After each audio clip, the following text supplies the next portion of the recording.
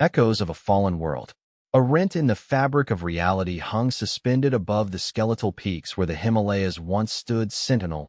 It wasn't the violent birth cry of a wormhole forced open by reckless technology, but a deliberate, almost reverent parting of space-time. From this aperture, a solitary craft emerged, compact, scarcely larger than a fighter. Its hull was a motley collage of salvaged plates and repurposed components. A Lazarus ship risen from the planetary tomb on the derelict orbital platforms.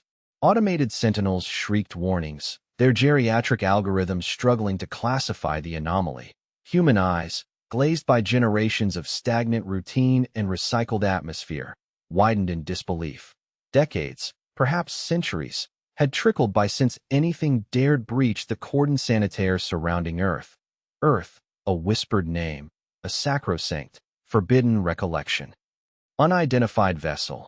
You are trespassing in restricted airspace. Declare your intentions forthwith. A voice, reedy and fractured, crackled from a long-neglected comms array. The pronouncement was pure rote, a vestige of protocols rendered obsolete. No reply was anticipated. There never was. But this time, the void echoed back a lacerating burst of static, then a voice, ragged and strained, that sheared through the silence like obsidian. This is Ashton. I've returned. The words reverberated through the decaying latticework of orbital stations, sending tremors of shock. Ashton. The name was mythic, a fireside spook story for children. The lone survivor, the silent ward. He was presumed dust. Inside the patchwork vessel, Thomas Ashton wrestled with the controls, knuckles chalk-white. Perspiration slicked his brow, aggravating the jagged cicatrix that cleaved his left eye. The sight of Earth. It eclipsed his darkest imaginings, more desolate than the simulations, bleaker than the spectral hollow recordings exhumed from crumbling archives. The blue sphere, once a vibrant paean to life, was now a discolored, battered canvas swathed in rust and ruin. Scars of primeval wars etched chasms into its surface, continents warped by cataclysmic forces, oceans curdled with the flotsam of a vanished civilization that he'd prepared, fortified his resolve for this reckoning. But nothing truly could have braced him for the stark reality. The crushing weight of his failure, the onerous burden of survival, suffocated him. He had pledged to them, promised his return, but what remained to reclaim? Ashton disregarded the frantic entreaties from the orbital platforms, his focus riveted on the ravaged terrain below.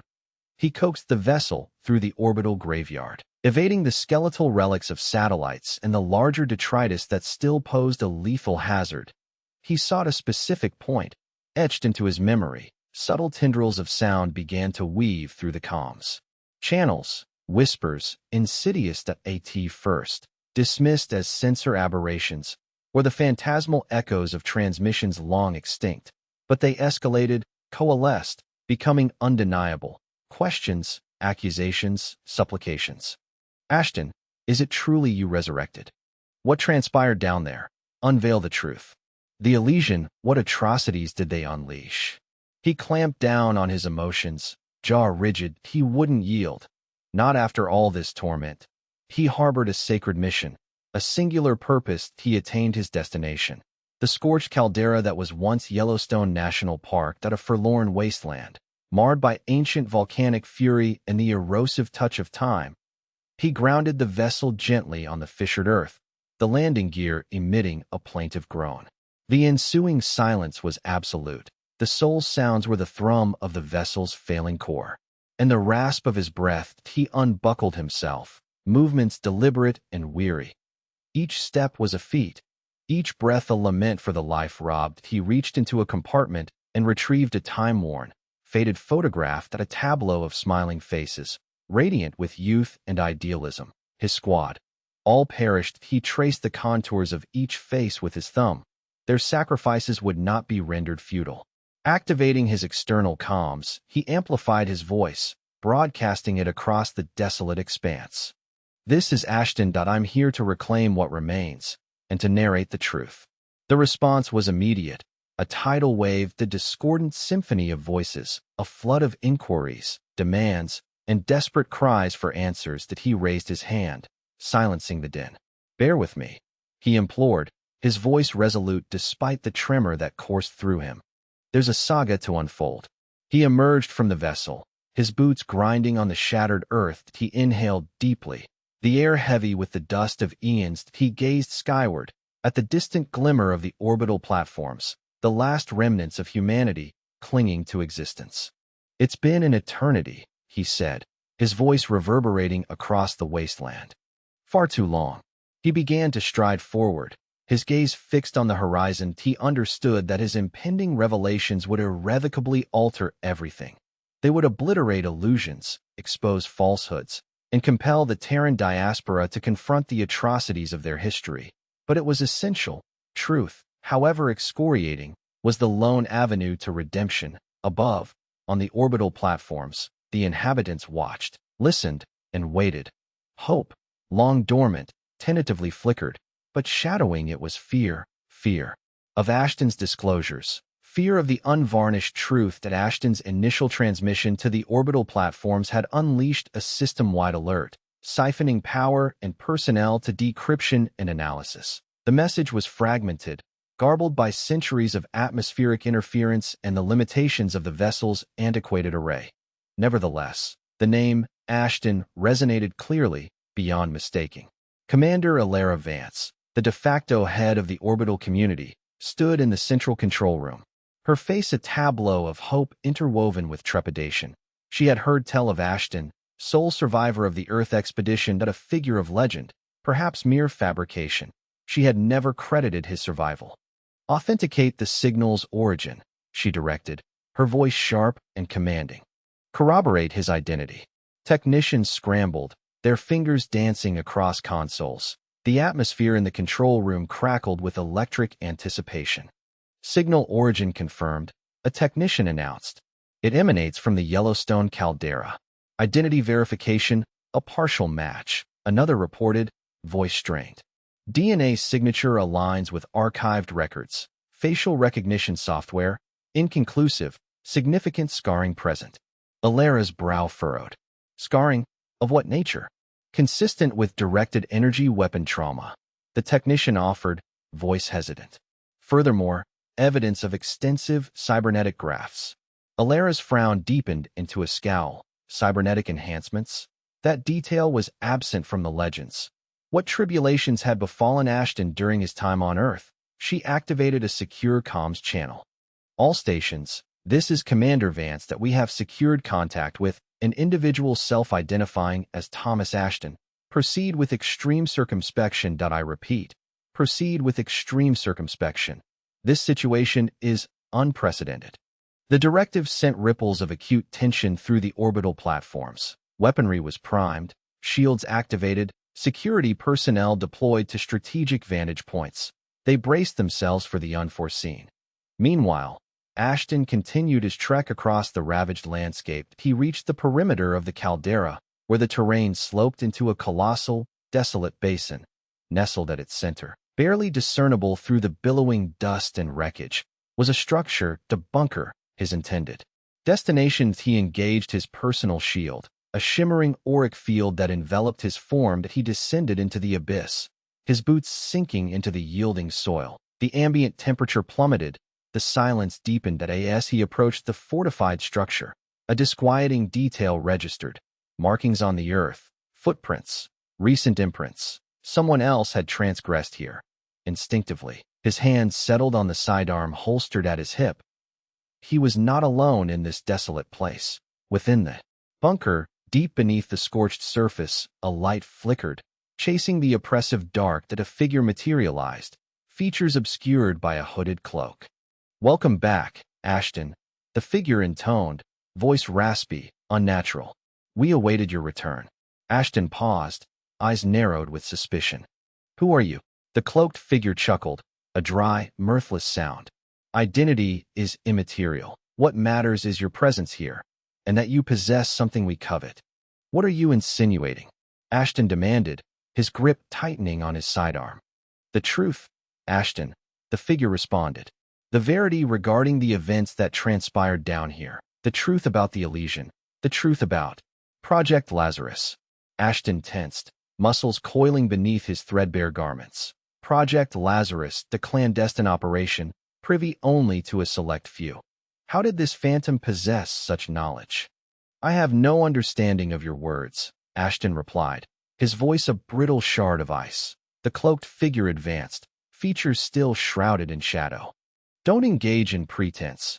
Ashton, we are omniscient, that we know of the sacrifices you endured, that we know the weight you bear, and we know about the secret that festers within you, unspoken. Ashton remained unyielding.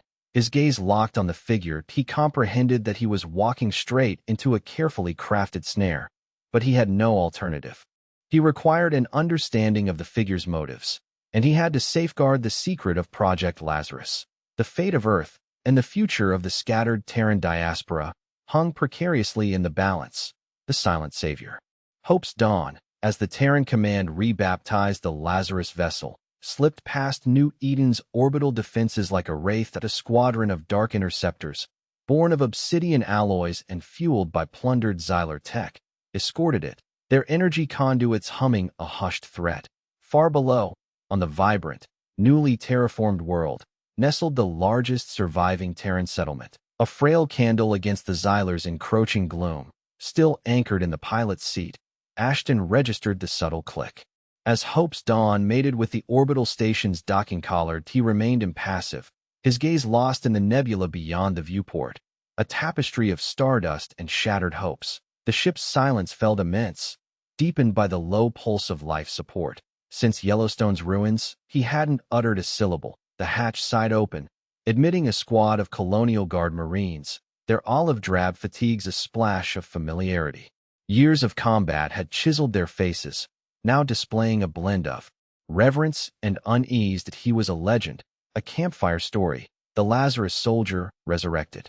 Sergeant Major Ashton, Commander Ryland's orders, immediate disembarkation, a young lieutenant announced, his voice echoing in the enclosed space. Ashton offered no acknowledgement. Visibly disconcerted, the lieutenant repeated the directive, louder this time. Still nothing. He exchanged a worried look with his sergeant, a seasoned veteran whose cybernetic augmentations gleamed under the stark lights. All right, let's get him moving, the sergeant muttered, gesturing to his squad. With deliberate care, they released Ashton from the chair, their movements respectful. Though his body felt chilled, nearly inert, an aura of latent power emanated from him, a sleeping giant that unsettled the Marines. They ushered him from the ship, hands hovering protectively as they traversed the docking bay. A gathering of personnel, scientists, engineers, officers, watched with held breaths that a ripple of whispers coursed through the crowd, a mixture of hope and dread. Commander Zura Ryland stood at the bay's edge, her bearing rigid, her gaze unwavering that a woman forged from iron will. Her features were a mask of poised resolve. Her pristine uniform bore the Colonial Guard emblem, a phoenix ascendant. Ashton was led before her. She scrutinized him, her eyes cataloging his augmented limbs, the web of scars marking his face. The haunted emptiness within his gaze. He was a revenant, a specter from a fallen world. Sergeant Major Ashton, she stated, her tone crisp and authoritative. Welcome to New Eden, that we are profoundly grateful for your return. He remained mute, his stare fixed on some distant point beyond her. Ryland's jaw tightened almost imperceptibly. She had anticipated something, that a debrief, a warning, a spark of recognition. But there was nothing, only a chasm. Sergeant Major, she pressed, her voice softening a fraction. We require your assistance. That we need to understand what you discovered on Earth, the fate of Project Lazarus. Silence stretched, taut and unbroken. Ryland's fists clenched at her sides. This deviated sharply from the established plan that she'd staked everything on his homecoming, believing him the key to their salvation. Now, she faced a wordless enigma. Take him to medical, she ordered, her voice clipped and efficient. Full diagnostic sweep. Determine the cause of his condition. The medical bay was a harshly lit, sterile environment, alive with the hum of advanced machinery. Ashton was positioned on a biobed, his form enmeshed in a network of sensors and probes. Physicians and technicians buzzed around him, their expressions a blend of professional curiosity and genuine concern. Dr. Eris Thorne, the chief medical officer, a sinewy figure with a perpetually furrowed brow, oversaw the evaluation. He initiated a range of tests, analyzing Ashton's blood work, cerebral activity, and cybernetic integrations. The data proved baffling. His vitals are stable, almost idealized, Thorne reported to Rylan, observing from a viewing platform. His cybernetics are cutting-edge, surpassing anything in our databases, yet his brain activity. He's trapped within himself. No trauma, no physiological anomalies, but he remains unresponsive. Rylan exhaled heavily. Attempt neural stimulation. Gauge any potential response. Thorne nodded, adjusting settings on the neural stimulator. A series of calibrated electrical surges flowed through Ashton's brain. His muscles spasmed, his eyelids fluttered, but no sound escaped him. Hours bled into days. Repeated efforts to elicit communication with Ashton met with failure. Psychologists probed his silence, employing a spectrum of techniques: hypnosis, psychoanalysis, even sensory deprivation. Nothing penetrated his defenses. He was a fortress, inviolable and silent. Frustration escalated within military echelons. They thirsted for information. They needed confirmation regarding the weapon Ashton was rumored to possess. A weapon capable of altering the war's trajectory against the Xylar. They desperately needed answers on Earth's demise, the hidden truths behind Project Lazarus. We cannot indefinitely confine him to the med bay, Colonel Marius Volkov, the chief of security, asserted during a high-level briefing. We require answers. That we must devise a method to break through. Rylan fixed him with a searing stare. He is not a prisoner, Colonel. He is a hero. Or was intended to be. We will extend him respect, not treat him as a specimen for experimentation. Respect? Volkov scoffed, adjusting the prosthetic that stood in for his lost left eye. A nervous gesture betrayed his inner turmoil. Respect will not secure victory, Commander. We need results. Perhaps a more assertive course is required. Rylan slammed a fist onto the conference table. I will not authorize torture, Colonel. Is that clear? Ashton represents our only tangible link to Earth. Compromising him jeopardizes everything.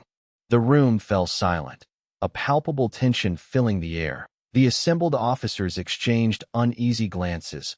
They recognized Rylan's formidable temper, yet they also appreciated the direness of their circumstances. The Xylar's relentless expansion threatened to engulf New Eden. Time was a luxury they could no longer afford. Meanwhile, Ashton remained adrift in his soundless realm. Impervious to the disruption he had triggered, he perceived visages and apprehended voices, yet they were distant, muted. As echoes of a dream, he was imprisoned within a maze of recollections, tormented by phantoms of what had been. One night, as New Eden's artificial sun dipped below the horizon, drawing long shadows across the medical bay, a young nurse approached Ashton's bedside. New to the colony, she possessed an unblemished idealism. She had heard the tales of the Lazarus soldier, of his fortitude and self-sacrifice. She could not reconcile treating him as an object, a puzzle to be solved. Gently, she grasped his hand, her touch light and hesitant. Sergeant Major Ashton, she murmured. My name is Alara. I believe you can hear me. We need you. We need your assistance. Please, don't lose hope. Ashton's hand gave a slight tremor. His eyelids flickered. A solitary tear escaped his eye. It was the most significant sign of life since his return. Alara squeezed his hand more firmly, her spirit buoyed by a fragile bloom of hope. Perhaps, just perhaps, the silent savior could still be salvaged. The xenolinguist's gambit.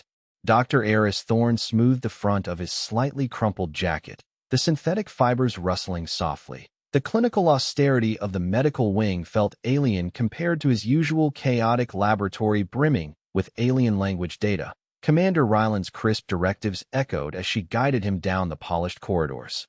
Doctor, your expertise in Xylar language, particularly their vocalizations, is well documented. But Ashton is human. Terrestrial. Enhanced. Yes, but fundamentally human. Eris inclined his head, his fingers nervously tracing the outline of his worn leather satchel. Indeed, Commander. However, language extends beyond mere speech. It encompasses communication, the very translation of thought, emotion, experienced. Ashton's muteness. It presents a language in itself, a traumatic dialect, and untangling the unspoken is where my skills lie. Rylan halted before a reinforced door labeled Restricted Access, her tight-lipped expression betraying immense strain. We've exhausted conventional methods, scans, evaluations, even direct neural stimulation. Impasse, he's a shell, unresponsive within the biobed. Colonel Volkov's patience is wearing thin. Eris met her gaze, understanding the veiled meaning. Volkov, ever the brutal pragmatist, likely favored methods akin to cracking a stubborn lock. Rest assured, Commander, my approach is gentle. I employ a blend of advanced neurolinguistic techniques, biofeedback interpretation, and regulated sensory input. The aim is to cultivate a secure environment, a conduit across the abyss of his silence. Rylan punched in the access code, the door whispering open to unveil the ward. The air, while sterile and faintly medicinal, couldn't mask the oppressive weight of anxiety. Ashton lay still, a network of sensor cables clinging to his temples and wrists. The rhythmic pulse of life support machinery provided the sole counterpoint to the subdued hum of the climate control. Eris approached the bed with caution, absorbing every nuance. Though pale, Ashton's face retained a stark attractiveness, etched only with lines of suffering radiating from eyes and mouth. Cybernetic implants shimmered dully beneath the ambient light at his temples and the nape of his neck. Extensive cybernetics, Eris murmured, more to himself. Potentially a doorway. Direct neural interface is possible, of course, but the risk of exacerbating the trauma is considerable. Rylan folded her arms, her stare unwavering. Risk is intrinsic to this situation. Doctor, that we need what he possesses. Volkov believes he has intel on a Xyler doomsday weapon, something that might shift the balance. Eris sighed, idealism warring with grim necessity. And if his mind holds nothing? What if he's merely shattered beyond repair? He refocused on Ashton, his movements measured. From his satchel, he retrieved a small device resembling a scanner, but instead of light, it emitted complex ultrasonic frequencies. Bioacoustic scanner.it translates minute shifts in brainwave patterns, respiration, even micromuscle reactions. Imagine listening to a symphony on a violin with snapped strings.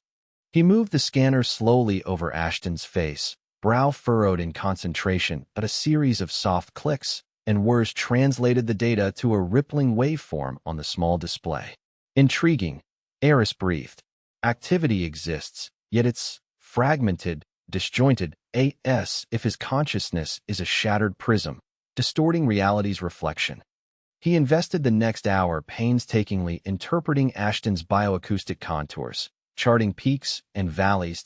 He detected a recurrent flicker in the prefrontal cortex, tied to memory retrieval. Yet the pattern was swiftly repressed, as though Ashton himself was fighting it back. He's suppressing something, Eris stated. A memory, an incident, profound trauma. He resolved to try a different tact. He unearthed a small, antique music box, an old Earth heirloom from his grandmother. The delicate mechanism was still in working order, though age had dulled its luster. Music bypasses the conscious filter, Eris explained to Rylan, who regarded him with a blend of skepticism and reluctant curiosity. It speaks directly to the emotions, to the most primal instincts. He wound the music box, placing it gently on the bedside table. A tinkling melody, a bygone waltz, filled the room. The sound felt jarringly out of place amidst the sterile technology, a fragile echo of beauty in a world consumed by war. Eris scrutinized Ashton, searching for any sign. For a long moment, nothing. Then, a subtle tremor passed through Ashton's hand, his fingers twitching almost imperceptibly. There, Eris breathed, a spark of hope igniting. He's reacting. He increased the music box's volume slightly, diligently monitoring Ashton's bioacoustic readouts. The prefrontal cortex flicker strengthened, gaining coherence. But then, a surge of activity seized the amygdala, the seat of fear. Ashton's breathing grew shallow and rapid, his face twisting in a silent scream.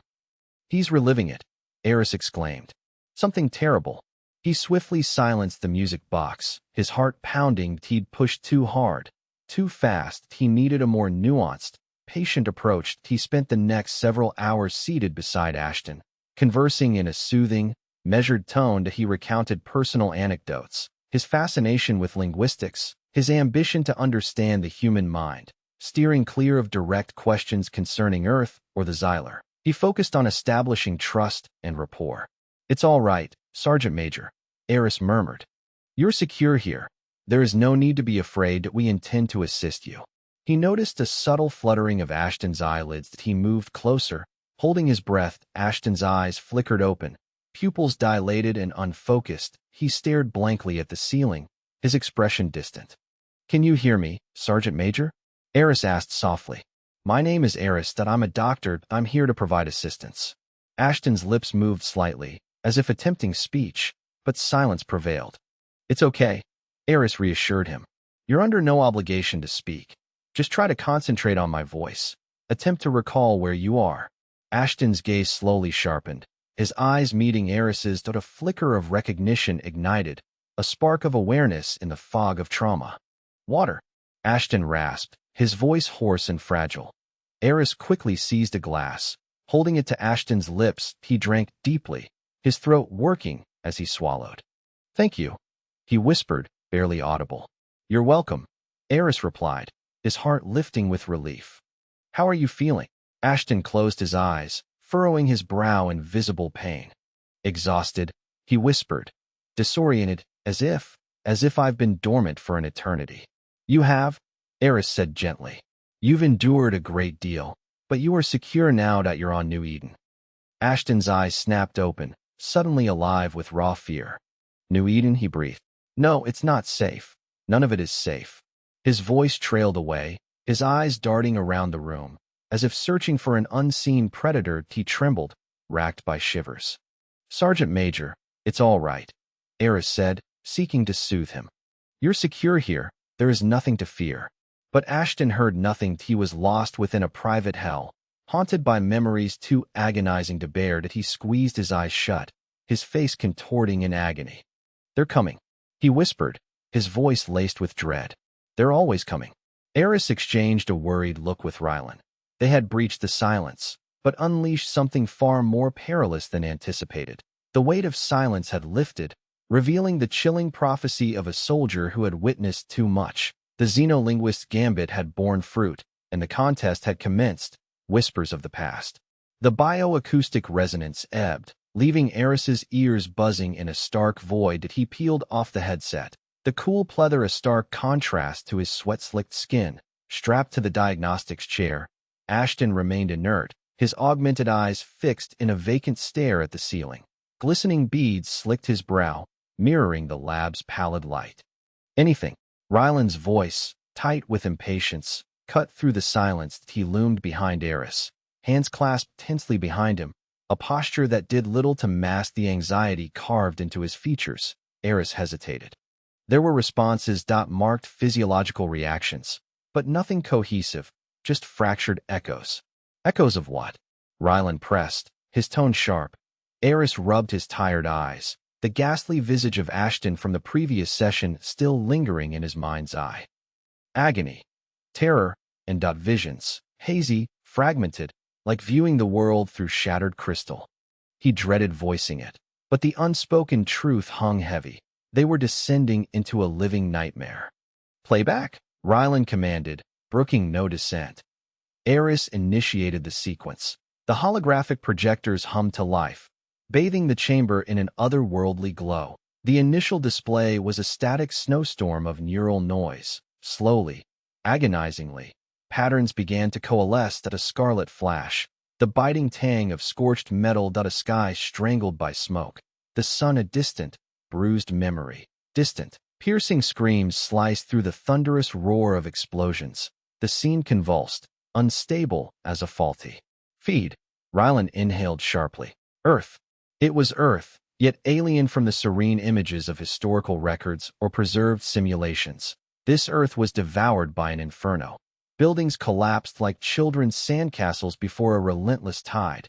Twisted, skeletal metal reached towards the heavens. The very air vibrated with unseen weapons fire. The perspective lurched, becoming Ashton's subjective reality. He sprinted, breath rasping, boots hammering the ruined pavement. A pulse rifle, its barrel incandescent, was clutched in his hands. Around him, Figures weaved and darted, soldiers adorned in ravaged and scorched uniforms. Their faces were set in grim lines, their eyes blazing with desperate resolve. "Move it! They're flanking," a voice bellowed. Barely audible amidst the din, a figure faltered beside Ashton, a young woman sporting a vibrant shock of blue hair. She coughed, splattering blood. A shard of jagged shrapnel jutted from her shoulder.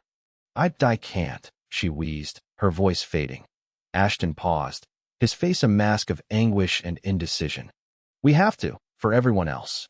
He hauled her upright, supporting her faltering weight. Pressing on, the scene dissolved once more, replaced by another splintered vision that a sprawling subterranean complex, dimly lit by sputtering emergency lights. The air hung heavy with dust and the sharp scent of ozone. Scientists and engineers clustered around consoles, faces illuminated by the screen's phosphorescent glow. A woman, etched with weariness and streaked with gray, addressed a gathering of soldiers, her voice amplified by a crackling loudspeaker. "The wormhole is stabilized. It's our sole recourse. We cannot know what awaits us, but it must be an improvement." Rylan edged closer, his gaze riveted on the woman's visage. Her identity. Eris shook his head.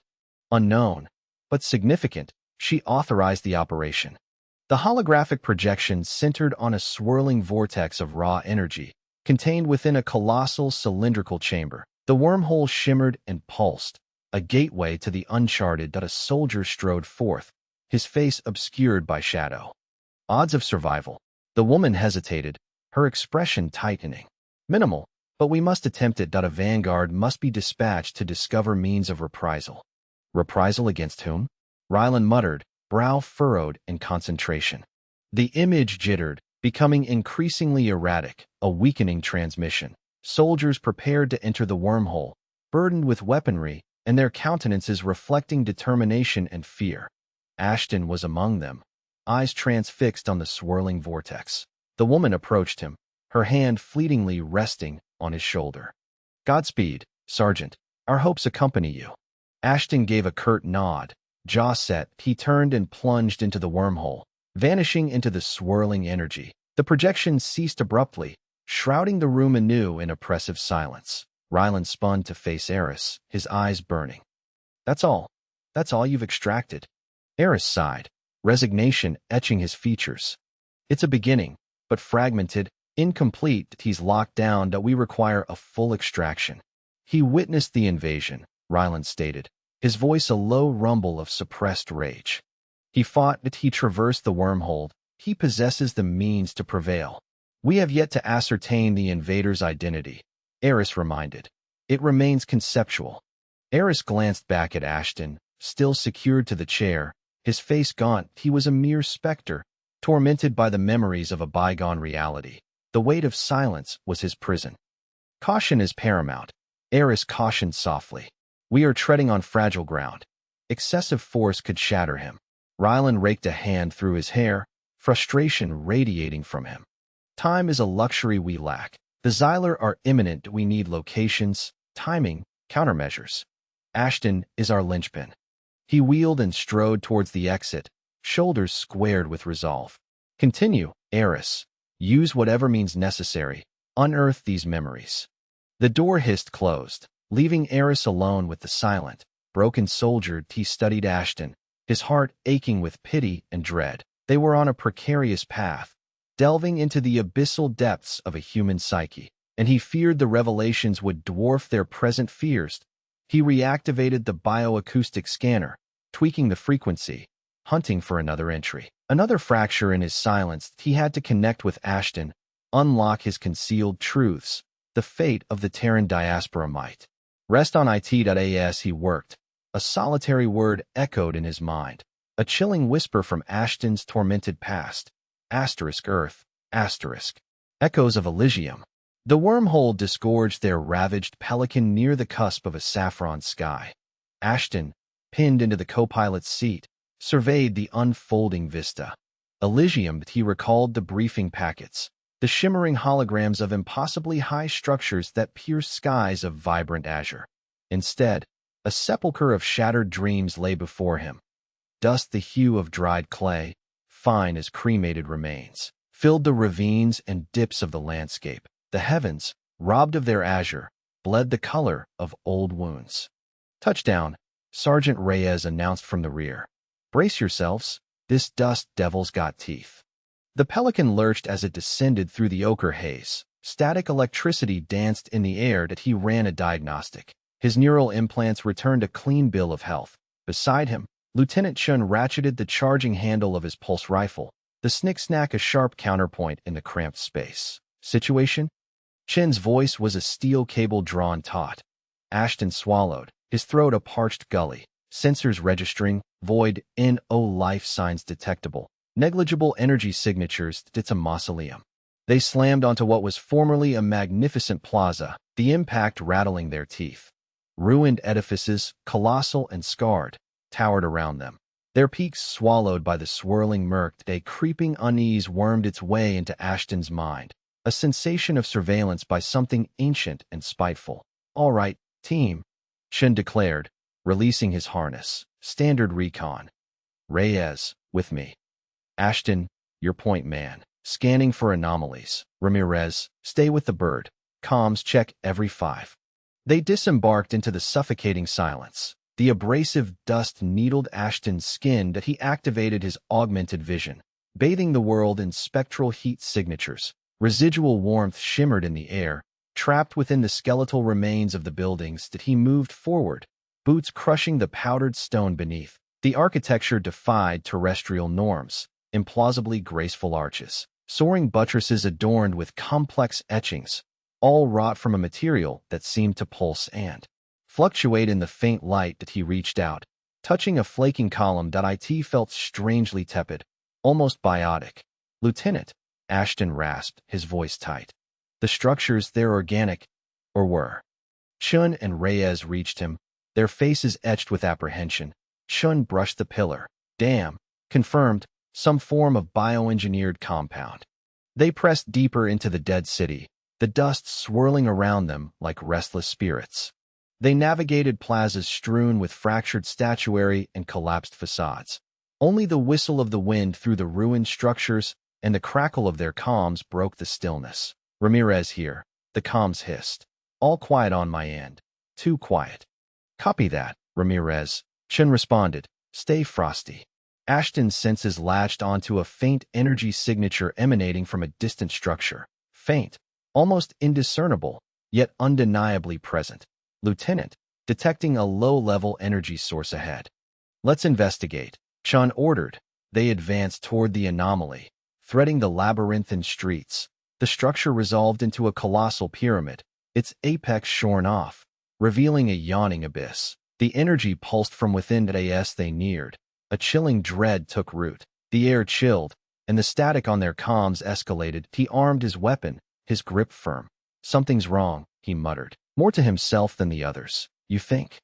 Reyes retorted, his own weapon at the ready. They entered the pyramid, consumed by the impenetrable blackness.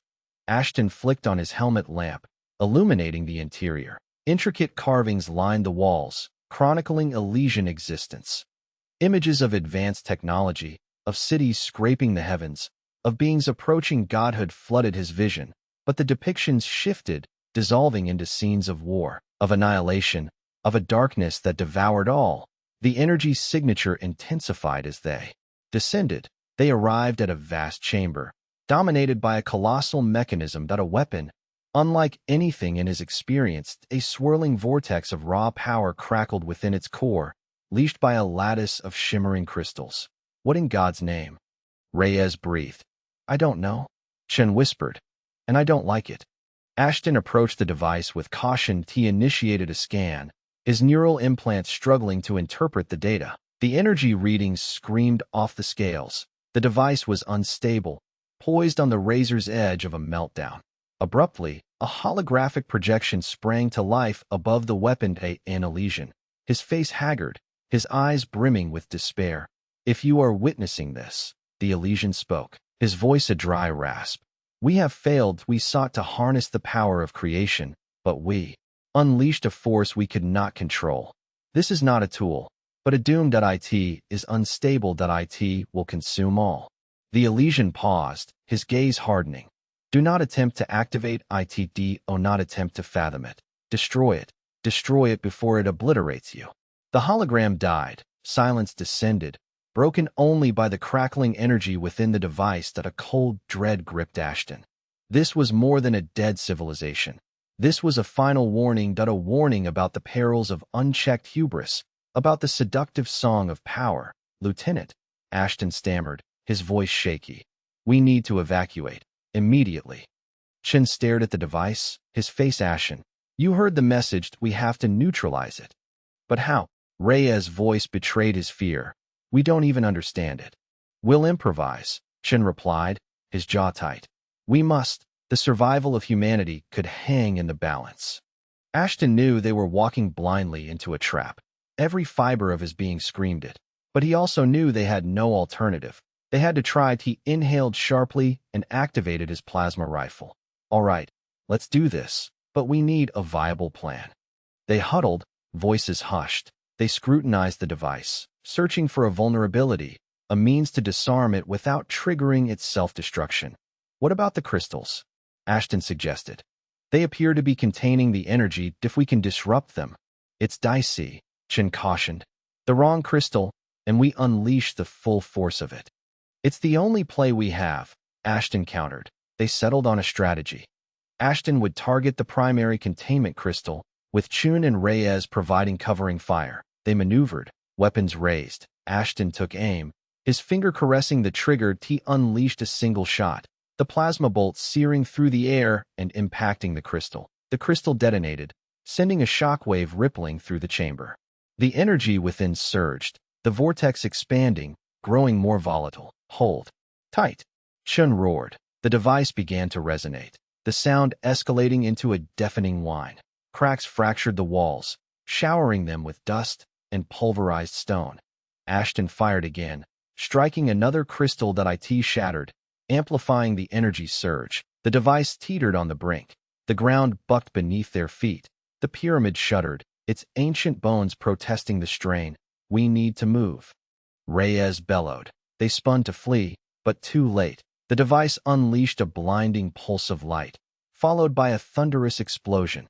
Ashton was flung through the air, the force of the blast slamming him into a wall.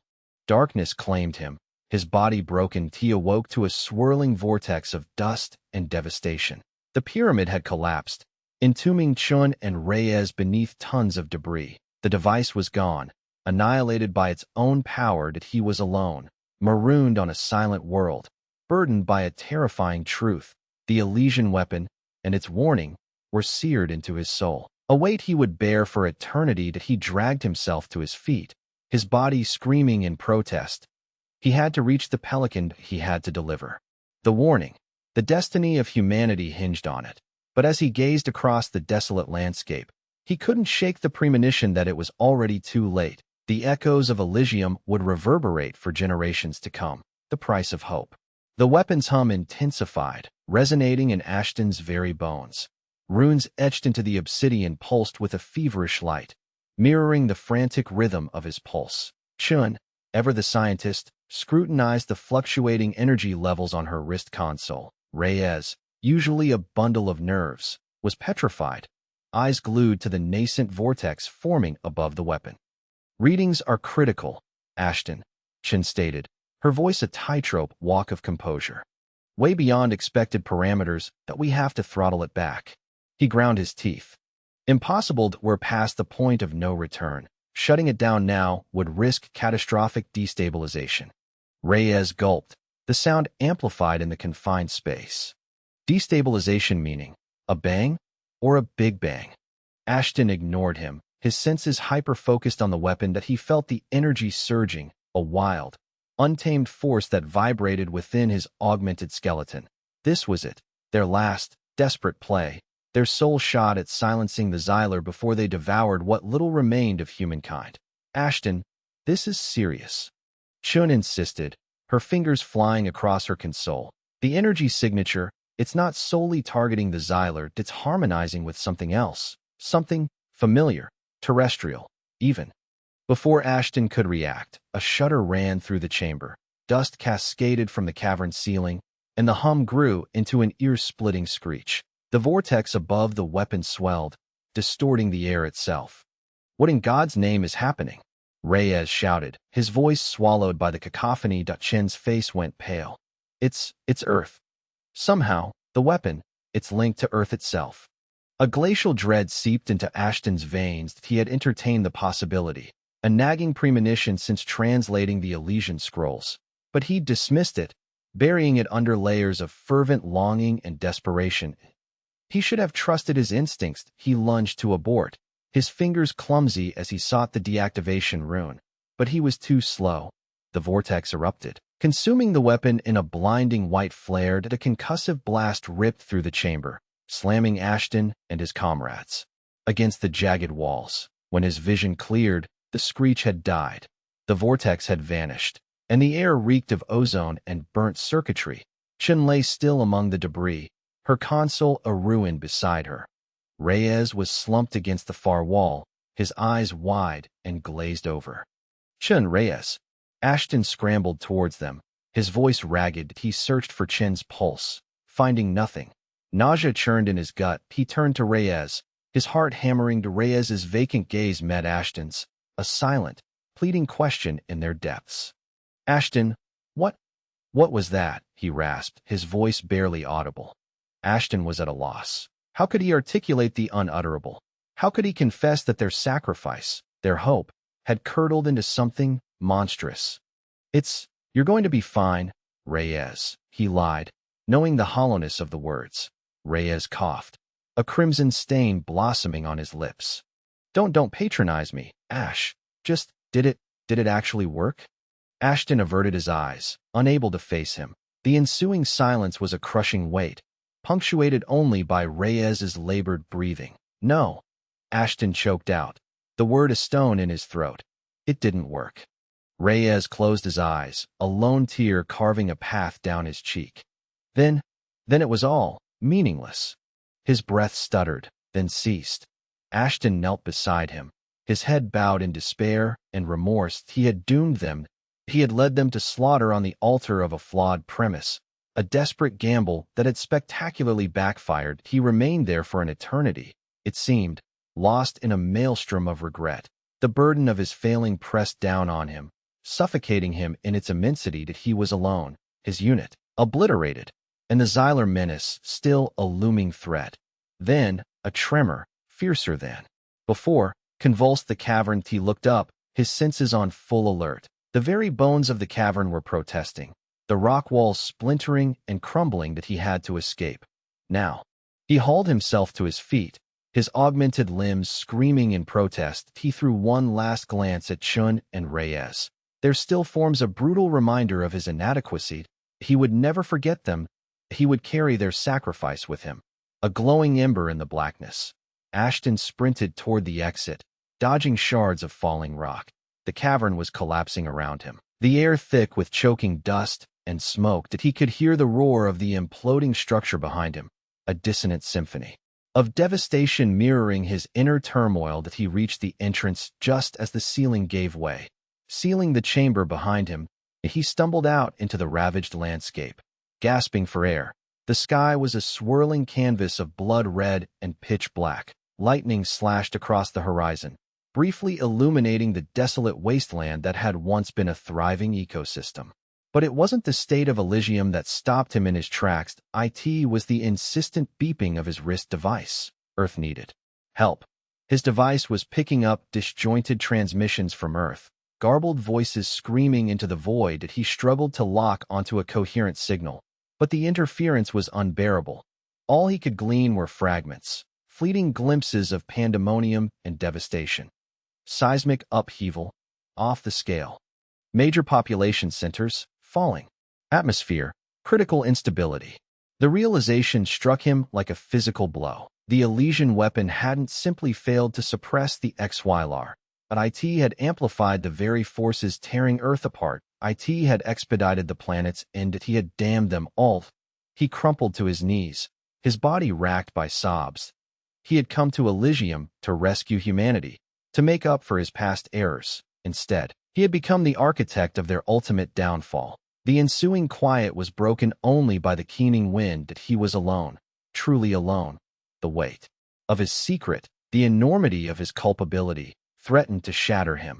But even in the teeth of such despair, a spark of defiance ignited within him that he would not surrender, he would not allow their deaths to be in vain.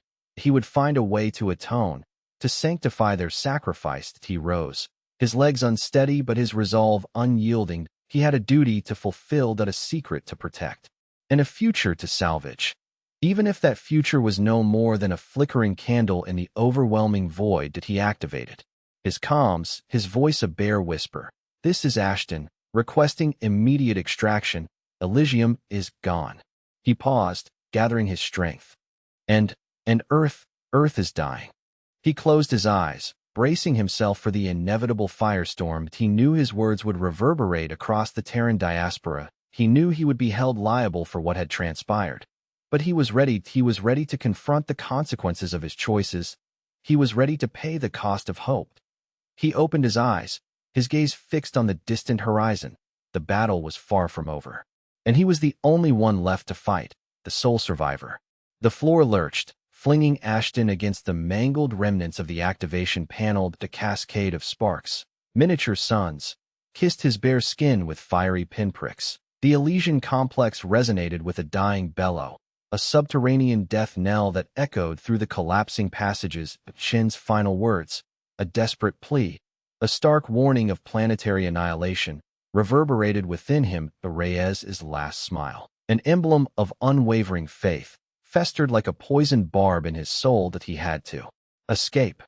Now, with a strained cry, Ashton levered himself upright, his augmented legs screaming in protest, a white-hot lightning bolt searing through bone and metal. The weapon's core, a throbbing orb of captive energy, survived unscathed, emitting a low, menacing drone that he seized it, its surface surprisingly cool, almost soothing against his palm. This damned thing, that mankind's potential savior, or the instrument of its ultimate demise. Ambiguity gnawed at him. The corridor resembled a metallic graveyard, a twisted tableau of wreckage and arcing wires. Erratic emergency lights cast elongated, spectral shapes that danced like phantoms before his exhausted gaze. He could hear the facility's agonizing demise, a ravenous beast devouring itself in a symphony of destruction. That he lurched onward, driven by a primal urge to survive, to wrest some sliver of hope from this utter failure. Each step was a torment, a testament to the beating his body had endured. The air thickened with pulverized debris and the biting tang of ozone, constricting his throat, scorching his lungs. He stumbled into what remained of the wormhole chamber. The shimmering aperture flickered precariously, its edges dissolving. Fragments of the ceiling had plunged earthward, entombing swathes of the control systems beneath mountains of detritus. The technicians who had tended this space vanished, all gone. Like Chun and Reyes, no time for grief. Ignoring the piercing shriek of alarms, Ashton initiated the wormhole's failsafe protocol. The portal sputtered, then stabilized into a disk of swirling, iridescent light that IT felt volatile, ominous. Drawing a deep breath, Ashton cradled the core to his chest and dove into the swirling abyss. The transition was brutal, a chaotic kaleidoscope of sensations and colors that he felt as though he were being torn apart, every cell screaming in rebellion. Then, just as suddenly it ceased, he slammed onto the cold, unyielding metal floor of the Terran Alliance vessel, the impact expelling the air from his lungs in a whoosh. He remained prone for a moment, struggling to breathe, his body shaking uncontrollably. The wormhole winked out of existence, leaving him marooned in the cavernous silence of the transport bay. That he was back, but the victory felt hollow. Slowly, with agonizing effort, he pushed himself upright. The bay was deserted, sterile, devoid of any sign of life. The air was pristine, a stark contrast to the poisonous atmosphere he had just fled. That he was secure, for the time being. That he gazed down at the weapon's core in his grasp. That IT pulsed with a steady, rhythmic cadence, a perpetual echo of his defeat. He had been dispatched to neutralize the Xyler, to safeguard Earth. Instead, he held the potential to extinguish all he sought to save. Chen's misgivings echoed in the silence. He should have trusted Chun. The immensity of his failure descended upon him. A crushing weight that threatened to suffocate him. He felt devoid of emotion, a hollow shell. The specters of Chun and Reyes danced before his eyes, their sacrifices rendered meaningless by his actions. He was the only one left, the final sentinel. And he had nothing to exhibit but a weapon of hypothetical annihilation and the phantasms of his departed companions. He shuffled toward the exit, his limbs leaden, his spirit irrevocably fractured. He had to report to Rylan, to relay the full scope of the disaster. But how could he articulate what had transpired? How could he confess to the monumental error he had committed? He reached the portal and activated the control pad. The bulkhead word open, revealing the antiseptic corridors of the Terran Alliance ship. He ventured out, a solitary silhouette cast against the stark luminance. He navigated the passageways like a phantom, his footfalls reverberating in the stillness. He passed crew members who eyed him with a mixture of concern and curiosity. He ignored them. Consumed by his own personal inferno, he arrived at Ryland's office and hesitated before pressing the call button. Enter. Ryland's voice crackled over the intercom. Ashton inhaled deeply and thrust the door open. Ryland was seated behind his desk, his countenance etched with anxiety. He rose as Ashton entered, his eyes raking over Ashton's ravaged figure. "Ashton," he exclaimed, his voice laced with relief. "You're back. What happened? Where are Chun and Reyes?" Ashton stood motionless, his voice trapped in his throat, choked by grief and remorse. How could he begin to explain? How could he convey to Rylan that he had failed so spectacularly? Rylan advanced, his expression softening. "Ashton, please, tell me what happened." Ashton met Rylan's gaze, his own eyes pools of despair. He attempted to speak, but no sound emerged. He merely stood there, trembling, the weapon's core clenched tightly in his hand. The silence stretched between them, heavy and suffocating. Rylan waited patiently, his gaze unwavering. He sensed that a tragedy had occurred. He could see it mirrored in Ashton's eyes. Finally, Ashton managed to rasp a single word. "Gone." Rylan's face lost color. "Gone?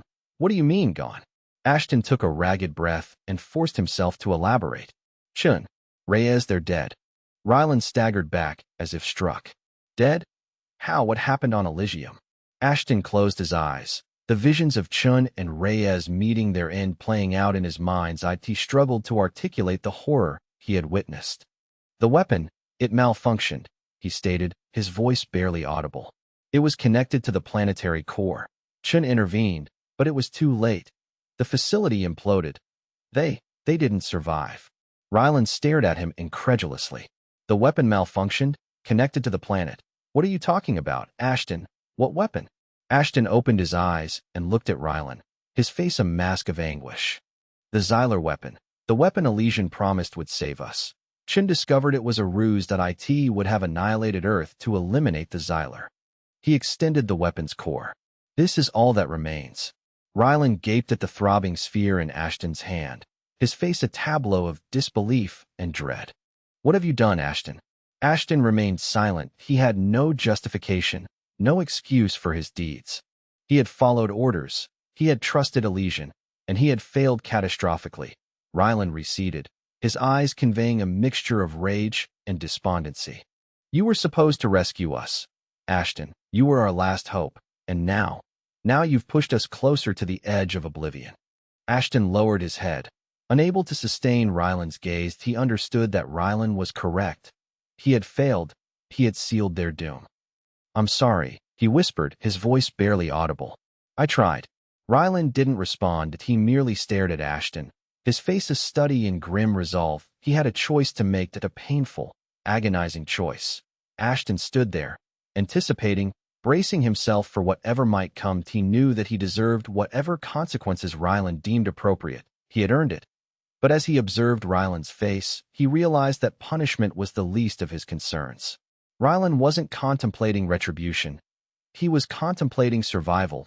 He was contemplating how to salvage some semblance of hope from this catastrophe. And Ashton knew, with chilling certainty, that Rylan's next act would dictate the destiny of humanity. He could only hope that Rylan would select the correct path. The enormity of that realization settled upon him.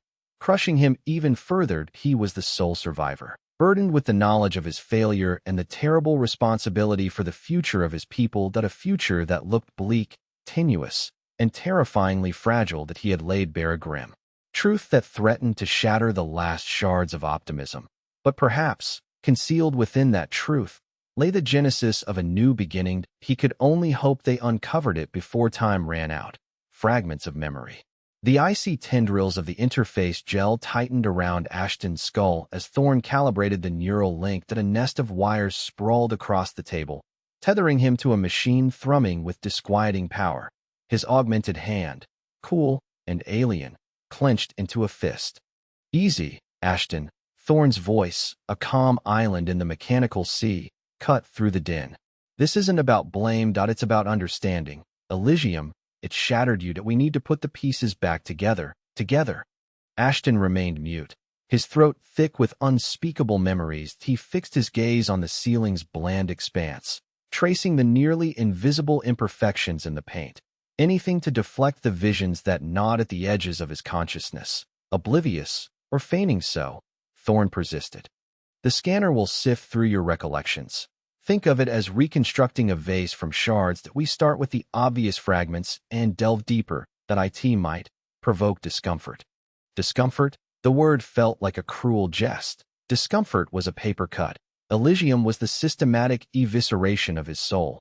Thorn initiated the procedure. A wave of nausea churned within Ashton, followed by a disorienting freefall through an endless abyss. Behind his closed lids, phantasms flickered, fragmented landscapes, grotesque visages. The searing luminescence of the Xylar weapon charging. He squeezed his eyes shut, a futile attempt to barricade his mind against the onslaught. The memories surged forward, a relentless tide. Neural activity spiking. Thorn breathed, his tone edged with concern. "We're picking up something. Visuals confirm Elysium terrain. Deceased identified. Chun, Reyes." Ashton recoiled inwardly.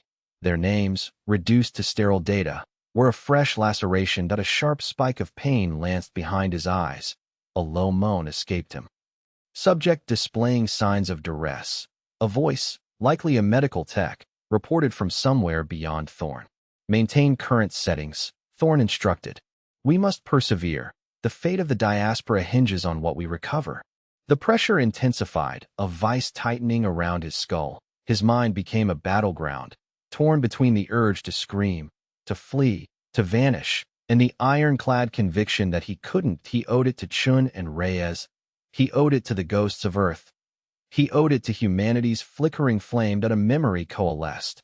Reyes, her face smeared with grit and sweat, unleashing a stream of pulse fire at the encroaching Xylar drones. Her laughter, a vibrant note of defiance against the symphony of destruction. "Come get some, you tin cans." Then, a blinding flash, a curtailed shriek. Charred remains fading into oblivion. Ashton choked, his body spasming. The lone tear tracked a frigid path down his cheek. "We're losing him," the tech warned. "Neural patterns destabilizing."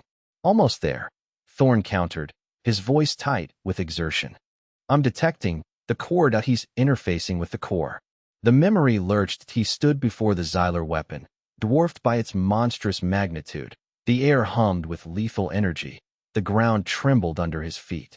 He could feel the weapon's malignant aura, a ravenous hunger that radiated outwards, consuming all. He recalled the plan: cripple the core, overload the system, neutralize the weapon. A fool's errand. He now knew they were sent on a suicide run, a desperate delaying tactic. He reached out, his hand trembling, and brushed the cord. A jolt of raw power coursed through him, burning his synapses, flooding his mind with alien visions. He grasped the weapon's function, its true scope, not merely planetary annihilation, but the obliteration of entire star systems. And then he saw Earth, not the Earth of his memory, the vibrant azure sphere teeming with life, but a desolate, skeletal husk, its surface scarred and barren. The Xylar weapon hadn't just destroyed Earth, it had devoured it, leeching its resources, its very essence. The revelation struck him with the force of a physical blow. He staggered back, his frame convulsing. The weapon was more than a threat, it was a harbinger of cosmic entropy. He tore the core free, severing the connection. The weapon shuddered, its energy fluctuating erratically. He knew he had to remove it from Elysium to shield other worlds. But he also knew he was too late. Terminate the scan, Ashton rasped, his voice raw with panic. End it now. Thorn hesitated, his brow creased with concern. But we're on the precipice. No, Ashton insisted, his voice cracking. You don't understand, it's too perilous. Sensing the urgency in Ashton's plea, Thorn yielded, deactivating the interface. The pressure in Ashton's head receded, replaced by a throbbing ache that he gulped air, his chest heaving. What did you see, Ashton? Thorn probed, his voice hushed and insistent. What did you unearth? Ashton met his gaze, his eyes reflecting a profound desolation. More than any soul should bear. He levered himself off the table, his legs unsteady beneath him. He needed to escape, to flee the antiseptic sanctuary of the medical bay, to reclaim a semblance of sanity. The weapon, Thorn pressed, barring his path. What is its potential? Ashton faltered, loath to articulate the monstrous truth that plagued his mind, but he knew he had no alternative. It's not merely a planet cracker, he breathed, his voice barely audible. It's a system killer. Thorn's face blanched. He comprehended the implications instantly. The Xylar weapon presented a threat not just to the Terran diaspora, but to the galaxy itself. We must stop it, Thorn declared, his voice ringing with newfound resolve. We must devise a way to neutralize it. Ashton shook his head, the gesture heavy with fatalism. It's futile, he murmured. We're already condemned, that we simply haven't realized it yet. He brushed past Thorn and stumbled from the medical bay, leaving the doctor to stare after him, stricken.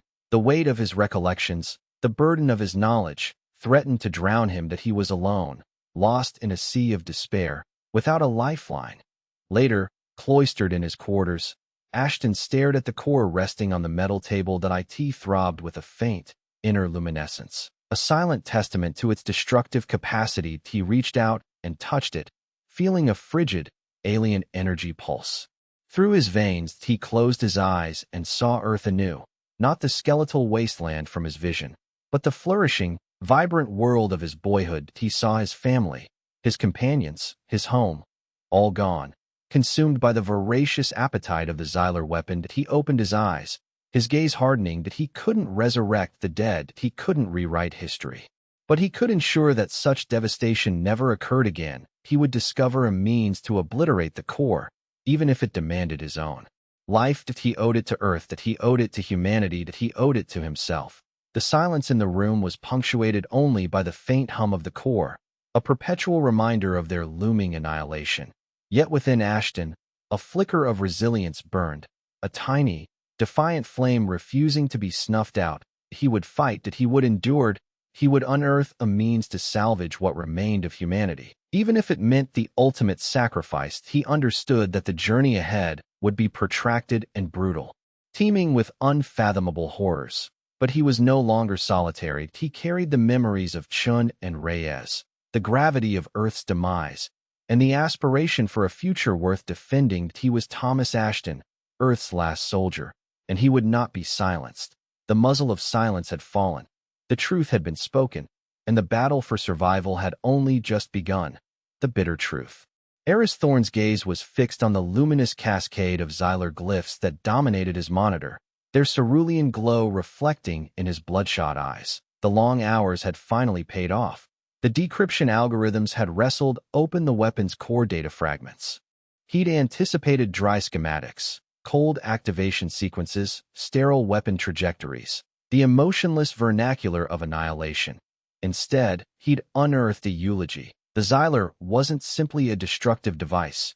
It was a precision instrument, crafted for systematic obliteration, not of entire worlds, but of systems, solar systems. And the sequence he was deciphering implied its primary function had been tragically underestimated. He advanced through the document, the glyphs coalescing into disturbingly clinical accounts. The weapon didn't pulverize planets outright. It destabilized their molten hearts, amplifying natural geological rhythms 1,000-fold. Surface cataclysms would be dramatic, devastating, but the final death rattle, the utter disintegration, would unfold across centuries, millennia. the quintessential undetectable crime that a glacial dread seized Thorne.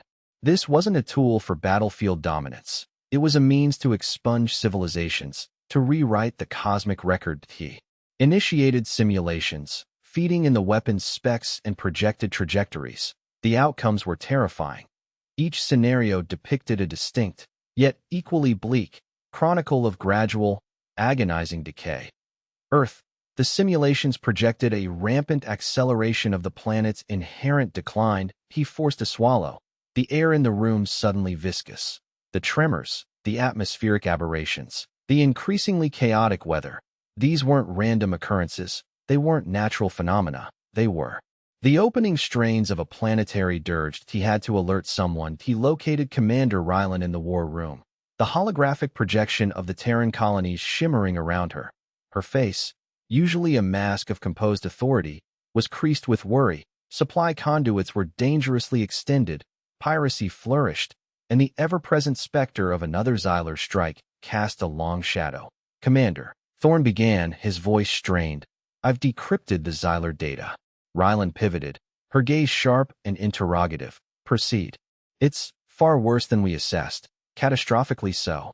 He summarized his findings, the technical terms sounding feeble and inadequate as he outlined the weapon's true nature and its capacity for destruction. That he concluded with the Earth simulations, their implications hanging in the sterile air of the war room like a shroud. Rylan remained impassive for a long, drawn-out moment. Then, she returned her attention to the holographic map, her fingers tracing paths between the scattered outposts. "So, it's transcended mere defense. It's a question of fundamental survival, sustained survival." "Commander," Thorne interjected, a thread of hesitation in his voice. "There's something more. The targeting parameters, they were factory set, with Earth's coordinates." Rylan's posture became rigid. "Pre-programmed? By whom?" Thorne shook his head, frustration gnawing at him. "That section is heavily encrypted that I can't breach it. But this weapon was engineered to target Earth, and the simulations are irrefutable. What befell Earth wasn't a chance occurrence. That IT was expedited." The silence stretched, oppressive and airless. Rylan's hand clenched into a tight fist. The burden of her command, the weight of the lives under her protection, appeared to visibly crush her. "We must inform the colonies," she declared finally, her voice devoid of inflection. "Every last one." The announcement reverberated across the star systems, a mournful broadcast that intruded on the daily lives of the dispersed Terran settlements on New Eden. The bustling marketplaces fell silent, the factories stilled their hum, and the lively streets emptied as people sought refuge in their dwellings, riveted to their comm screens. Commander Rylan's image dominated the visual display, her expression grave but resolute. Behind her, the holographic representation of the colonies pulsed with a soft, almost sorrowful luminescence. "Terrence," she began, her voice controlled despite the enormity of her message, "I bring news of a grim nature. Tidings that will shake the foundations of our being. That we have ascertained the truth concerning Earth's demise." She paused, allowing the magnitude of her words to penetrate. It was no accident, in a natural cataclysm. It was an act of acceleration. A weapon, designated Xylar, was deployed. This weapon did not obliterate the planet outright, but destabilized its core, accelerating geological processes across eons, guaranteeing its eventual annihilation. A collective intake of breath surged across the colonies, a wave of disbelief and shock resonating through the comm channels. Rylan pressed on, her voice steady. "We have not yet identified the perpetrators of this act. However, we know the weapon was preset with Earth's coordinates. We know that our home was deliberately marked for destruction." The ensuing silence was almost tangible, punctuated only by the occasional sob or muttered imprecation. Then, the dam burst on Kepler 186f, the breadbasket of the diaspora. The news struck with particular force. Farmers, who had poured their lives into cultivating the land and coaxing sustenance from alien soil, felt a deep sense of violation. The earth, the bedrock of their existence, had been deliberately poisoned. Old Man Hemlock, his face a map of weather and toil, stood in his fields, his gnarled hands clenched into fists. He gazed out at the rows of ripening crops, the golden wheat swaying rhythmically in the wind, and a solitary tear carved a path through the lines on his face. "They stole our home," he rasped, his voice heavy with sorrow. "They stole our Earth." On Proxima Centauri b, the industrial engine of the colonies, the reaction was one of incandescent fury. The workers, who had labored tirelessly to rebuild their lives and forge a new destiny, felt a consuming rage at the injustice of it all. The machines in the factories coughed and faltered as the operators, their minds reeling, lost their grip. The young woman named Anya, her face streaked with grease and grime, slammed her wrench onto the assembly line with savage force. "Who did this?" she bellowed, her voice amplified by the vastness of the factory floor. "Who extinguished our home? They will answer for this." On Tau Ceti E, the intellectual hub, the scholars and scientists grappled to reconcile the cold, hard data with their core convictions. The pursuit of knowledge, the yearning for understanding, had always been their guiding star. But now, they were confronted with a reality that defied both logic and reason. Professor Elias Thorne, Eris's father, sat in his study, entombed by stacks of books and data chips. His gaze was vacant, his mind struggling to assimilate the information. The destruction of Earth was not merely a tragedy. It was an affront to intellect, a violation of the immutable laws of nature. He raked a hand through his thinning hair, his eyes shadowed with profound despair. How could anyone perpetrate such an act? He murmured, his voice barely audible. How could anyone destroy the wellspring of our very being? Across the Terran colonies, the same questions echoed in the hearts and minds of the people. Who was responsible? What was the motivation? And what could they possibly do to avenge the loss of their cradle? Ashton sat alone in his quarters, the silence broken only by the thrum of the life support system. He had watched the broadcast, Ryland's words echoing the truth that had been a silent burden within him for so long, that a truth that had silenced him, isolated him from the world. He closed his eyes, the images of Earth's destruction flooding his mind's eye, the crumbling cities, the raging storms, the desperate faces of the dying. He saw the faces of his fallen comrades, their sacrifices rendered meaningless, their hopes extinguished. He opened his eyes, his gaze hardening to steel. The silence was over. The time for mourning was done. Now, it was time for action. He had a core to destroy, a weapon to dismantle, and a future to reclaim. He would break his silence, share his knowledge, and fight for the survival of the Terran diaspora. He owed it to Earth. He owed it to his comrades. He owed it to himself. Divided we fall. The holoscreen shimmered, a composite of faces etched with worry, defiance, and despair. Commander Zora Ryland surveyed the representatives of the scattered Terran colonies, their reflections mirroring the stark illumination of New Eden's command center. The revelation of Earth's agonizing demise had struck them like a physical blow, leaving them stunned and breathless. But grief, she reminded herself, was an indulgence they couldn't afford. Decisive action, unwavering and swift, was their only recourse. "We've received the report." A gravelly voice resonated from the image of a rugged man sporting a cybernetic arm, the face of the Cygnus mining collective. "Earth is gone. Billions extinguished. That we demand retaliation, immediately." Ryland inclined forward. "Retaliation is precisely what we're considering, Counselor Vane. However, prudence is paramount. This weapon..." She trailed off, her gaze drifting to the shielded chamber where Ashton lay in slumber, the Xylar core emitting a soft, rhythmic pulse beside him. "Presents complexities unlike any we've ever faced." Elder Lyra, her countenance a roadmap of concern, her silvery tresses framing her face, spoke softly from the Arcadia colony's projection. "Commander, vengeance won't resurrect what is lost. We must seek equilibrium, comprehension. This weapon, it emanates a discordance that threatens to consume us." Vane scoffed derisively. "Equilibrium? Comprehension? With the Xylar? Elder, respectfully, your words are divorced from reality. They obliterated Earth. They deserve utter obliteration in return." That sentiment echoed across the holoscreen.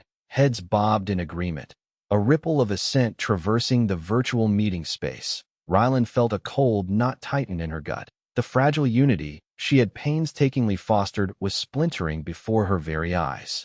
"We lack even a fundamental understanding of its operational parameters," Ryland countered, her tone resolute, striving to maintain control. Unleashing it blindly could trigger unforeseen cataclysms that we need to scrutinize it, dissect its capabilities. Eris Thorn is dedicating every waking moment to that end. Thorn's a scholar, not a soldier, Vane shot back. While he's occupied with equations, the Xylar may be plotting another assault. We need to strike first, strike hard, and demonstrate that we are not to be trifled with. The debate raged, the hours dissolving into a maelstrom of accusations, justifications, and appeals. The colonies of Cygnus, Kepler, 186F, and Proxima Centauri b, hardened by years of territorial disputes and the harsh realities of frontier existence, clamored for instant recourse. They perceived the weapon as a tool, a means to an end, a regrettable necessity to avenge their fallen cradle. The more established colonies, such as Arcadia and Epsilon Eridani, clung to principles of diplomacy and measured restraint. They regarded the weapon with trepidation, recognizing its potential for annihilation and the ethical quagmire of wielding such power. Rylan witnessed two distinct factions solidifying.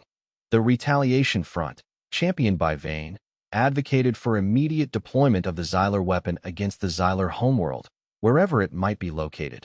Any delay, they asserted, was a concession of weakness, an invitation to further aggression. The Preservation Council, guided by Lyra, pleaded for temperance and understanding. They insisted the weapon should only be unleashed as an absolute last resort. After all avenues for peaceful resolution had been exhausted, the chasm was palpable. Charges of cowardice and recklessness were hurled with abandon. The seeds of dissension had been sown, threatening to unravel the Terran diaspora.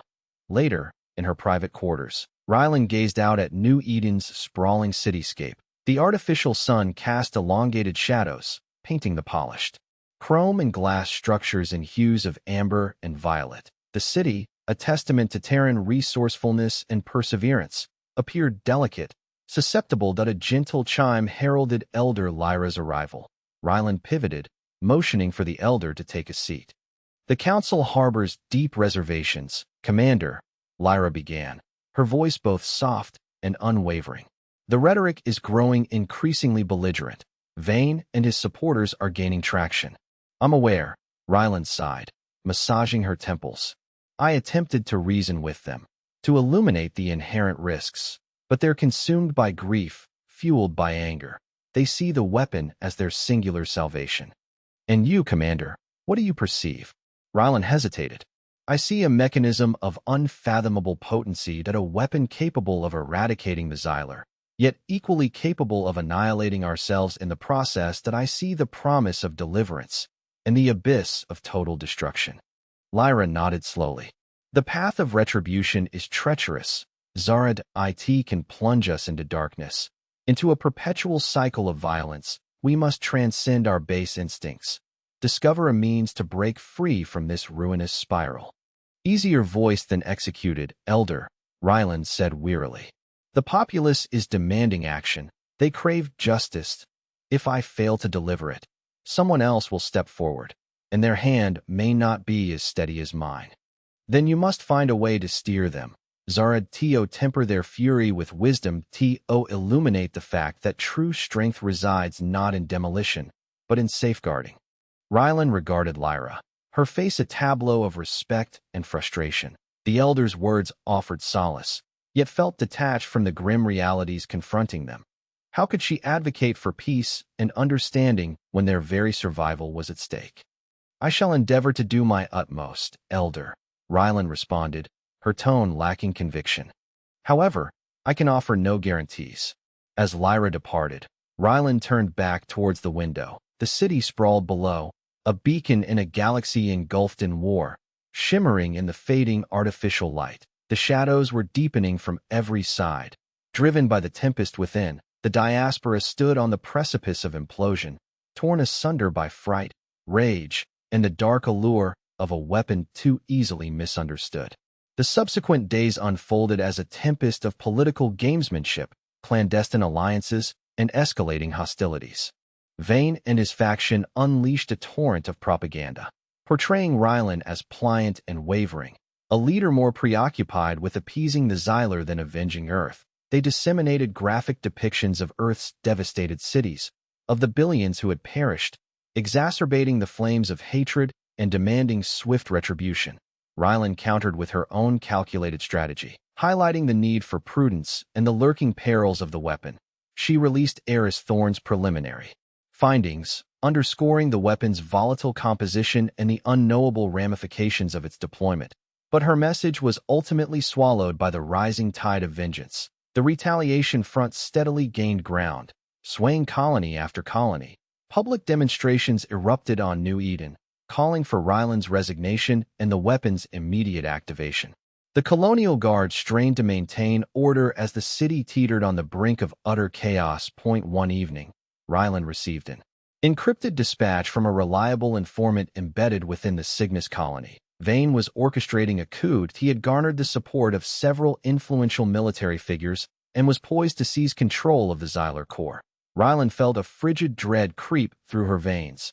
The specter of internal conflict had morphed into chilling reality. She recognized the need for swift action before all was lost. She summoned her senior officers, detailing the present crisis and setting out her plan. They would initiate a preemptive strike, arresting Vane and his co-conspirators before they could set their coup in motion. It was a perilous gamble, one that could further inflame tensions and drive the Terran diaspora toward the chasm of civil war. But Ryland saw no alternative. Just as she prepared to issue the order, a figure materialized from the shadows. It was Ashton, his eyes burning with renewed intensity.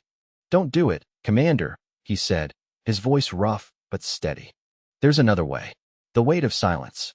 Ashton navigated New Eden's citadel, a ghostly presence amidst the gleaming corridors. His cybernetic leg whispered a mechanical rhythm, an unwelcome disruption to the hushed awe that trailed him.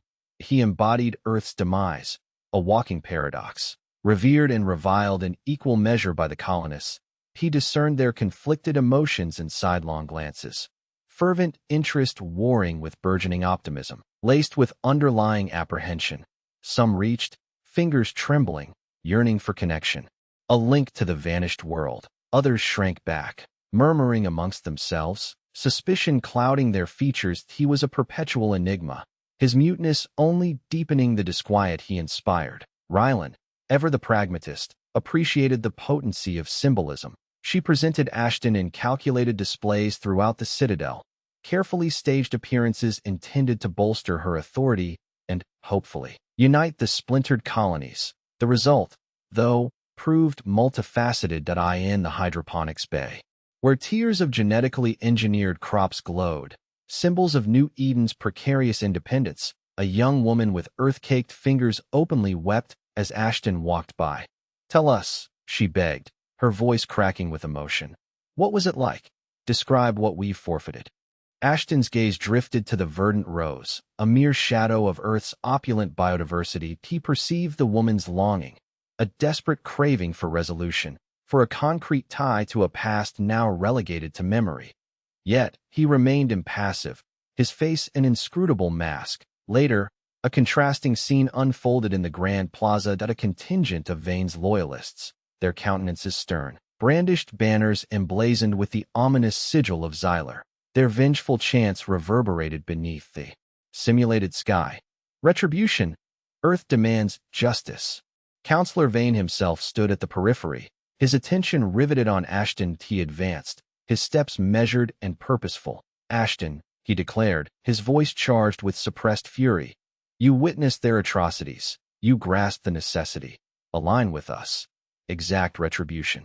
Ashton met Vane's glare, his own eyes reflecting a profound melancholy that seemed to absorb the counselor's rage. Still, silenced, he simply pivoted and strode away, leaving Vane simmering in his wake. Rylan observed these interactions with growing exasperation. Ashton was a loose cannon, an unpredictable variable in an already precarious situation. She needed to decipher him, to influence him, but his reticence formed an unyielding wall. That evening, she summoned him to her private office, a sparsely decorated chamber mirroring her own disciplined nature. The panoramic window offered a stunning vista of New Eden's sprawling cityscape, a testament to human ingenuity and resilience. "Ashton," she began, her tone carefully modulated. I need to comprehend your motivations. Your silence is problematic. He stood before her, a study in contrasts, gleaming cybernetics juxtaposed against the deeply etched lines of his face, a roadmap of suffering. The haunted depths of his eyes offered a glimpse into the horrors he'd seen. Rylan leaned forward, her gaze unwavering. The colonies are fragmented, Vane's influence grows, fueled by sorrow and a yearning for vengeance that Lyra's appeals for moderation fall on barren ground. You could be the linchpin, guiding them toward a more rational course. She paused, searching his expression for any flicker of acknowledgement, a hint of accord. Yet, you remain mute, why? Ashton stirred, his hand rising to touch the metallic plate grafted onto his skull, a subtle, almost involuntary gesture. Yet Rylan registered it as a signal of inner turmoil that he remained silent for an agonizing span, then reached into his jacket and withdrew a small, exquisitely carved wooden bird, a robin, its delicate wings caught in eternal flight. He presented it to Rylan. Earth, he croaked, his voice a rusty echo, his first utterance since returning. My mother, carved. Rylan accepted the bird, her fingers tracing the smooth contours. She sensed the affection, the artistry, the dedication poured into its making, a tangible fragment of a lost era. She adored robins, Ashton continued, his voice growing slightly stronger. They reminded her of hope. He lapsed back into quietude, his focus locked on the bird in Rylan's hand. In that instant, she grasped the gravity of his silence. It wasn't solely about the atrocities witnessed, but about protecting cherished memories, the remnants of a life irrevocably shattered. Speaking, perhaps, felt like a violation. Thank you, Rylan murmured, returning the bird, for sharing this. She knew she was no closer to divining his intentions, but she'd glimpsed the man concealed beneath the silence, the man who had been stripped of everything. Later that night, Ashton found himself drawn to the botanical gardens, a meticulously curated collection of flora from across the scattered remnants of Earth. He wandered among the fragrant blossoms and towering trees. The artificial ecosystem, a pale imitation of the natural wonders he once knew. He paused before a lone rose bush, its crimson petals unfurling under the simulated sun. He reached out, his metallic digits gently caressing a velvety petal. A memory surfaced, unwelcome and sharp. He was a boy again, in his mother's rose garden, the air heavy with fragrance. She was guiding his hands as they pruned the bushes, her touch firm yet gentle. Always remember, Thomas, she'd said, even in the bleakest of times, beauty endures. It is our duty to safeguard it. The memory receded, leaving him with an acute sense of deprivation. He had failed to safeguard Earth's beauty. He had failed his mother.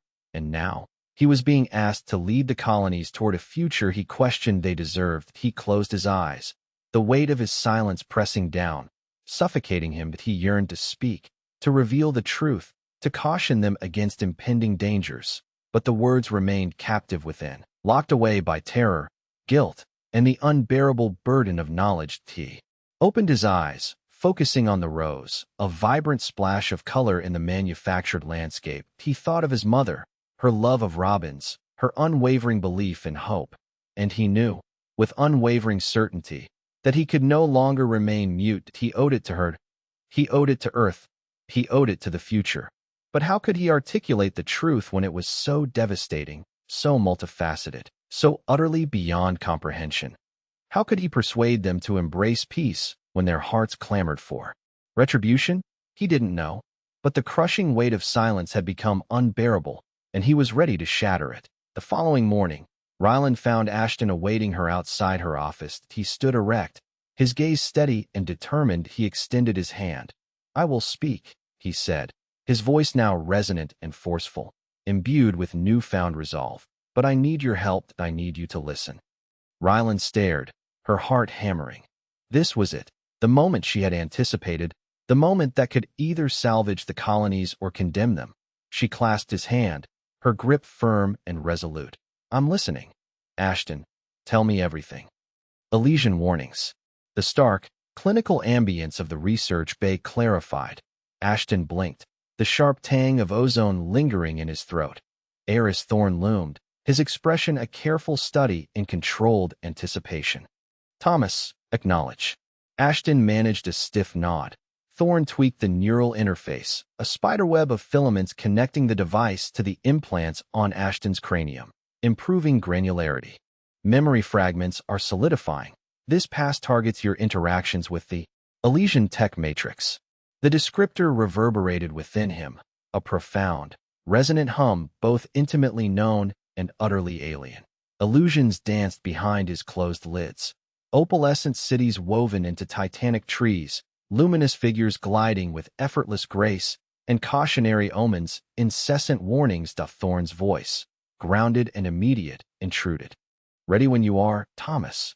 Ashton succumbed, abandoning himself to the probing machine. The interface vibrated, pulling him back into the tangled corridors of his buried history. He stood in a gargantuan, resonating hall that a construct of pure luminance floated before him. An Elysian, its form cycled through iterations, briefly mimicking Terran geometry before dissolving back into abstract, pulsing symbols. The resonance engine, the Elysian intoned directly into Ashton's consciousness, bypassing auditory channels. A potent instrument, also a perilous one. The scene dissolved. Ashton saw a younger iteration of himself, seemingly more complete. He was engrossed in holographic schematics, brow furrowed in intense thought. All around, scientists buzzed, faces illuminated with fervid excitement. The air crackled with the energy of innovation, of a looming breakthrough. Harmonics are skewed, Ashton murmured, tracing a line of code with a steady finger. Recalibration of the dampeners is required. A curt, impatient voice broke in. Insufficient time. The Xylar are pressing. It requires activation now. General Rykov, face etched with severity, eyes burning with resolute anxiety, issued the order. The Elysian reappeared, its radiance intensified. The engine amplifies. It does not originate. Acknowledge limits, or catastrophe beckons. The image shattered, a dizzying swirl of fractured color. Ashton gasped, a gut-wrenching wave of nausea threatening to overwhelm him. He tasted ash, a phantom aftertaste of scorched metal permeating his senses. Back in the sterile confines of the lab, Ashton fought against his restraints, breaths coming in rasps. Thorne acted swiftly, decoupling the neural interface. Easy, Thomas, settle now. You are present. You are secure. Ashton lay heaving, perspiration matting his hair to his skull. Unstable. Harmonics. Cataclysm. He managed, throat raw. Thorne dabbed at his brow. The resonance engine, the weapon functionality. Ashton nodded jerkily, attempting to sit.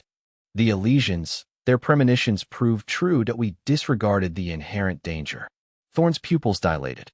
Explicitness. They specifically highlighted the potential for the ramifications.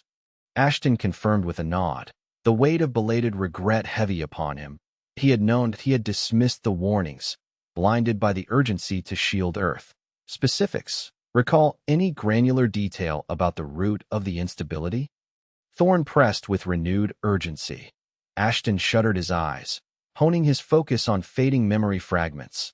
The blueprints materialized once more, a complex mesh of energy conduits, and at its center, the throbbing core of the engine. It mirrored input, he uttered carefully, reconstructing the distorted memories. Amplifying the entire spectrum, inclusive of the Xylar, and everything else, fear, rage, desperation, all were amplified and directed back upon the source. Thorne wrote rapidly onto his datapad, directed inward. Earth, then, the weapon didn't merely target the Xylar forces. It assaulted our own planet. Ashton nodded grimly, the brutal clarity of the revelation striking him like a physical blow.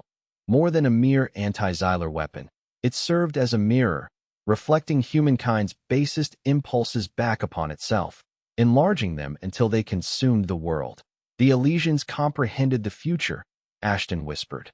They saw our trajectory, our potential self-destruction. Thorne raised his head, troubled. Then why not intervene? If they recognize the risks, why permit the outcome? Ashton shook his head slowly. Their philosophy valued autonomous choice. They deemed the lessons must be learned independently. A costly lesson indeed.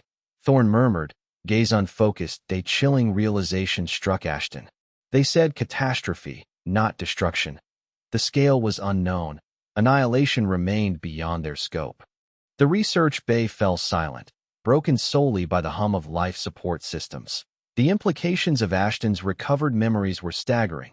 The fall of Earth was not a direct result of Xylar aggression, but a festering, self-inflicted wound, amplified by a weaponized manifestation of humanity's collective failings.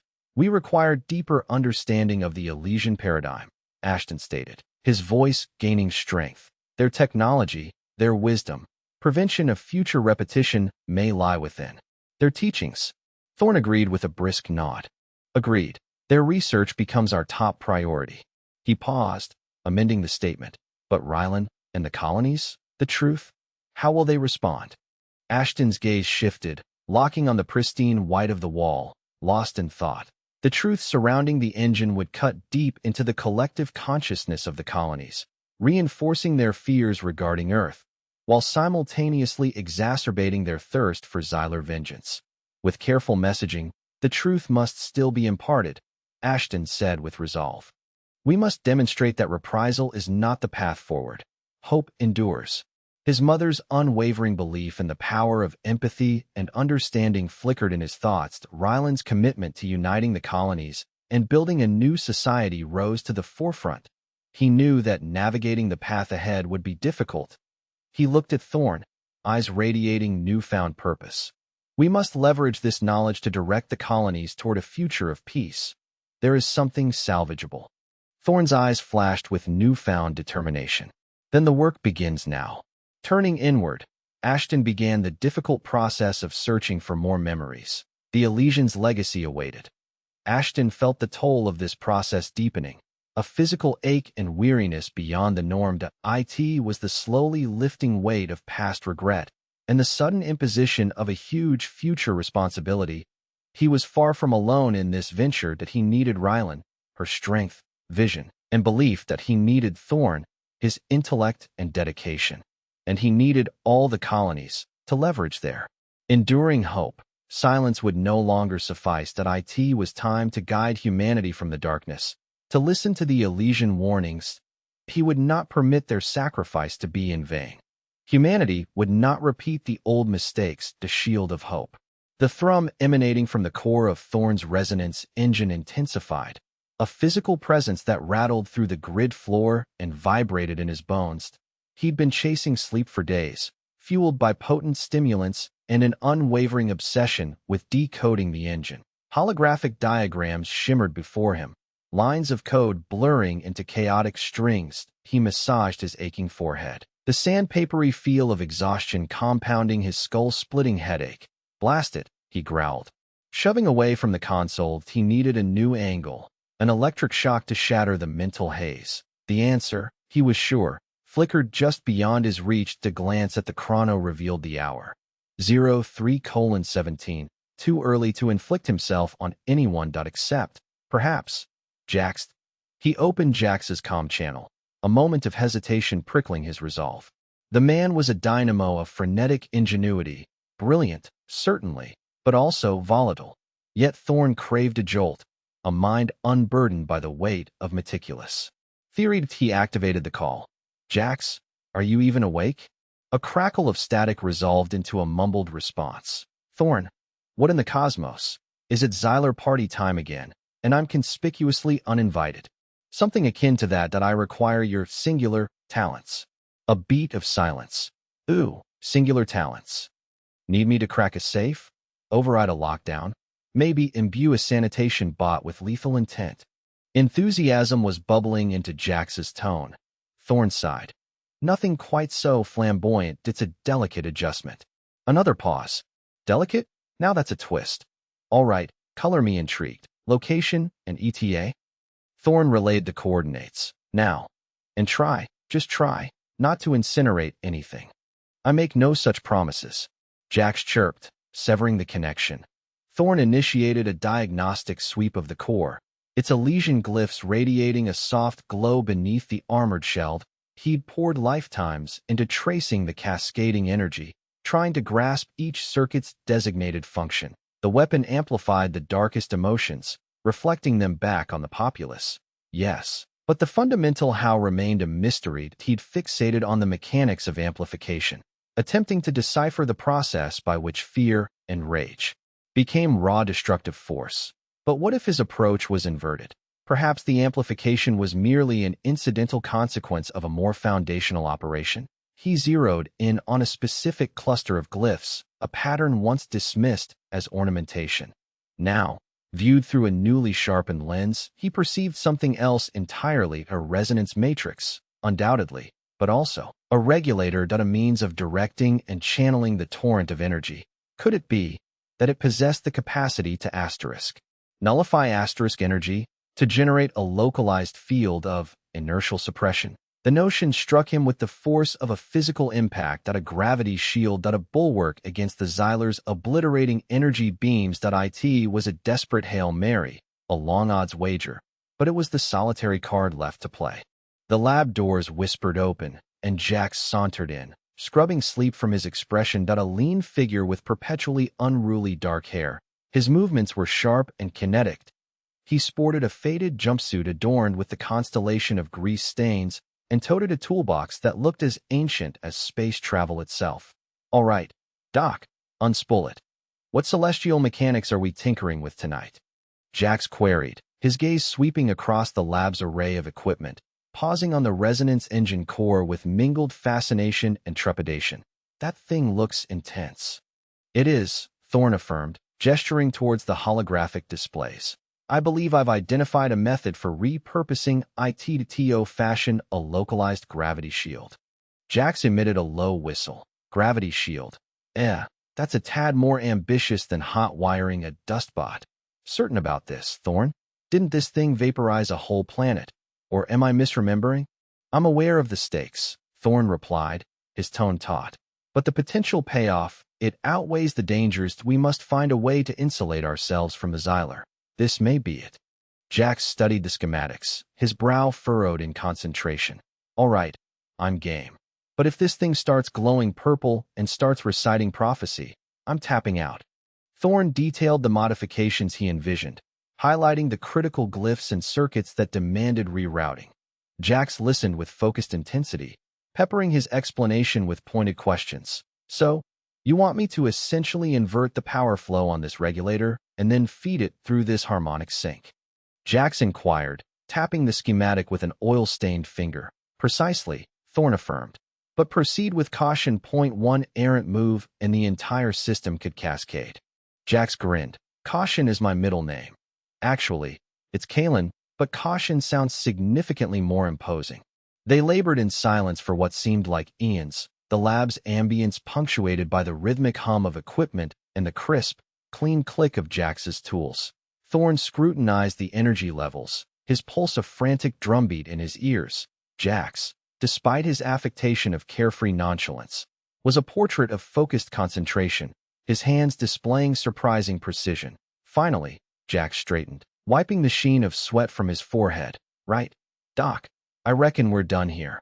All that remains is to charge her up and pray we haven't inadvertently birthed a black hole." Thorne drew a deep breath. "Let's initiate." He fired up the power sequence, his fingers hovering over the emergency cutoff switch. The core awoke, the Elysian glyphs glowing with a soft, otherworldly luminescence. The hum intensified, escalating into an almost painful whine. "Energy levels are rising," Thorne announced, his voice strained. "Everything appears stable, thus far." Abruptly, the atmosphere surrounding the core began to shimmer, as if warped by intense heat. A faint cerulean aura emanated from the device, its intensity building. "What's happening?" Jax queried, his eyes wide with concern. I believe it's functional," Thorne said, his voice tinged with wonder. "We're generating a localized field of gravitational distortion." To ascertain the shield's resilience, they were compelled to seek out a secluded test site far from the colony. Accompanied by a skeleton crew, Thorne, Jax, and a small cadre of security personnel departed aboard a transport. Their destination was a desolate plateau on the planet's far side, pocked and scarred by previous Xyler incursions. The vista was a macabre tableau of scorched earth and pulverized rock. a stark testament to the enemy's unbridled might. Securing the modified core to a reinforced platform, Thorn activated the power-up sequence. The familiar hum filled the soundscape, but this time, it was suffused with a palpable sensation of immense weight. The atmosphere grew heavy, and a subtle pressure compressed their bodies. "Gravity readings are spiking," reported a technician, his voice almost drowned out by the mounting whine. "Approaching optimal shield parameters." As the gravity shield neared maximum capacity, Thorn instructed the security team to deploy a fleet of drones equipped with simulated Xylar energy cannons. The drones converged in the distance, their weapons trained on the nascent shield. Commencing simulated engagement, the security chief intoned. The drones unleashed a volley of energy blasts, streaks of amethyst fire slashing across the heavens. The shield flickered and throbbed beneath the assault, yet it held firm. The energy beams dissipated harmlessly against the gravitational field, their destructive potential thoroughly neutralized. "Shield integrity at 92%, the technician reported. Energy absorption within nominal parameters." Thorn watched, his heart swelling with a potent cocktail of relief and elation that IT was operational. The gravity shield was blunting the Xylar's offensives. They had unearthed a means of retaliation, but his triumph was fleeting as the simulated barrage persisted. The core began to issue a series of disquieting crackling noises. The cerulean aura pulsed erratically, and the gravitational field fluctuated with increasing volatility. "Energy levels are critically unstable," the technician warned. "Shield integrity degrading rapidly." Suddenly, the core emitted an ear-splitting shriek, and the gravity shield imploded. The drones, now unimpeded, unleashed a final barrage of energy blasts that slammed into the platform, sending reverberating shockwaves surging through the terrain. Thorn and Jax were hurled to the ground, their ears ringing, the air thick with the acrid stench of ozone and pulverized rock. "Cut the power! Cut the power!" Thorn shouted, scrambling to regain his footing. Jax, bruised and disoriented, managed to claw his way to the control panel and slam down on the emergency cutoff. The core fell silent, the Elysian glyphs fading to a muted glow. They stood there for a long, shuddering moment, struggling to regain their composure, assessing the extent of the damage. The platform was scorched and fractured, but the core, miraculously, was still intact. "Well," Jax said, cleaving the silence, "that was invigorating that we nearly nailed it." Thorn nodded, his mind already dissecting the event. They had validated the theoretical possibility of repurposing the resonance engine core into a functional gravity shield, but its inherent instability rendered it prone to catastrophic failure. The imperative now was to stabilize the energy flow, to prevent the shield's premature collapse. Yet, even in failure, the experiment had gifted them something invaluable, a flicker of hope. They had witnessed the tangible potential for humanity to repel the Xylar, to rebuild the Terran diaspora, and forge a future worth fighting for. "We're not surrendering," Thorn declared, his tone resolute. "We will solve this riddle. We will forge a shield of hope for all humankind." The rogue faction. Eerie cerulean schematics danced across the holotable, painting Commander Alera's weathered face in an unsettling light. Thorn strained forward, the resonance engine's familiar architecture offering scant reassurance amidst the impending crisis. The oppressive weight of potential failure rivaled the stale, recycled air. "They intend to commandeer it," Alera stated, her tone clipped, "to weaponize the core against the Xylar." Thorn's head dipped in denial. Far too erratic, Jax's calibrations, while pivotal in erecting the gravity shield, they exacerbated the core's inherent instability. Another attempt to harness it offensively would be ruinous. Alera tapped a rhythmic beat against the table, the hollow image pivoting to showcase a segment of the installation's blueprint. The True Path Zealots, led by General Kalen Kepler, 186F, stole everything from him. Revenge is his sole meridian now. Spiked by desperation, we've decrypted their plans. They're staging an assault. A cold fist clenched around Thorn's gut. Kalen, a celebrated war hero, equally lauded and dreaded. His grief had become a festering wound, driving a relentless pursuit of vengeance. "Timing?" Thorn inquired. "Within the next cycle," Alera disclosed. "They're circumventing primary defenses, zeroing in on the secondary ingress near Sector Gamma. Jax's lab abuts it. A wave of protective instinct surged through Thorn. Jax needs relocating, along with the core, instantly. Alara exhaled heavily. Relocating the core locks down the entire grid. It would telegraph their strike. And maneuvering Jax, he's akin to a rogue comet, predictable only in its complete lack of predictability. Extricating him from his sanctuary will be a trial in itself. She spoke truth.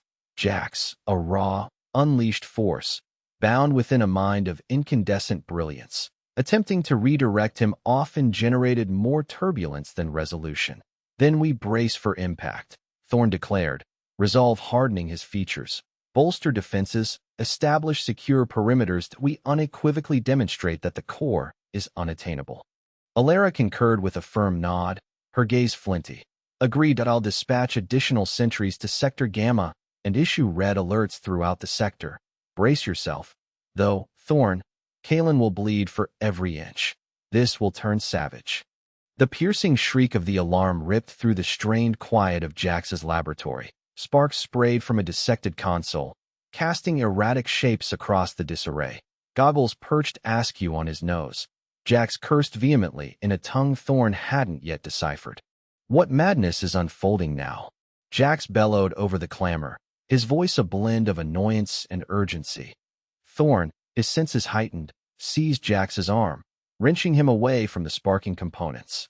We're under siege, Jax. Kalen's fanatics. They're after the core. Jax blinked, his irritation supplanted by a wild grin. A raid? Excellent. Finally, a diversion from gravity field calibrations, though I was on the cusp of stabilizing the phase harmonic oscillator. Damn the oscillator, Jax. We're evacuating you. Thorn pressed, steering him towards the emergency hatch. Before they could reach the portal, a barrage of laser fire tore into the lab, gouging chunks from the walls. Jax yelped, narrowly avoiding a stray burst that singed what remained of his hair. Maybe a touch too interesting. Jax muttered, his grin shrinking. He snatched a wrench from the bench, his implement of choice, crouching behind an overturned workstation. All right, Thorn, lay out the map. The map is to survive, Thorn replied, drawing his sidearm. Head for the designated refuge, Section Delta 9. I'll attempt to deter them. Deter them? With that trinket? Absurd, we're a team. Besides, Jax added, his eyes alight with mischief, I've had an immense curiosity what this wrench can do to a zealot. The secondary access crumbled under the brute force of the breaching charge. Kalen, encased in battle armor, surged into the corridor, his visage a rigid mask of resolve. Behind him, a troop of heavily armed soldiers expanded, weapons trained and steady. Secure the core, Kalen barked, his voice resonating through his comm helmet. Neutralize all opposition. The soldiers surged, their boots ringing on the plasteel floor. Laser fire consumed the passage, rebounding off the walls and spewing sparks. Thorn, tucked behind a barrier of toppled containers, delivered fire, his shots sharp and lethal. He understood he couldn't hold them off indefinitely. They were too numerous, their gear too advanced. But he had to provide Jax with an escape route. Space to make it to safety. A grenade arced above the wreckage, impacting with a dull clang. Thorn sought cover in. Instant before the grenade discharged, unleashing a shock wave and shrapnel storm that a searing ache blossomed in his side. Yet he disregarded it, scrambling back to his feet. As the air cleared, he glimpsed Kalen poised in the entry, his weapon raised. Ashton, Kalen said, his voice stark. I recognize you. Earth, you were a witness to their atrocities. Thorn locked eyes with Kalen, his mind reeling. How was that fathomable? How could he know about Earth?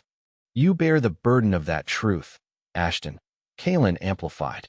Yet you stand by, as the Xyler slaughter us, that you're a craven, Ashton, a traitor to humanity. Thorn was mute, his words ensnared, trapped behind a barricade of anguish and remorse. Kalen lowered his weapon incrementally, his gaze growing harder. Find out if you aid not in the salvation of humanity, you will perish with the rest of them. His weapon arced higher, primed to fire. Abruptly, a figure emerged from the shadows, a surge of energy and commotion. Jax, wielding his inseparable wrench, crashed into Kalen, throwing him off kilter. Off him, you overgrown toaster. Jax shouted, raining blows upon Kalen's armored shell. Kalen roared in anger, shoving Jax backward with brutal force. The weapon ascended again, zeroing in on Jax. Thorn knew he had to interfere. He couldn't allow Kalen to execute Jax. He lunged forward, tackling Kalen to the ground. The two wrestled, their bodies slamming against the metal floor. Kalen possessed greater power and heavier armor, but Thorn was surging with adrenaline and a desperate need to protect Jax. During the scuffle, Kalen's helmet was dislodged, exposing his face. Thorn saw the torment in his eyes, the raw, unbridled misery.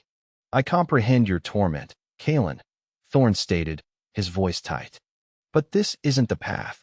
Exploiting the core will not return your K.I.N.IT will only lay waste to what remains." Kalen stared at Thorn, his eyes swirling with rage and disbelief. "You know nothing, Ashton. You weren't there. You didn't witness what they did to them."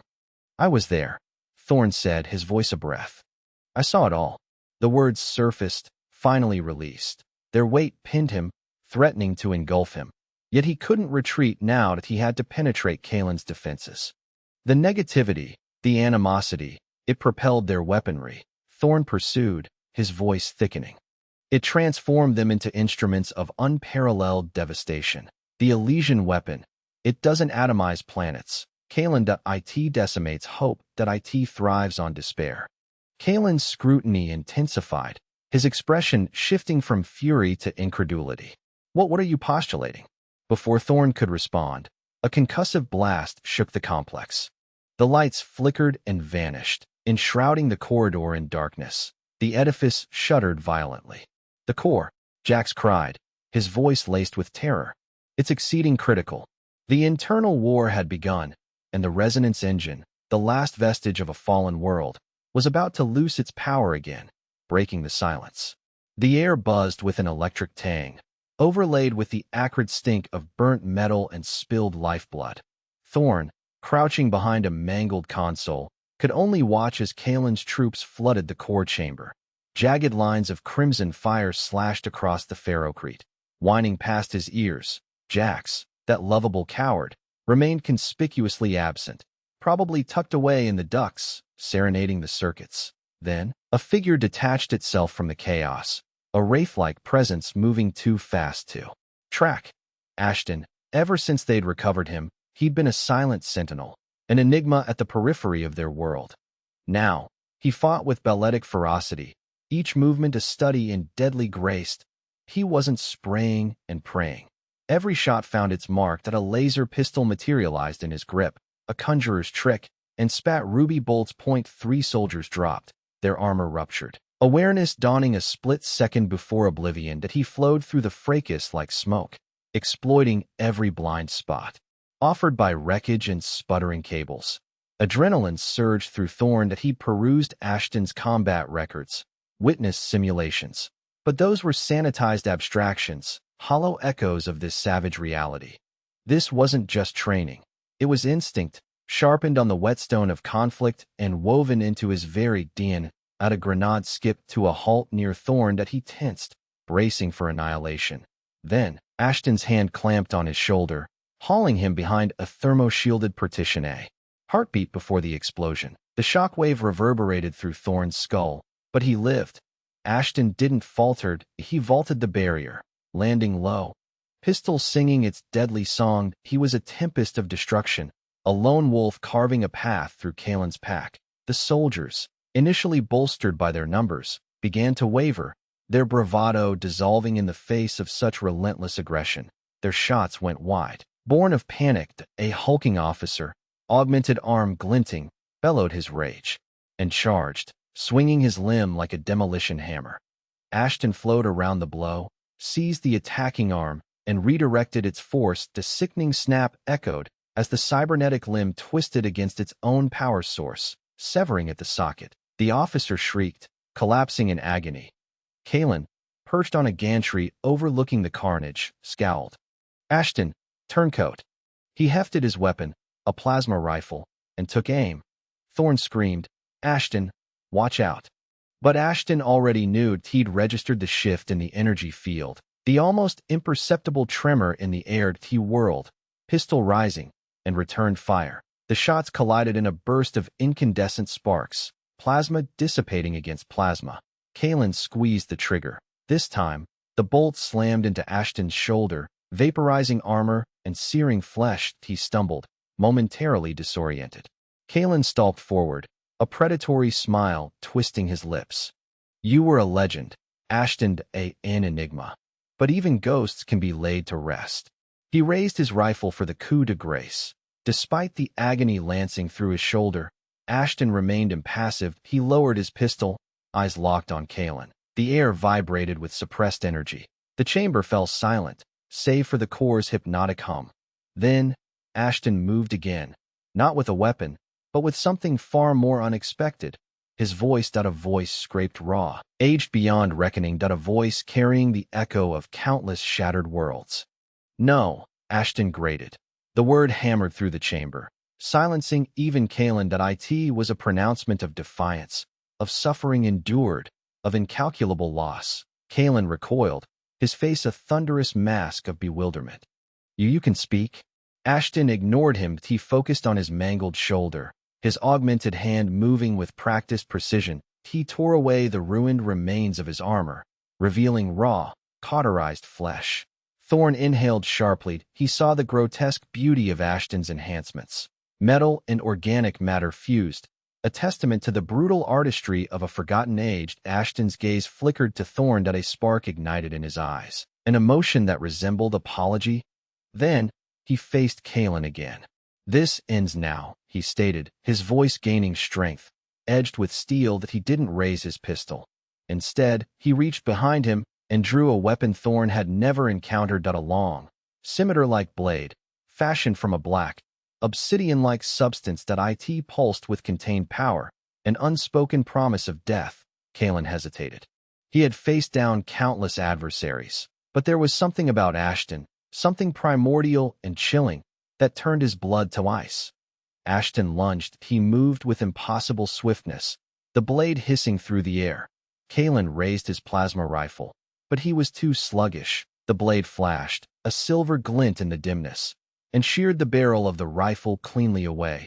Kalen staggered back, eyes wide with raw terror. He dropped the useless weapon and fumbled for a sidearm, but Ashton was already upon him. The blade danced, a blur of lethal motion, leaving a crimson wake. Kalen shrieked, a desperate, broken sound, as Ashton stripped him of his remaining weapons, crippled his legs, and stood over him, the blade poised at his throat. What? Ashton whispered, his voice barely audible. Why this? Kalen, his face a knot of agony and fury, spat at Ashton's feet. For the Xyler, for retribution. Ashton's expression remained unchanged. He simply shook his head, a gesture of profound sorrow. Retribution solves nothing, he murmured. It only sows more misery. He lowered the blade, not to kill, but to press against Kalen's windpipe, a stark warning. This ends here, he repeated. No more. He turned to Thorn, his face a study in grim determination. Secure the core, he instructed. We must contain it. Then, without another word, he melted back into the shadows, leaving Thorn alone with the broken Kalen and the oppressive silence of the core chamber. Thorn stared at the space Ashton had occupied, his mind in turmoil. That he had spoken. After all this time, he had finally articulated his thoughts, and in doing so, he had offered a fleeting glimpse of the man concealed beneath the legend, the human being buried beneath the warrior's stoicism. But the questions persisted. What had condemned him to such prolonged silence? What horrors had he witnessed that had fractured him so deeply? And what was his understanding of the core, of the Elysian, that ignited within him such a fierce need to safeguard it? Thorn knew one thing unequivocally. Ashton was the linchpin. That he was the key to unraveling the past, navigating the present, and perhaps shaping a new future. That he inhaled deeply and turned his attention to the task before him. The core remained unstable. Kalen's troops still presented a threat, and Jax undoubtedly remained ensconced in a ventilation shaft. There was much to accomplish. But for the first time in what felt like an eternity, Thorn experienced a flicker of hope.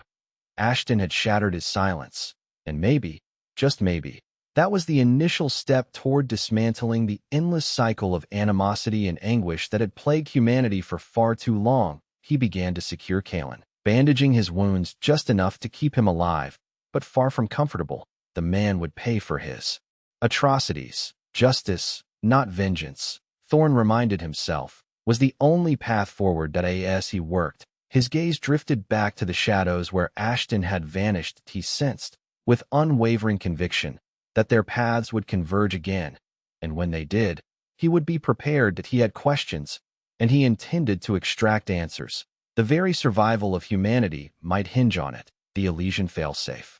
The din of the firefight still reverberated within Thorn, a cacophony of plasma blasts and desperate gasps. Kalen's corpse lay sprawled beside the mangled console, a gruesome testament to their recent struggle, but the image already paled against the impact of Ashton's gravelly pronouncements, his aged voice, like worn leather, slicing through the sterile air of the core chamber. Thorn pivoted back to Ashton, who remained a silent sentinel amidst the wreckage, his cybernetic hand laid upon the console, seemingly drinking in the last vestiges of energy crackling through the ravaged machinery. The man was a paradox incarnate, a revenant from a bygone era, his aura one of profound sorrow laced with unwavering resolve. "You spoke of ending retribution," Thorn stammered, his voice betraying his unease. "Elaborate. What truth do you possess about this weapon?" Ashton offered no immediate reply. He stood motionless, his gaze riveted to the pulsating core, as if deciphering its very essence.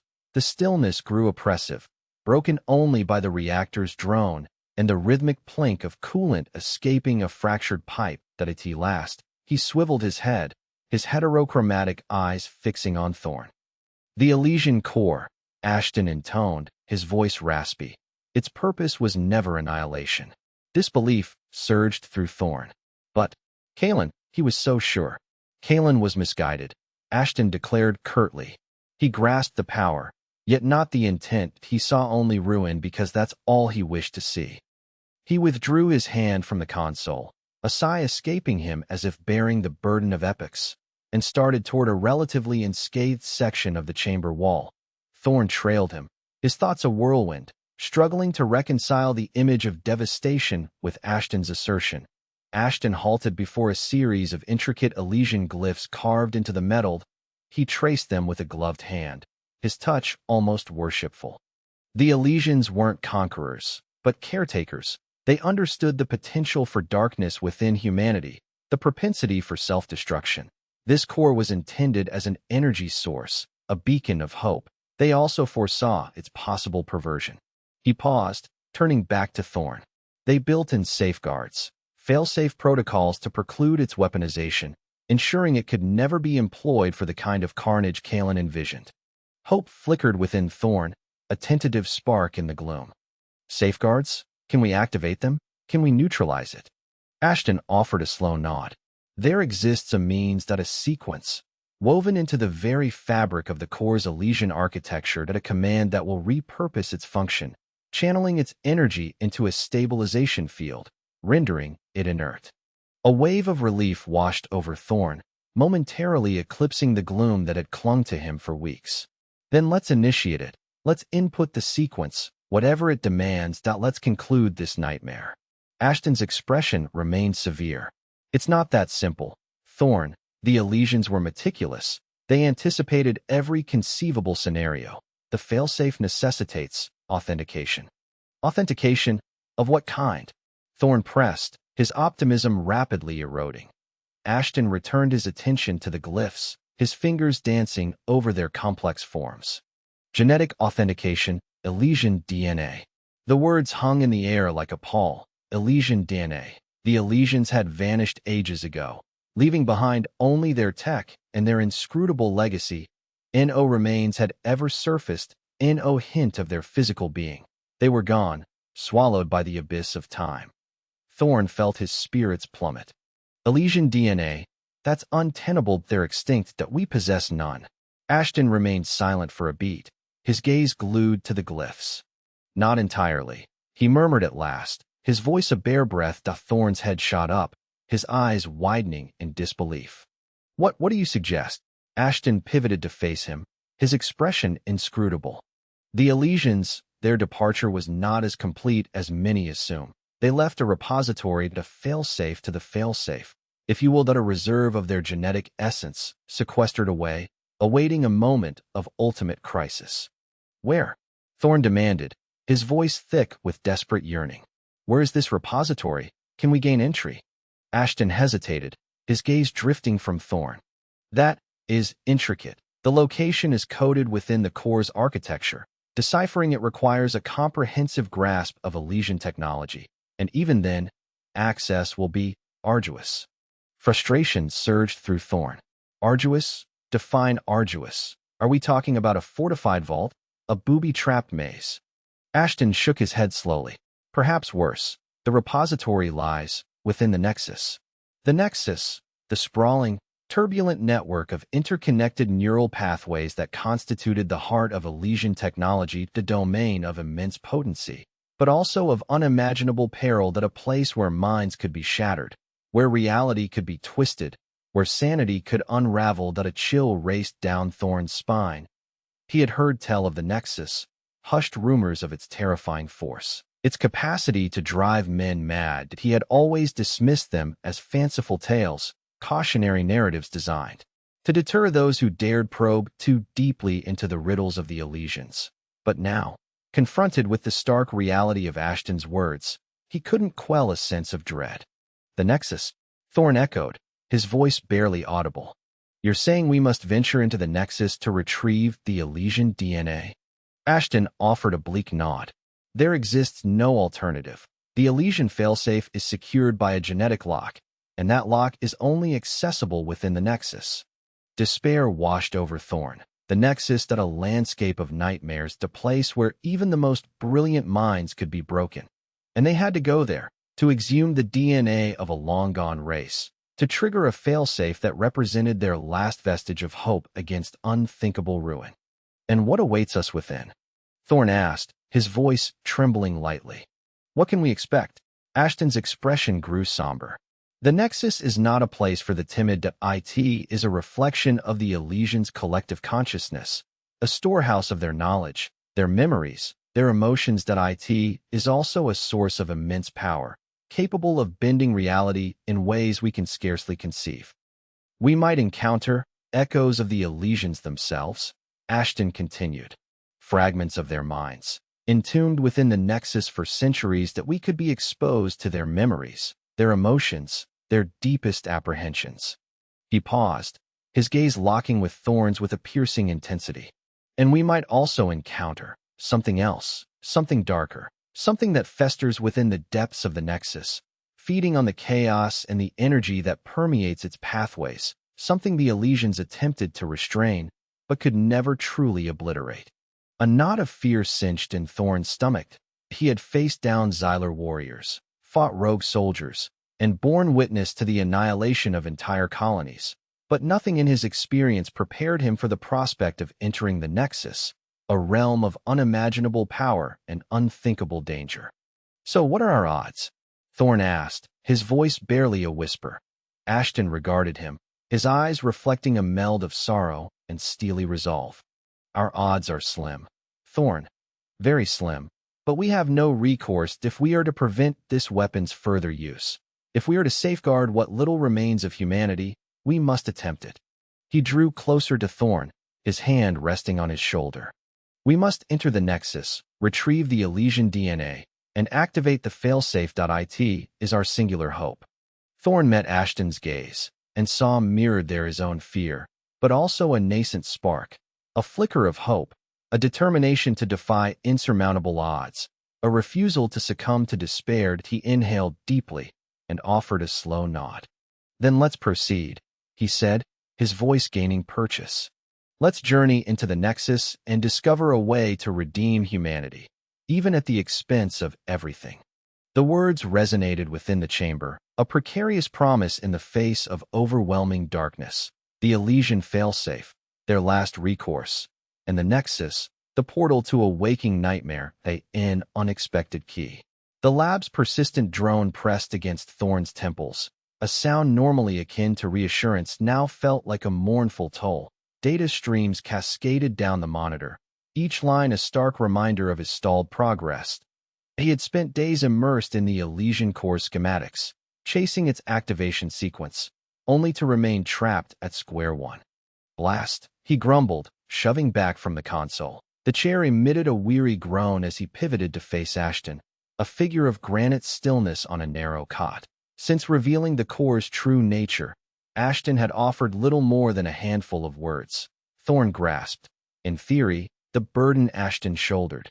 Yet, the silence, that profound detachment, was grinding him down.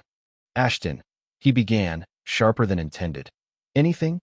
Any scrap of recall regarding the activation? A phrase? A code? Something? No flicker of reaction, upward glance. Elysium, Ashton croaked, his voice raspy and faint. They called it Elysium. Thorne raked a hand through thinning strands. We know its designation, Ashton, that we require more than nomenclature. Defeated, Thorne returned to his task. Hope remained, however faint, that he could still untangle the core's mysteries, still comprehend the Xyler and their manipulation of the resonance weapon. What began as scholarly intrigue had solidified into a steely resolve. It's a mind matrix, Ashton murmured, so softly Thorne almost missed it. Thorne swiveled back. Say again. Ashton finally raised his gaze, his eyes distant, lost in an unknown realm. The Elysian Core. A neural nexus. A joined sentience. They integrated their being into it. A jolt of adrenaline coursed through Thorne. New information, worth following. Integrated? You mean digitized consciousness? Ashton offered a slow nod. Before the resonance cascade, they possessed foreknowledge. They knew what drew near. And created this safeguard. Thorne concluded, his thoughts already sprinting ahead. The core became their lifeboat. He assaulted the keyboard, calling up data extracted from Ashton's blood. Need to reinitiate the analysis. Searching for what, precisely? Ashton queried, his voice gaining strength.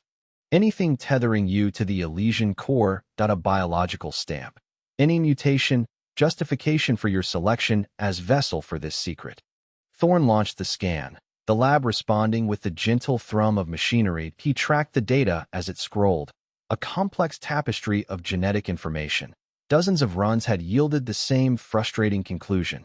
Ashton was human, albeit significantly augmented by cybernetics. Yet, something persisted, a nagging detail he'd previously dismissed as negligible. That he scrolled back, zeroing in on gene expression.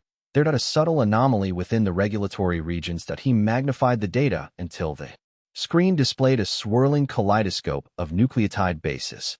Preposterous, he breathed. What is it, Thorne? Ashton asked, apprehension tightening his tone. Thorne ignored him, his fingers dancing across the keys. He isolated the aberrant sequences, cross-referencing them against known human genetic markers. Nothing. That he broadened the search, querying the entire database of terrestrial life. Still negative. Then, almost as an afterthought, he entered the Elysian genetic code. The meager fragments recovered from damaged archives. The computer word processing. A moment stretched, seemingly endless. Day hit. Great galaxies, Thorne whispered, all lacing his voice. Impossible. Thorne, enlighten me, Ashton demanded, levering himself upright. Thorne spun to face him, eyes wide with disbelief. Your genome, it's been altered, not by the cybernetics, Elysian influence. Traces, near imperceptible, but present. Ashton stared, confusion etched across his features. Elysian? How could that be? I lack the answer, Thorne confessed. Perhaps proximity to their technology, perhaps something deeper, but undeniable. This changes everything. He rushed back to the console, summoning the core schematics. He focused on the activation alcove, the small recess designed for Elysian DNA insertion. He had been consumed by decrypting the complex code, pursuing a technological solution, blind to the obvious. The key wasn't a command sequence, it was biological. The failsafe, Ashton breathed, recognition dawning. It demands Elysian DNA. Precisely, Thorne confirmed, his heart hammering with renewed vigor. And you, Ashton, represent that key. He seized a sterile injector, drawing saline solution. Expect a minor sting. Ashton remained motionless as Thorne administered the injection that he drew a blood sample, meticulously labeling it, and raced to the activation alcove, inserting the vial into its designated slot. The chamber resonated to life, bathing the area in a soft cerulean glow. The core seemed to pulse with a revitalized energy. A palpable expectancy permeated the lab. Thorne held his breath, watching the intricate matrix of lights and indicators dance. Glyphs materialized on a small screen, swirling and coalescing into a discernible pattern. "It's engaging," Thorne breathed, emotion thickening his words. "It's genuinely engaging." Suddenly, the lab was consumed by a searing white light that a powerful hum reverberated, escalating to a near-deafening crescendo. Thorne shielded his vision, peering through the glare. Then, as abruptly as it began, the light receded. The hum dissipated, leaving a ringing void. Thorne lowered his hand, blinking to clear his vision in the sudden darkness. The sole illumination emanated from the activation chamber, where the Elysian core resonated with a soft, golden light that a holographic projection coalesced above the chamber, a complex, three-dimensional representation of the resonance weapon. "What does it reveal?" Ashton asked, barely audible. Thorne stared at the image, his mind struggling to process the visual onslaught. He traced the labyrinthine network of energy pathways, the intricate algorithms governing its power. He perceived its frailties, its inherent flaws. "The resonance weapon," he said, wonder permeating his voice. "It's demonstrating how to dismantle it." A wave of intense relief crashed over him, almost buckling his knees. Amidst immeasurable loss and bottomless despair, hope bloomed. They possessed an opportunity. He turned to Ashton, gratitude blazing in his gaze. "You achieved it," he said. "You've delivered us." Ashton returned his gaze, his face still bearing the marks of torment, but with a spark of something more, a nascent optimism. "It's far from over," he countered. "We face the task of wielding it." Thorne nodded, his resolve renewed. "No," he said, "it's not the conclusion, but we now possess a fighting chance." He pivoted back to the holographic projection, his mind already grappling with possibilities. The Elysian core had bestowed a key, not merely to decipher the resonance weapon, but to unlock a potential destiny for the Terran diaspora, a future where liberation might be within reach. United we stand. The holographic resonance weapon spun in eerie silence, its skeletal frame a morbid ballet of cerulean light, a digital dirge. Thorne severed the connection. The chamber plunged into oppressive darkness. Beside him, Ashton remained a statue, his visage a puzzling mosaic of scar tissue and chrome. "They must be told," Ashton declared, his voice a rusty hinge. "They need to grasp the enormity of the danger, and what we can do to counter it." Thorne assented, mentally drafting the report. The shutdown protocols, the gravitic bulwark, a long shot, almost reckless, but their sole remaining option that he assessed Ashton, a revenant, a riddle wrapped in metal, but possessing the critical key. "Ryland needs to be briefed," Thorne stated, pivoting towards the comm panel. "The Preservation Council as well, every single member." His announcement reverberated across New Eden, amplified by the colony's network. Ashton's image, culled from grainy arrival footage, ghosted across screens in homes, plazas, and military installations. Commander Ryland's voice, typically sharp and decisive, now carried a peculiar undercurrent. Hope, perhaps? "People of New Eden, and across the scattered Terran settlements," Ryland announced, her presentation unwavering. "We are confronted with an unprecedented crisis. However, despair is not our fate." Thomas Ashton, a soldier resurrected from Earth's ruins, holds the vital data regarding the resonance weapon. He carries the knowledge necessary to activate the failsafe, a gravity shield that can shelter us all. A wave of whispers rolled through the colony. Ashton, the silent wraith, their salvation? Skepticism hung thick, yet with it, a fragile tendril of anticipation. Ryland continued, "Ashton will collaborate directly with Dr. Thorne to prepare the gravity shield for imminent deployment. That we acknowledge your concerns, your anxieties. These will be addressed. But for this moment, I urge you to trust in the science, to believe in our capabilities, and to trust in the man who has risen from Earth's ashes." The response was immediate, a tidal wave of opinions crashing across the network. Some cried foul, demanding verification. Others maintained a tentative optimism, grasping at Ryland's offered lifeline. But emerging from the clamor, a unifying pulse began to thrum, a shared resolve, a collective yearning for faith. Elder Lyra, her face a map of wisdom and hardship, addressed the Preservation Council. For too long, we have been a fractured people, entrenched in individual convictions and suspicions that Earth's demise serves as a brutal lesson that we must learn to place our trust in each other, to embrace the knowledge now within our reach, even if its origin is unforeseen. The Council, notorious for its meticulous debates, stunned all present with its swift ratification that Lyra's words struck a chord, a clarion call for solidarity that shattered years of discord. In the ensuing days, New Eden underwent a metamorphosis. The initial doubt gradually evaporated, replaced by fervent dedication. Engineers pored over the gravity shield schematics, their eyes burning with rekindled purpose. Farmers volunteered their efforts to bolster the construction, hands roughened by the soil now meticulously assembling intricate mechanisms. Even children participated, gathering stray materials and offering encouragement to the exhausted workforce. Ashton, initially overwhelmed by the scrutiny, became absorbed by the collective endeavor. He spent countless hours within the manufacturing hubs, guiding the engineers, his familiarity with the Elysian tech proving invaluable. Memories, fractured and unwelcome, still plagued him, but the colony's focused dynamism held them at bay. One evening, as Ashton returned to his quarters, a young girl approached. Her eyes shone with reverence. She extended a small, handcrafted wooden bird. "My grandpa used to carve these," she stammered shyly. "He said they brought luck."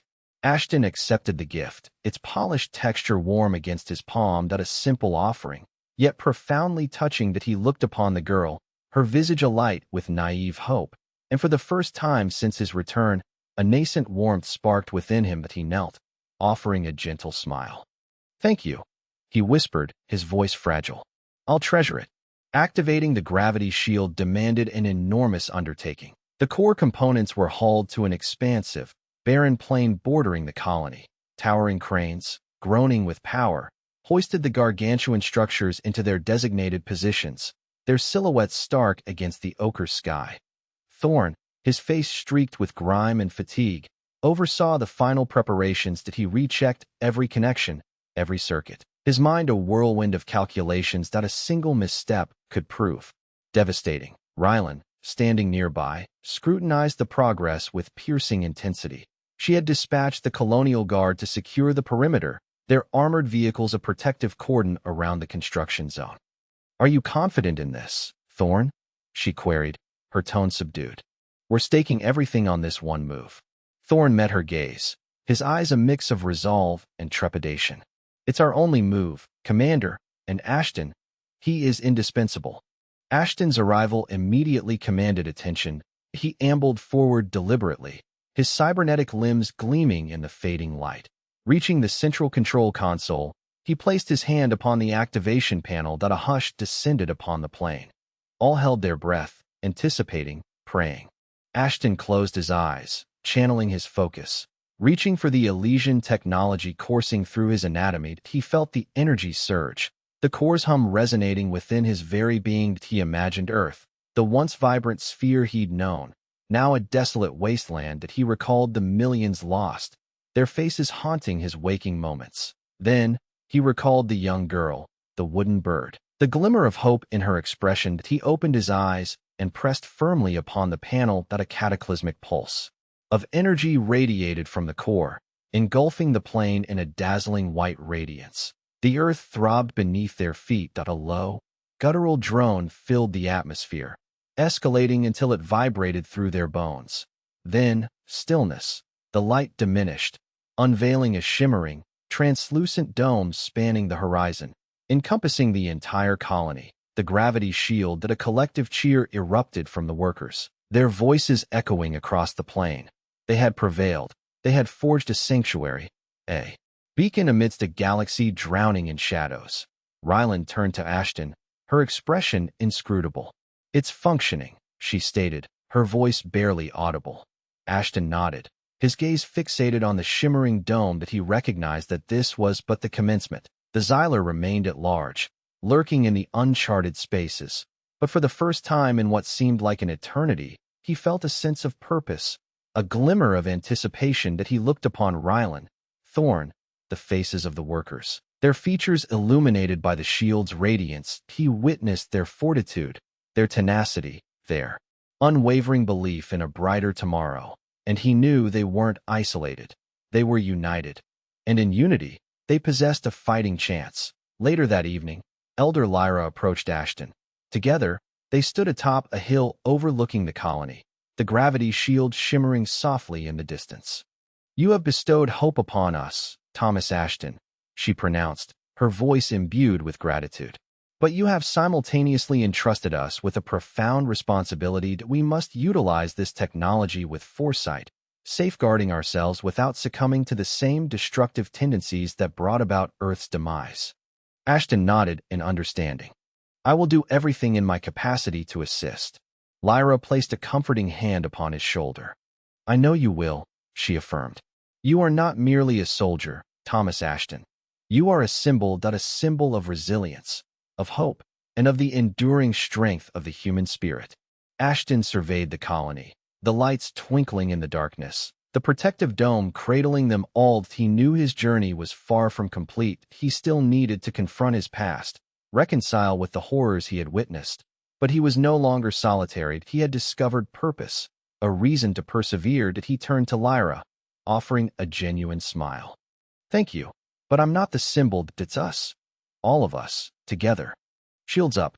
A deep hum resonated within Ashton, a palpable thrum vibrating up through the platform's steel latticework. Above New Eden, he watched a nacreous bubble bloom, a technological marvel fueled by the desperate will of a people on the precipice. It devoured the sky, a testament to salvaged ingenuity. Beside him, Commander Ryland's face was a study in conflicting emotions, relief warring with a stark resolve. Holographic displays swirled with data, monitoring the shield's power, its structural integrity, and the telltale signs of Xyler activity lurking at the edge of known space. Shield at 98%. Torin's voice, shorn of its usual jauntiness, crisped through the comms. Minor energy spikes on the periphery, nothing insurmountable. "Just say the word, Commander, and I'll shunt power to compensate." Ryland gave a clipped nod. "Hold current levels, Torin. Monitor those spikes. Good work." Turning to Ashton, her gaze held him captive. "They said you possessed the know-how." Seems they were correct. It was as close to an admission of his value as he'd ever get from her. Ashton simply swallowed, his throat constricting. The shield, a shimmering veil of contained force, conjured unwelcome ghosts.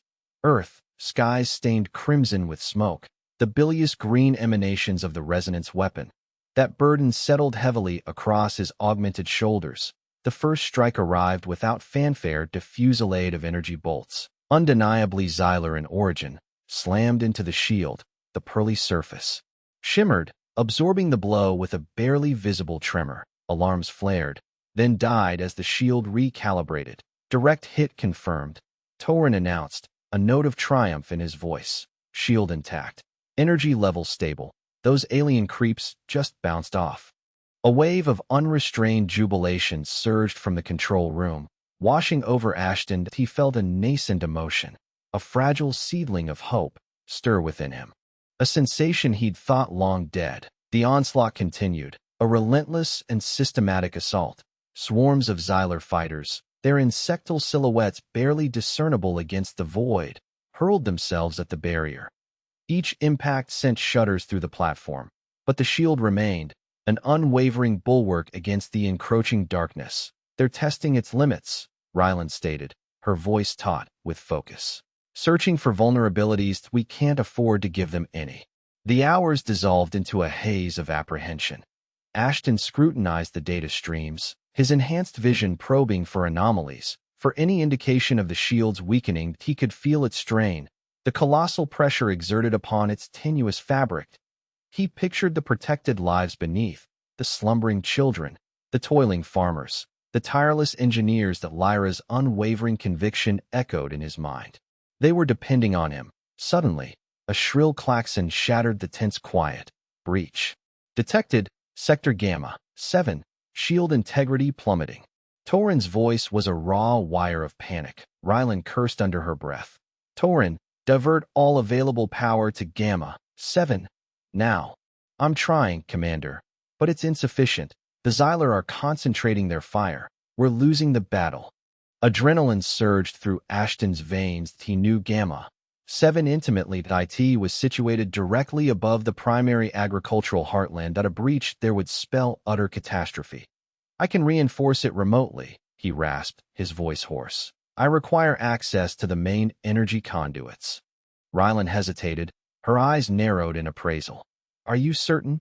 It's an exceedingly dangerous procedure.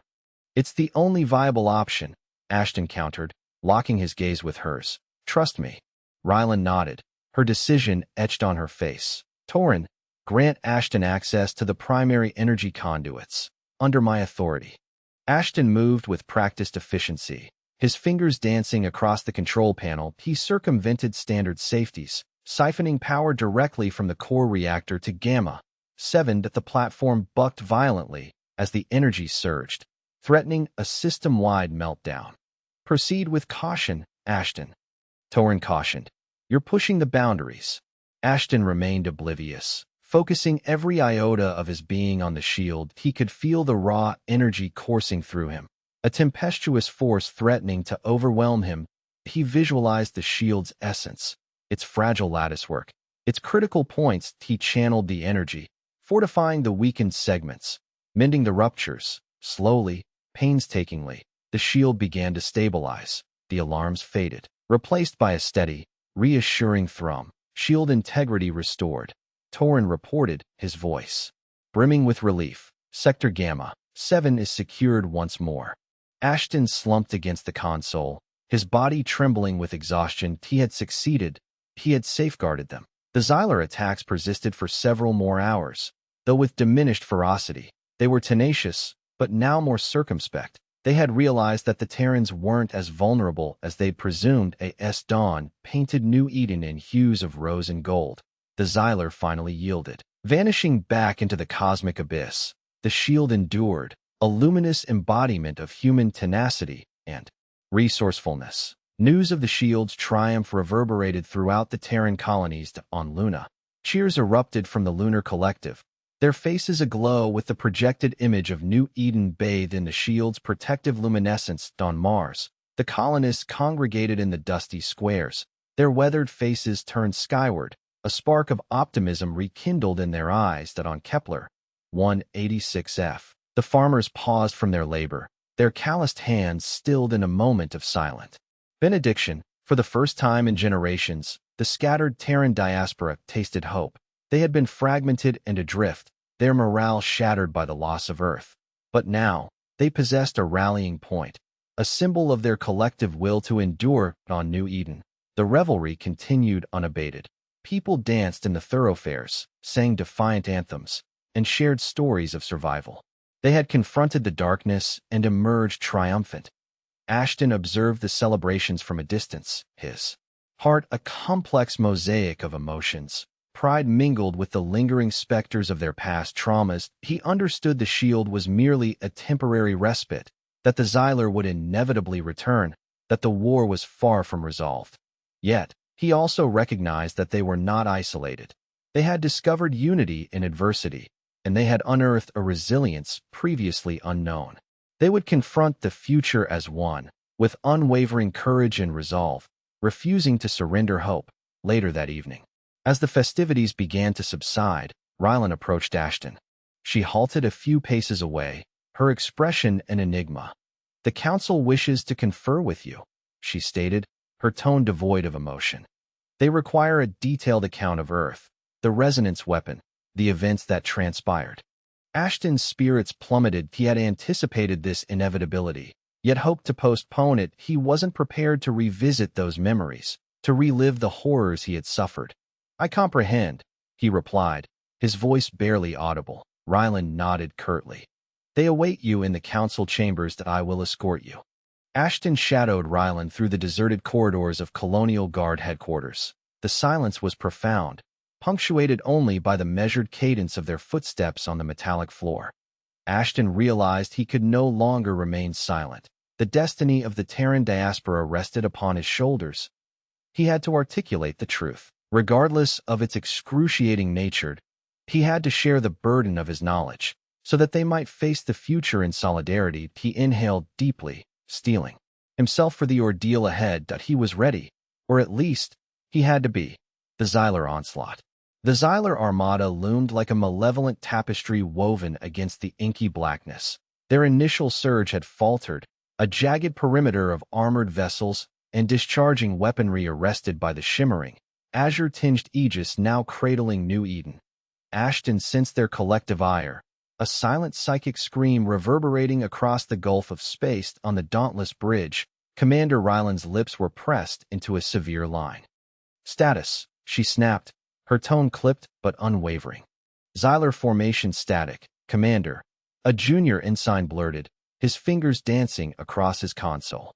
"No advance in 47 seconds. Energy output escalating. It appears they're re-strategizing."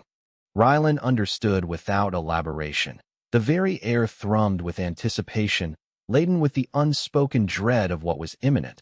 Those 47 seconds stretched into an eternity, a brief reprieve before the whirlwind. "All stations, prepare for protracted conflict," Ryland declared, her voice cutting through the tension. "Divert maximum power to shield matrix. Weapons crews, on standby." Beside her, Ashton's enhanced vision remained locked on the alien fleet. He discerned something beyond the immediate threat, a detail that sent shivers down his spine. It wasn't merely the sheer quantity of warships, nor the pitiless precision of their design. It was the frigid, calculating intellect orchestrating it all, the same intellect that had extinguished Earth. The fragile quiet shattered. A focused volley of energy beams slashed through space, converging on the shield with terrifying force. The Dauntless convulsed violently, sirens wailing as the shield projectors struggled to withstand the barrage. "Shield integrity at 89%, the ensign yelled, his voice a bare thread amid the cacophony. Energy levels fluctuating erratically. Ryland cursed under her breath. The salvaged Elysian tech was resilient, yet it was teetering on the precipice of failure. This wasn't a mere reconnaissance probe. It was a full-blown offensive. Ashton felt a familiar hollowness in his chest, a ghost of the pain that had accompanied Earth's demise. He recalled the frantic evacuation, the futile endeavors to reinforce the planetary defense as the Xylar pounded it to dust. He refused to permit that to transpire again. "Not here. Not now." "Commander," he stated, his voice steady but low. "We must reroute power, prioritize sections under duress. I understand the system's nuances."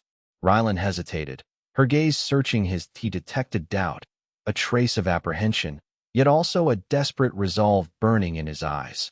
She knew he was their foremost expert, perhaps their sole salvation. "Proceed," she conceded, her tone brusque. "But you're accountable if this deteriorates." Ashton nodded, his focus sharpening. He relocated to a secondary console, his cybernetic fingers flying across the interface. He shifted the power grid, drawing energy from auxiliary systems to bolster the stressed projectors. The Dauntless groaned in protest, lights flickering as the vessel flirted with catastrophic failure. Outside, the battle raged unabated. The Xylar maintained their assault with implacable ferocity, their energy weapons painting the void with ribbons of searing destruction. Terran fighters danced around the alien fleet, locked in desperate skirmishes, their plasma cannons barking defiance. But the shield was paramount. Should it fail, New Eden would be exposed, vulnerable to the Xylar's wrath. "Shield integrity at 72%, the ensign screamed, his voice cracking with dread. "Emitters failing. We can't withstand much longer." Ryland's fists clenched, her knuckles bone-white. "Hold the line," she roared. "Divert power from armaments. Employ every resource." Ashton felt a surge of energy coursing through him, an uncanny, almost symbiotic bond with the Elysian technology. He could sense the shield's vibrations, its subtle variances, the vulnerable points where the Xylar were massing their fire. He pushed the system harder, tapping into reserves he hadn't known existed. The Dauntless shuddered anew, its internal systems shrieking in agony. Ashton, what are you doing? Rylan demanded, her voice sharp with alarm.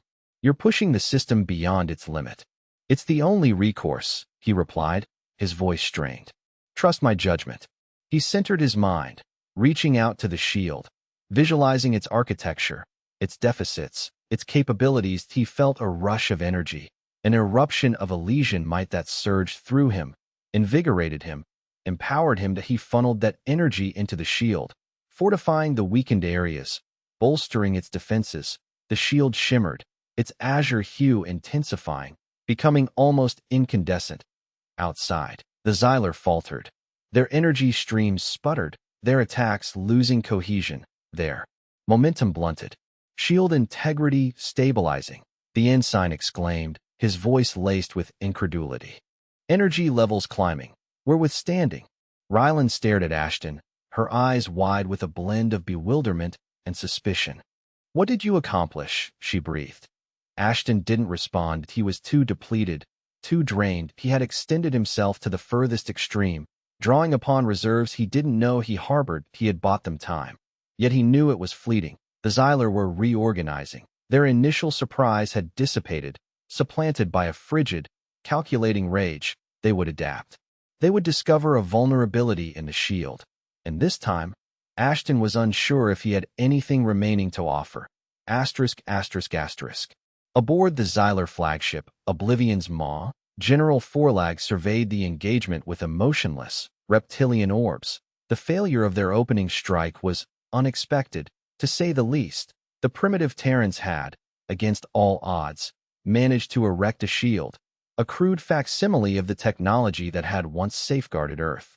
Forlag felt a prickle of annoyance. He had underestimated them. He had proceeded with the assumption that the Terrans, scattered and demoralized following the obliteration of their homeworld, would be easy pickings. That he was mistaken.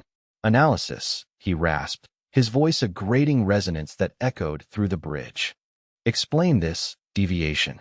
A Xylar technician, its chitinous exoskeleton reflecting the stark lighting, hurried to comply. General, the Terran shield is exhibiting anomalous energy traces. It appears to be reactive. It is adapting to our tactics, reinforcing its defenses in real time. Forlag's eyes narrowed to slits. Reactive? Preposterous. Terran technology is rudimentary. They are incapable of such sophistication. The data is undeniable, General, the technician asserted, its voice a nervous ticking. The shield is evolving, learning from our assaults. Its strength is increasing. Forlag deliberated on this information, his mind whirring. He had encountered reactive defenses previously. During his extensive and brutal campaign across the galaxy, they were invariably difficult, but never insurmountable. Augment the intensity of the energy barrage, he ordered. Concentrate all armaments on a single node on the shield. Overload their defenses. Breach them. The technician hesitated. General, such an attack will deplete our energy reserves. It will render us susceptible to counterattack. Silence. Forlag snarled, his eyes blazing with cold fury. I will tolerate no insubordination. Execute my commands, immediately. The technician recoiled, its exoskeleton trembling. Yes, General. The Oblivion's Maw unleashed its entire arsenal, a devastating surge of energy that slammed into the Terran shield. The other Xylar ships followed suit, focusing their weaponry on the same location, concentrating their might. The shield wavered, its azure glow flickering and dimming. Alarms screeched on the Dauntless, signaling imminent failure. Ashton felt the strain, the crushing weight. The shield was failing, despite his utmost efforts. The Xylar were unyielding, their attacks intensifying. Becoming more targeted, he closed his eyes, centering his mind, calling on every remaining iota of energy he had to endure. He had to safeguard New Eden. He had to avert another Earth. Yet he knew, deep down, that it was only a question of time. The Xylar were too dominant, their technology was too advanced, and he was merely one man, pitted against an overwhelming wave. Forlag watched with satisfaction as the Terran shield began to disintegrate. The energy readings were plummeting, the defenses waning. The climax was approaching. That he allowed himself a cruel smile. The Terrans had displayed a flicker of defiance, a spark of resistance. Yet it was futile. They were destined to be annihilated. Like all the other pathetic species that had presumed to obstruct the Xyler, he would break their shield, shatter their fortifications, and then he would descend upon their colony and extinguish their pathetic existence. And then he would proceed to conquer the remainder of the galaxy. Nothing could impede him. Nothing. The shield ruptured, a cascade of azure energy. Dissipating into the void, the Xyler cheered, their voices a chorus of triumphant clicks and hisses. The route to New Eden was unobstructed. Forlag prepared to deliver the coup de grace, defending the line. The klaxon blared, a raw wound in the Dauntless' metallic hide, barely registering for Ashton. His augmented sights superimposed a brutal reality over the tactical map. Xyler fighters, vermilion and vicious, were chewing through the failing shields. All batteries, prioritize breaches in sectors 4 and 5. Ryland's voice, tight with urgency, cut through the comms chatter to whirlwind of command. She stood tall on the bridge, her gaze laser-focused on the escalating disaster. Ashton felt it, a cold certainty in his bones. Standard protocols were useless. The Xyler were evolving their tactics too quickly. He shoved away from the console, the rasp of his prosthetic leg a grating counterpoint to the alarm. "Commander," he began, his voice rusty from disuse. "They're targeting the harmonic stress points. It's a pattern we can exploit. Prediction, not reaction, is our only advantage." Ryland whirled, brow creased. "Anticipate." "Ashton, we're facing a swarm of ships. How could you possibly?" "I've seen this dance before," he cut in, the words echoing with unspoken history. They broadcast their intentions, subtle shifts in formation, unique energy signatures. It's all there. He gestured towards a cluster of Xyler destroyers, their maneuvers almost lost to the naked eye. "Those three, they aren't directly assaulting the shields, they're weaving a disruptive influence, weakening the neighboring sectors, redirect power, shun energy from 1 and 6 to bolster 3 and 5. Doubt clouded Ryland's face. This was a gamble, a blind throw of the dice based on, what? Gut feeling, battle-honed instinct. But desperation was a powerful driver, and this situation demanded a risk. "Do it," she barked, her voice regaining its steel edge. "Implement Ashton's changes, now." The Dauntless shuddered, power surging through her conduits on the main view screen. The shields flickered, then held, resisting the Xyler assault with reinvigorated strength. Ashton watched, his augmented eyes dissecting the complex ballet of energy and destruction. He could almost taste the shield's resistance, the Elysian tech straining against the alien flood. "He's right," exclaimed a young lieutenant at the tactical station, surprise coloring his voice. "The Xyler attack patterns are diverging. They seem disoriented as if they expected the shields to fail." A flicker of grim satisfaction crossed Ashton's features that it was a temporary reprieve, a moment of oxygen before drowning. The Xyler would adapt. "Boarding pods deployed," another voice erupted, shattering the momentary calm. Multiple hull breaches reported, decks 2 through 5. Ryland swore under her breath. "All hands, repel boarders." "Ashton, with me." Snatching a pulse rifle from the weapons rack, her movements were honed, lethal. "Let's remind these bastards what Terran grid is made of." Ashton followed, his pulse rifle rising smoothly to his shoulder. The Dauntless' corridors had become a theater of war. Alarms shrieked, sparks rained from ruined consoles, and the air reeked of ozone and scorched metal. Colonial guardsmen, faces set and determined, traded fire with the grotesque Xyler warriors that infested the vessel. The Xyler were unlike any horrors he had faced. Towering insectoids encased in chitinous armor and armed with sickle claws, their multifaceted eyes, dark and predatory, gleamed with icy intelligence. They moved with unnerving swiftness and animalistic fury, their guttural cries resonating throughout the corridors. Ryland's spear headed the counterattack, a maelstrom of precise violence. She navigated the chaos with well-honed grace, her pulse rifle spitting streaks of energy that punched through the Xyler ranks. Ashton stayed close, his movements measured, deliberate. He didn't waste a single shot, each blast finding its mark with unnerving accuracy that he aimed. For the articulation points, the gaps in their armor where metal met flesh, exploiting weaknesses with ruthless efficiency. They reached a bottleneck, a narrow passage where a squad of guardsmen fought a desperate rearguard action against a relentless wave of Xylar. The air crackled with plasma, the deck slick with spilled blood. "Hold them! Hold them!" roared a sergeant, his voice ragged. But the Xylar were unyielding, their numbers seemingly limitless. Ashton saw an opening. Engaging his magnetic boots, he rooted himself to the deck. Elevating his pulse rifle, he unleashed a concentrated barrage at the overhead panels. The bulkheads shuddered and fractured, showering the Xylar with debris. The disruption bought them crucial seconds. Rylan, seizing the opportunity, hurled a fragmentation grenade into the mass of Xylar. The resulting explosion tore through the tight space, flinging bodies and momentarily clearing the path. Fall back, Rylan shouted, covering the retreat of the injured guardsmen. Ashton set a demolition charge. Without hesitation, Ashton ripped a thermal detonator from his belt, slapping it onto the bulkhead and setting the timer for 5 seconds. "Move," he barked, seizing Rylan's arm and pulling her back down the corridor. They rounded the corner as the detonator detonated. The passage behind them collapsed in a fiery tomb, sealing off the Xylar advance. Rylan leaned against the wall, gasping for air. "Good work, Ashton," she managed, her voice strained. "But it's only one corridor, they're everywhere." Ashton nodded, his gaze locked on the tactical readout on his wrist. "Agreed. But we can't simply react, we have to lure them into planned kill zones. Exploit the ship's structure to our advantage." He accessed the Dauntless' schematics, his augmented vision tracing the complex weave of passageways and compartments that a pattern emerged, a convergence of Xylar forces heading toward the engineering section. "They're targeting the Elysian core," he stated, his voice hard. "If they disable it, the shield collapses." Rylan's eyes widened. "We have to stop them. But engineering is on the far side of the ship.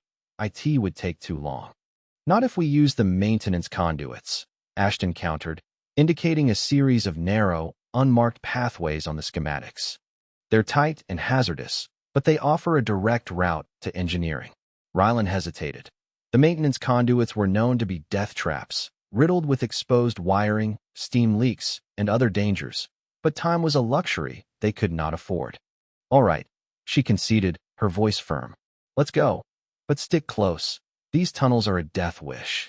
They plunged into the gloom of the maintenance tunnels, pulse rifles raised. The air hung thick with dust and the stale scent of decay. The conduits were oppressive and claustrophobic, forcing them to crawl. Ashton spearheaded the effort, his augmented vision cutting through the shadows. He navigated the labyrinth of pipes and wires with unsettling precision, his movements smooth and efficient. Rylan followed, every sense on high alert. They met pockets of Xylar resistance within the tunnels, small squads of warriors that had somehow managed to infiltrate the tight passageways. The fighting was savage and confined, a desperate struggle for survival in the darkness. Ashton and Rylan fought back-to-back, pulse rifles spitting bolts of energy that echoed through the tunnels. The Xylar warrior lunged from the shadows at Rylan, claws extended. Ashton reacted without thinking, throwing himself in front of her and absorbing the blow. The Xylar's claws raked across his armor, tearing into his flesh. He grunted in pain but didn't waver. Grabbing the Xylar's arm, his augmented strength surged with a wave of fury. He twisted the limb until it snapped with a sickening crack, then brought the butt of his pulse rifle down on the creature's skull. The Xylar slumped, its multifaceted eyes losing their light. Rylan stared at Ashton, her face ashen.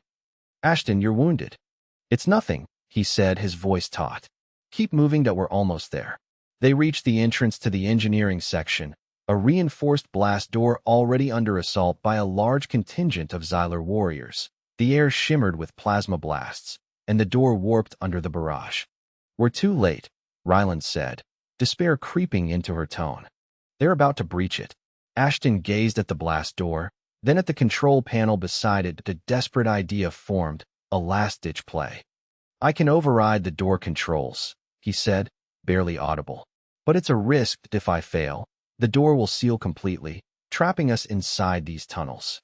Rylan studied him, her eyes a mix of fear and doubt, but also a glimmer of defiance. "Do it," she said, her voice resolute. "We have no other option." Ashton nodded, his hand trembling as he reached for the control panel. He took a steadying breath, focusing his concentration. Bypassing the security protocols, his fingers danced across the keypad. The door controls flickered and died as he stepped back, his heart hammering in his chest. The blast door held, keeping back the Xylar horde. It worked, he breathed, relief flooding him. But it won't hold for long. We have to find another way to stop them. As if in response, the lights flickered, then died, plunging the ship into complete darkness. That a moment later, the emergency lights came on, casting elongated, eerie shadows.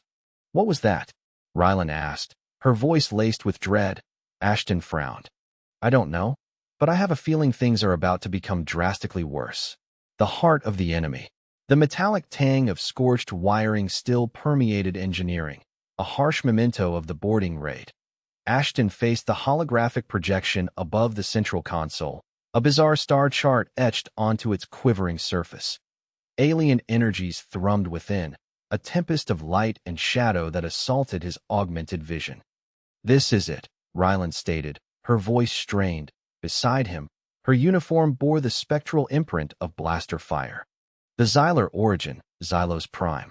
The image morphed, revealing a churning nebula of crimson and obsidian, a cosmic scar.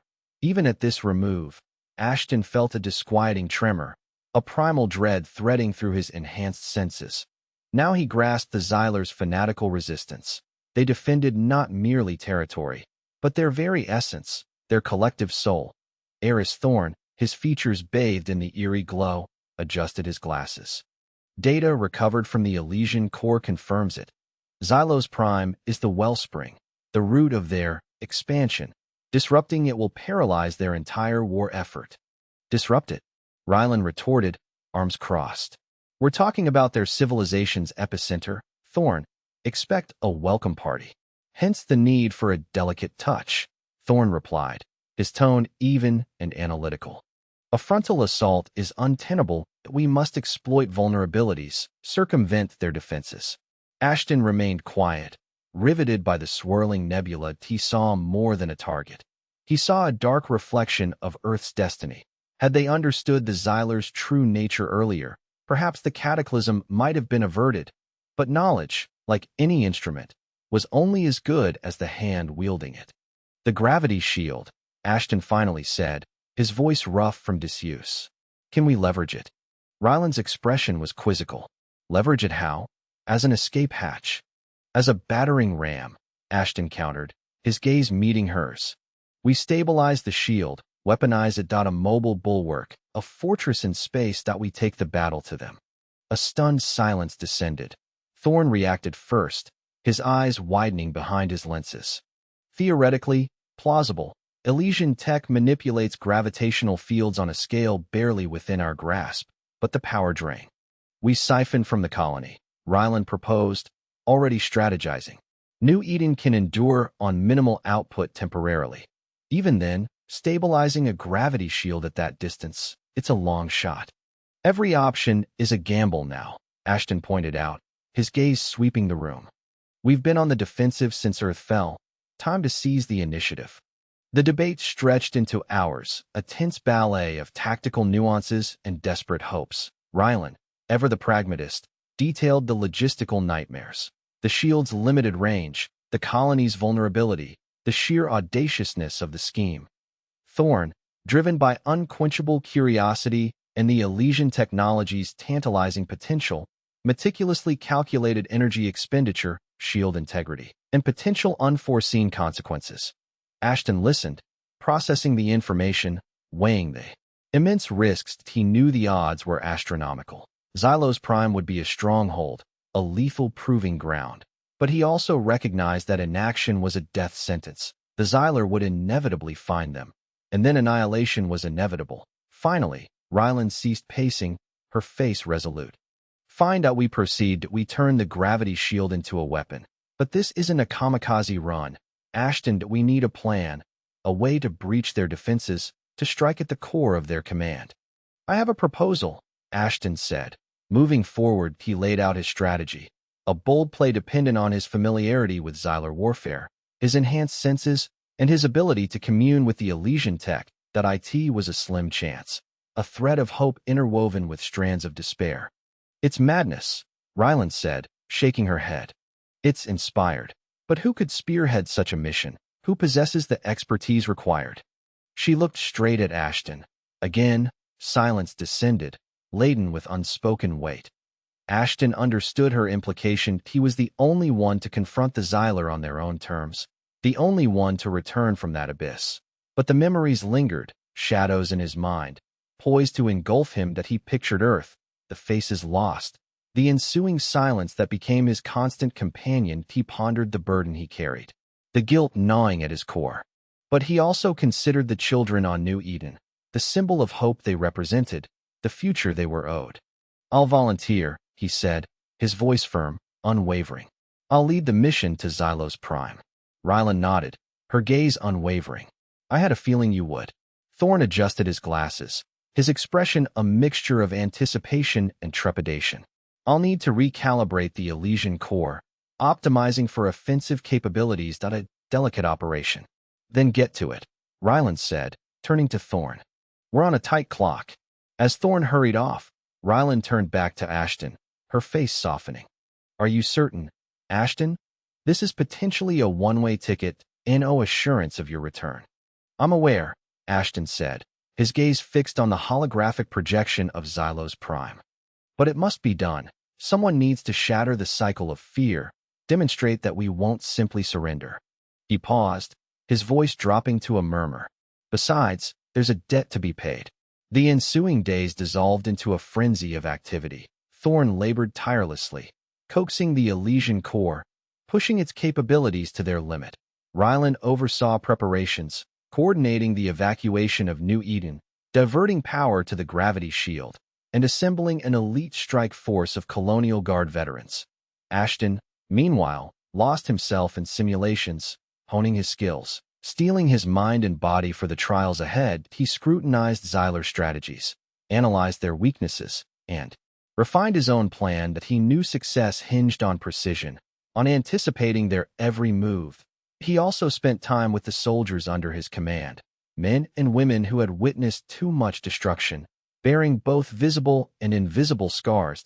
He offered no sugarcoating, no false promises that he laid bare the truth. A perilous mission, astronomical odds, and the very real possibility of not coming back. But he also explained why they must fight, why they must risk everything. He evoked Earth, the beauty that was lost, the lives uprooted. He evoked New Eden, the hope it represented, the future for which they fought. And he evoked the Xylar, their relentless aggression, their insatiable hunger for dominion. "They believe us to be weak," he said, his voice imbued with quiet intensity. "They believe us broken. They believe they can seize everything from us. But they are wrong, that we are survivors, that we are Earth's descendants, that we will not be silenced." His words resonated within the ranks, kindling a spark of defiance. They fought not simply for survival now. They fought for vengeance, for redemption, for humanity's future. As departure drew near, Ashton found himself on the dauntless observation deck, gazing at the swirling nebula of Xylos Prime. That a strange calm settled over him, a quiet acceptance of what lay ahead, that he had come full circle, from the ravaged battlefields of Earth to the enemy's heart. He was as ready as he could be. He closed his eyes, took a deep breath, and allowed the memories to flood him. The faces of fallen comrades, the din of battle, the shrieks of the dying. He embraced the darkness, the anguish, the guilt, and then he released them. He opened his eyes, his gaze clear and resolute. No longer merely a soldier, a survivor, a ghost. He was now a beacon of hope, a symbol of defiance, a warrior on a mission. That he turned and strode toward the bridge, toward the gravity shield, toward the heart of the Xylar. Humanity's destiny rested on his shoulders, and he would not falter. Journey to the homeworld. The void resonated, a deep, pervasive hum felt as much as heard through the dauntless metal bones. On the bridge, Ashton studied the tactical display's bleak assessment. A crimson and violet maelstrom, Xylar space. The taste, sharp and acrid like ozone, prickled his tongue. The crew's trepidation, a flavor he'd grown intimately familiar with since Earth's fall. "Confirmed," Ryland reported, her voice a precise blade cutting through the thick air. Gravity shield integrity at 98%.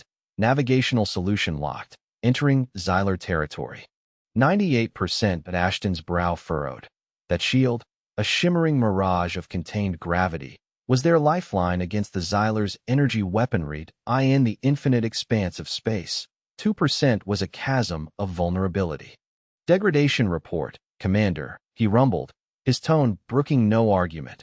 Rylan, rigid as a spar, her expression tight, responded, engineering suspects minor energy matrix perturbations. Diagnostics are underway, General. Ashton choked back a curse. Perturbations could spell oblivion, that he refocused on the tactical display. The Terran fleet, a ragtag assembly of converted transports and jury-rigged fighters, trailed the Dauntless, seeking shelter within the shield's embrace.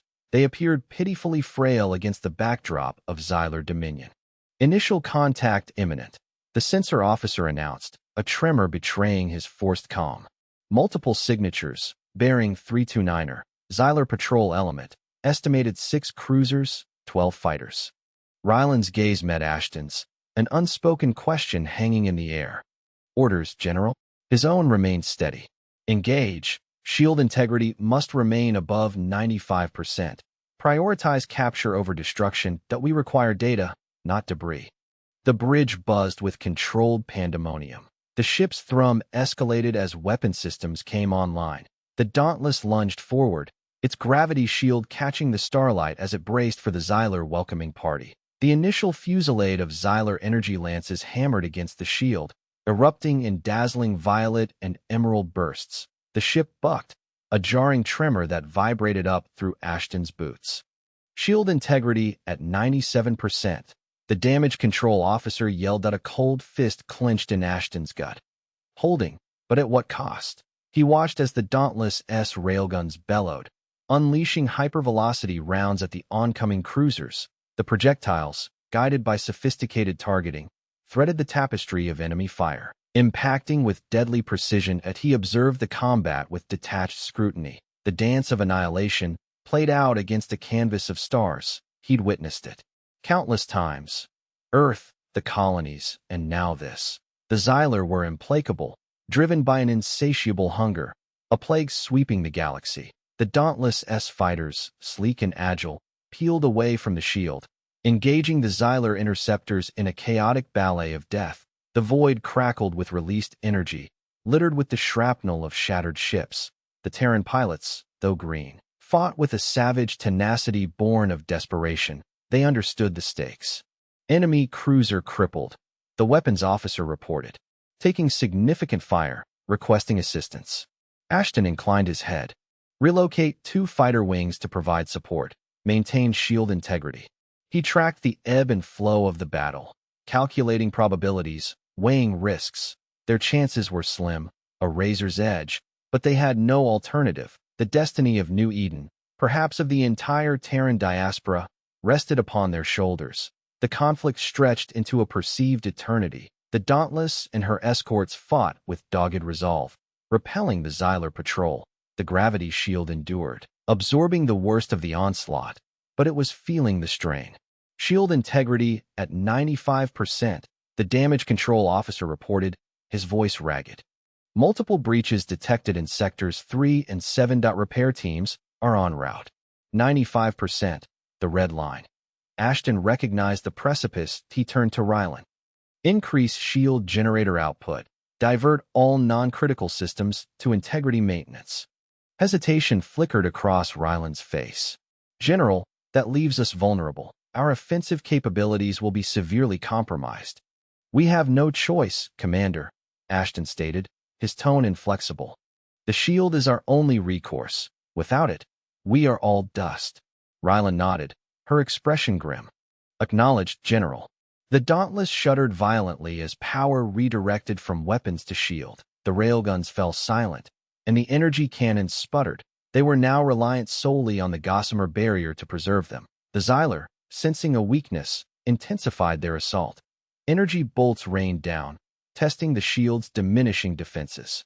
Shield integrity at 94%, the damage control officer shrieked. Breaches are expanding, that we're losing containment. Ashton's fist tightened.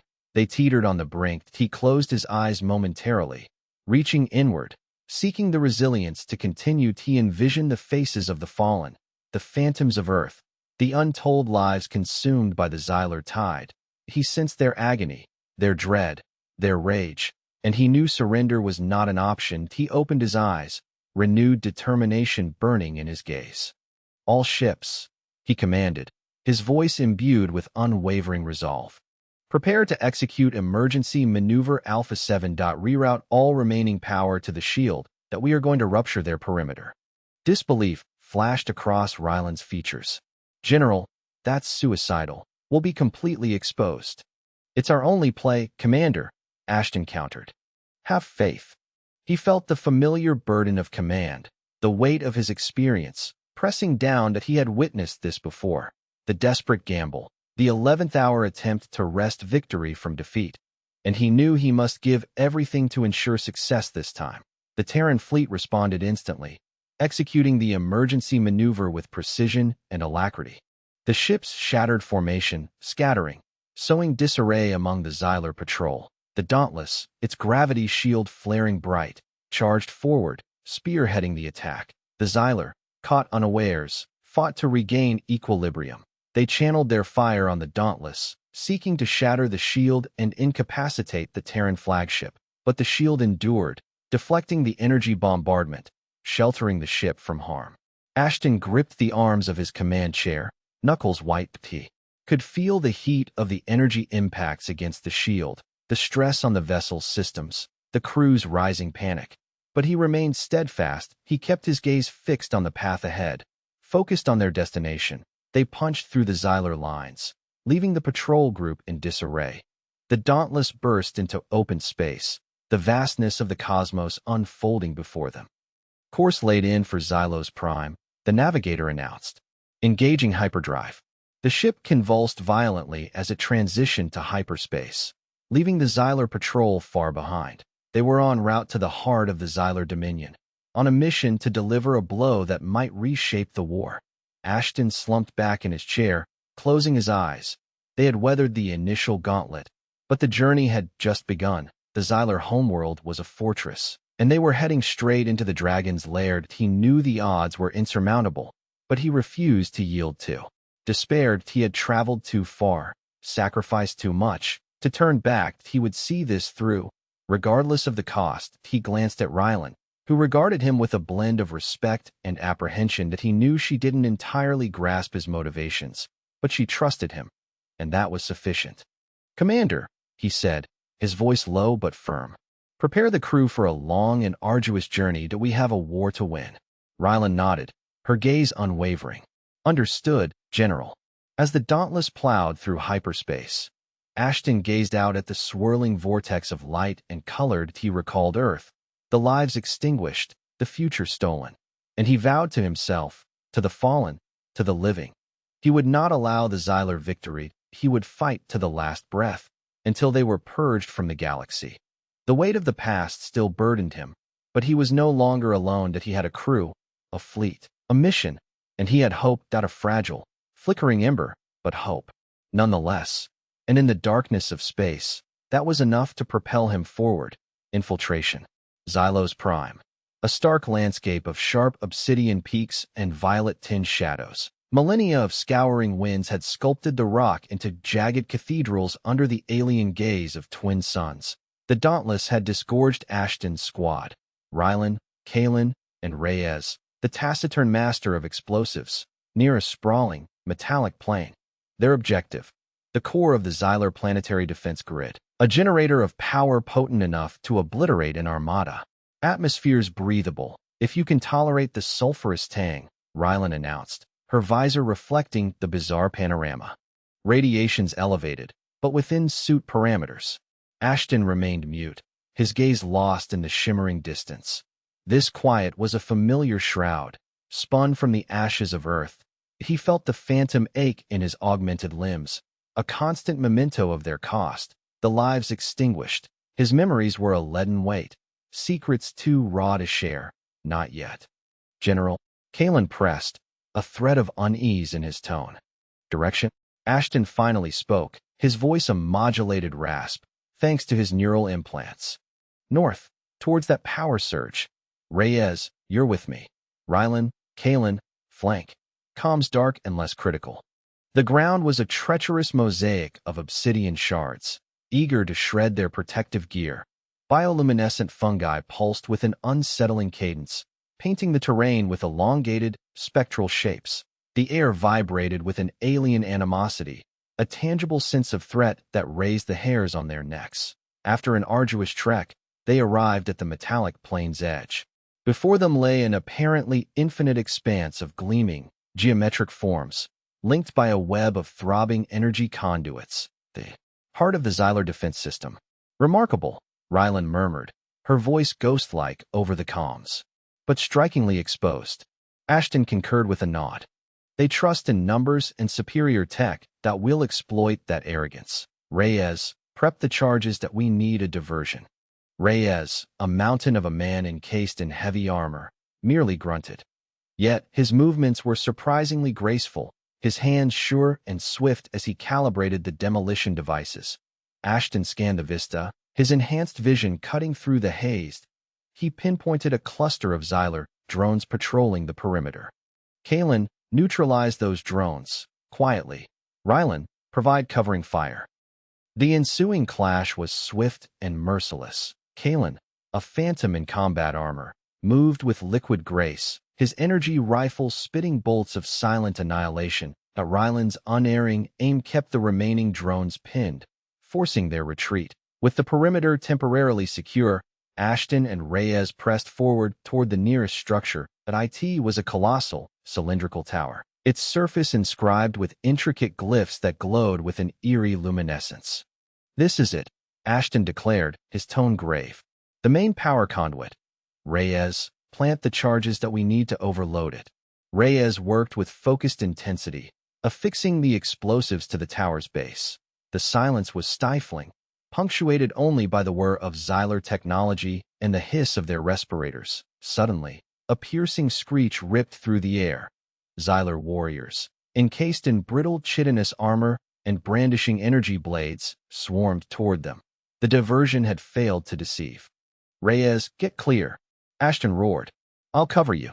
Reyes triggered the charges, and the tower detonated in a blinding supernova of light. The resulting shockwave pulverized the ranks of Xylar warriors with concussive force. Ashton drew his energy blade, a shimmering weapon born from the core of a dying sun that he moved with a lethal speed and ferocity that belied his age and his cybernetics. He became a human scythe, reaping the Xylar warriors with ruthless efficiency.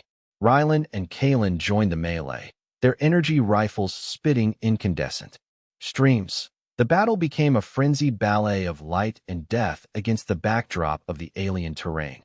Despite their technological advantages, the Xylar warriors pressed their attack with relentless vigor. They surged forward like an inexhaustible tide, energy blades flashing in the ultraviolet gloom. Ashton felt a searing agony in his flank as an energy blade scored his armor that he disregarded it. His concentration unwavering, he had a duty to fulfill, a vow to keep. We need to fall back. Rylan shrieked over the comms. We're being overwhelmed. Ashton knew she was right. Their position was untenable. Reyes, arm the secondary charges. We're pulling out. Reyes complied, his expression grim. They retreated toward the relative safety of the obsidian landscape, fighting a desperate delaying action that as they reached the broken terrain. The secondary charges erupted. The entire metallic plain became a hellscape of cascading explosions, annihilating the Xylar defense grid. The ensuing shockwaves buffeted them, but they held their ground. They watched as the Xylar structures disintegrated, their energy conduits snuffed. That should buy us some breathing room, Rylan gasped, her voice ragged. But they will be coming in force. Ashton nodded. We need a fallback, a sanctuary to regroup and strategize. They retreated deeper into the obsidian labyrinth, seeking refuge from the inevitable Xylar reprisal. The oppressive silence felt heavier than ever to Ashton. He understood that their survival, and the fate of the Terran exiles, hinged on him. He had to breach the dam of silence, to share his insights, to guide them to victory. Yet, the words remained tethered, shackled by the horrors witnessed. The culpability endured as they navigated the alien wilderness. Ashton noticed a fissure in a monolithic rock formation. "This way," he uttered, barely audible. "It's our best bet." They squeezed through the opening, finding themselves in a dark, constricting tunnel. The air was thick with the pungency of sulfur and decay. "Where does this lead?" Kalen inquired, a note of foreboding in his voice.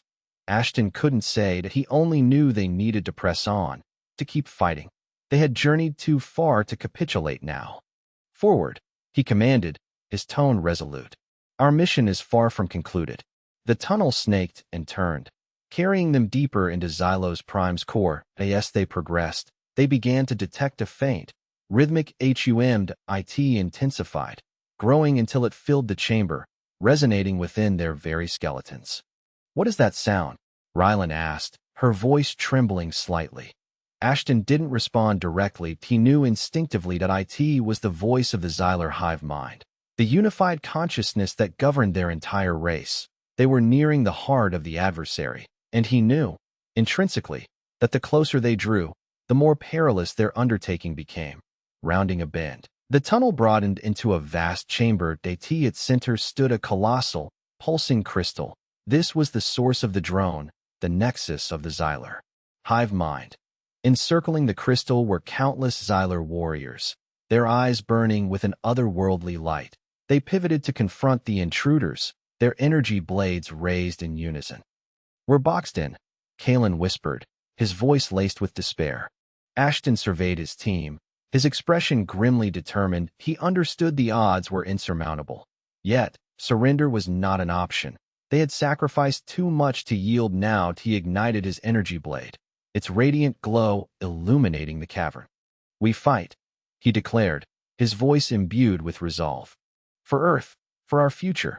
And with that pronouncement, they charged into the fray, a meager band of heroes against a limitless swarm of foes. The battle for Xylos Prime had truly begun. That Ashton's silence would have to be shattered for them to prevail. The weight of his past, the burden of his knowledge, had to be shared at last. The epoch of murmurs had passed. The era of truth had dawned. Showdown. A violet effluvium, sparking with raw power, prickled Ashton's enhanced senses. The Xylar hive's central crystal throbbed before him, an obscene organic metronome throwing grotesque, shifting shapes across the cavern walls. Around him, his squad, bruised but unbowed, held a shaky perimeter, weapons tracking the relentless tide of Xylar drones that oozed from every fissure. Each drone, a facet of the collective, a splinter of their commander's malign purpose. Yet, within this vast communion, Ashton sensed anomaly. "They're not yielding." Ryland's cry cut through the din of plasma fire. Grime streaked her face, and her armor sported fresh burns, but her gaze blazed with undiminished resolve. "They're throwing everything they've got," Ashton affirmed with a nod, his attention riveted to the pulsating crystal. "They know our purpose," he stated, a low rumble in his throat. "They anticipate our move." He triggered his neural link, cerebral implants humming as they latched onto the Xylar network. The torrent of unfiltered data flooded his consciousness. A maelstrom of tactics, thoughts, and an icy, implacable loathing. The hive mind's presence washed over him, a vast, incomprehensible ocean of sentience spanning the planet and beyond. He had to isolate the nodal point, the nexus of its will, to pinpoint their commander. Suddenly, a voice, brittle and sharp as splintered ice, echoed within his skull. Asterisk, "Thomas Ashton, you have returned. Your efforts are futile." Asterisk. Ashton gritted his teeth, funneling his mental energies. Forlag, he projected, sending his thoughts directly into the network. "This ends now." Asterisk, "Insolent mortal, you cannot fathom Xylar might. We are myriad, we are unending." Asterisk. The voice dripped with arrogance, a far cry from the savage brutality of the drones. Ashton ignored the baiting. Already he plunged deeper, hunting the voice's source. He navigated strata of information, past bulwarks of encrypted thought, reaching the heart. A singular, immensely potent node radiating dark energy. He severed the tendrils of connection, wrenching free of the hive mind's grip. "I've located him," he announced to his squad. Forlags hardwired to the crystal, disruption of that link. will cripple their defenses. And how do we accomplish that? Sergeant Knox's voice strained with apprehension. Ashton regarded the crystal, its surface shimmering with baleful light. I have a method, he replied, his tone stark. It won't be pretty. He unholstered his plasma pistol, its barrel radiating intense heat. Then he drew his combat knife, the vibroblade humming with lethal intent.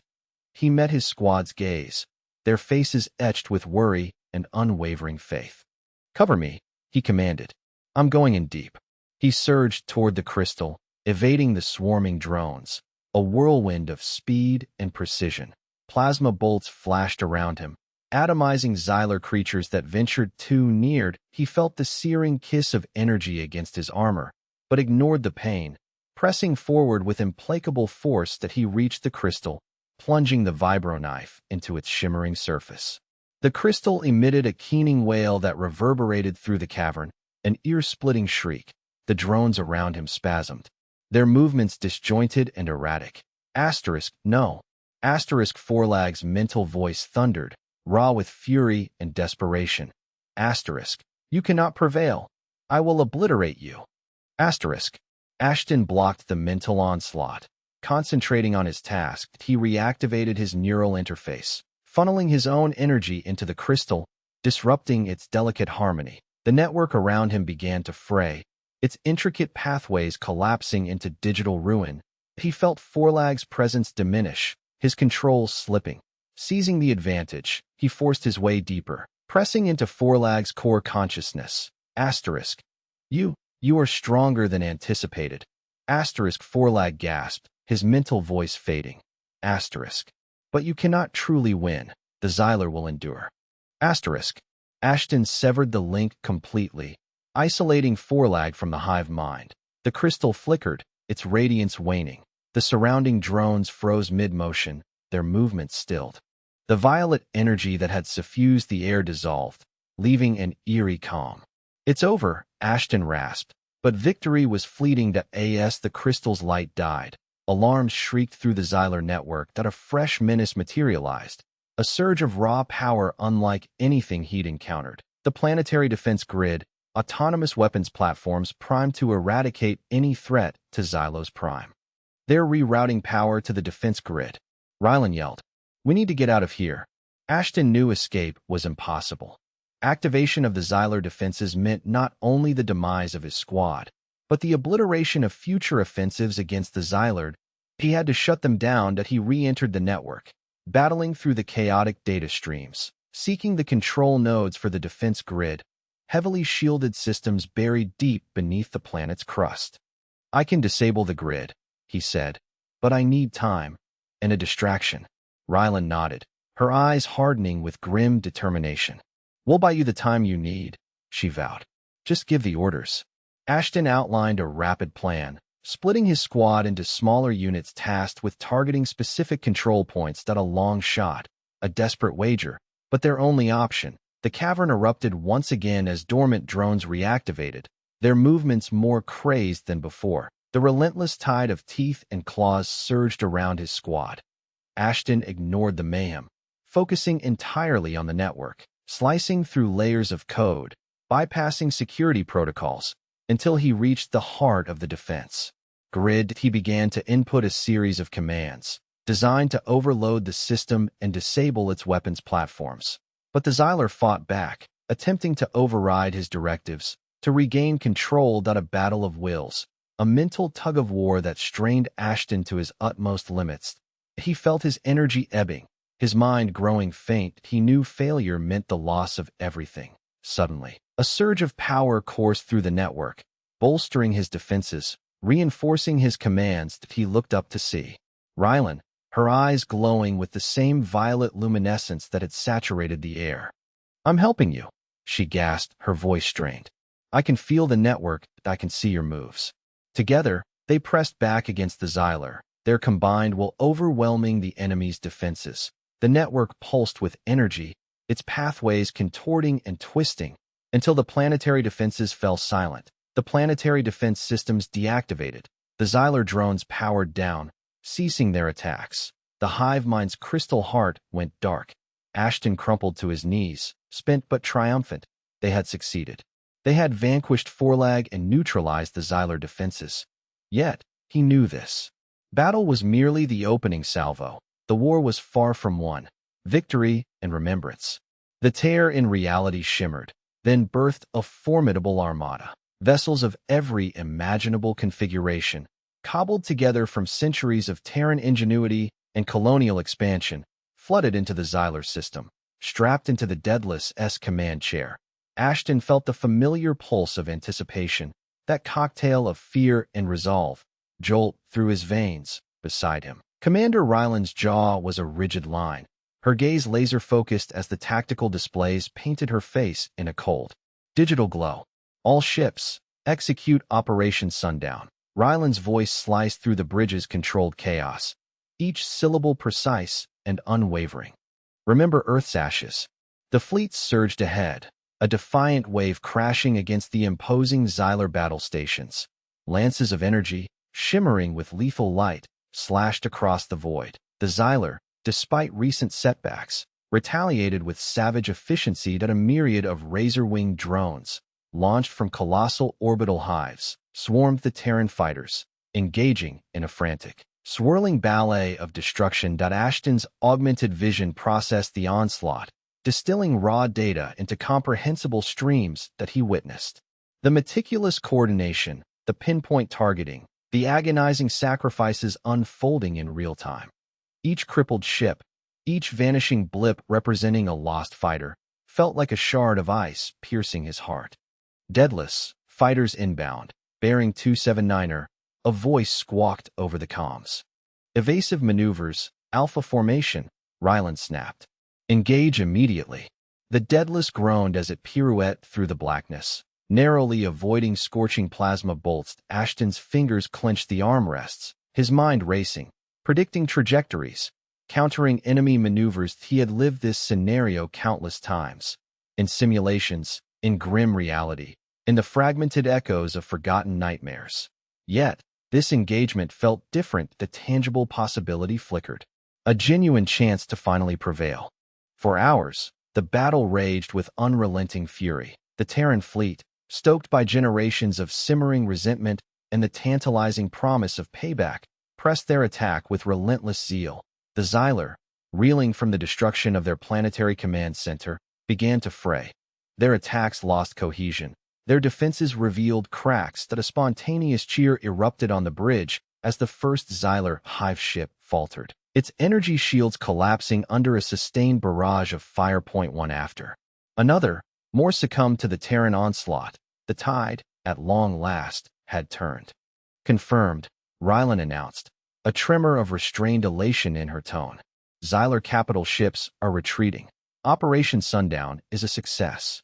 Euphoria swept through the fleet. The comm channels buzzed with cries of triumph, tearful tributes to fallen comrades, and raw, unfiltered relief. They had done it. They had landed a decisive blow against the foe that had haunted their existence for too long. Ashton allowed himself a ghost of a smile, etched with weariness.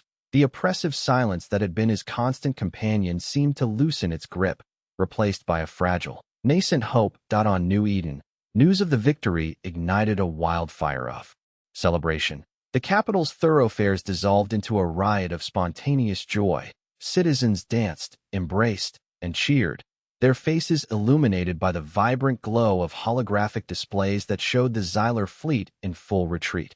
Watching from the balcony of the Preservation Council headquarters, Elder Lyra experienced a pang of disquiet amidst the jubilation.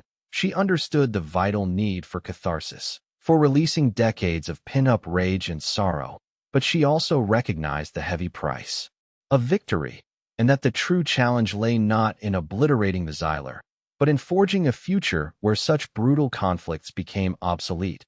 She turned to her aide. Have the memorial services been finalized? Yes, Elder, the aide responded.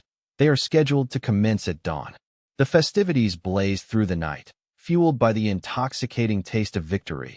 But as the first rays of sunrise painted the sky, a somber mood descended across the colonies. The time for remembrance had arrived. On New Eden, a sprawling memorial plaza stood ready, dominated by a towering obelisk of polished obsidian, its surface etched with the names of the dead. Similar monuments stood on every Terran world, each a somber testament to the sacrifices endured in the protracted and savage war against the Xylar. Ashton stood beside Rylan at the New Eden Memorial, the chill morning air ruffling his hair.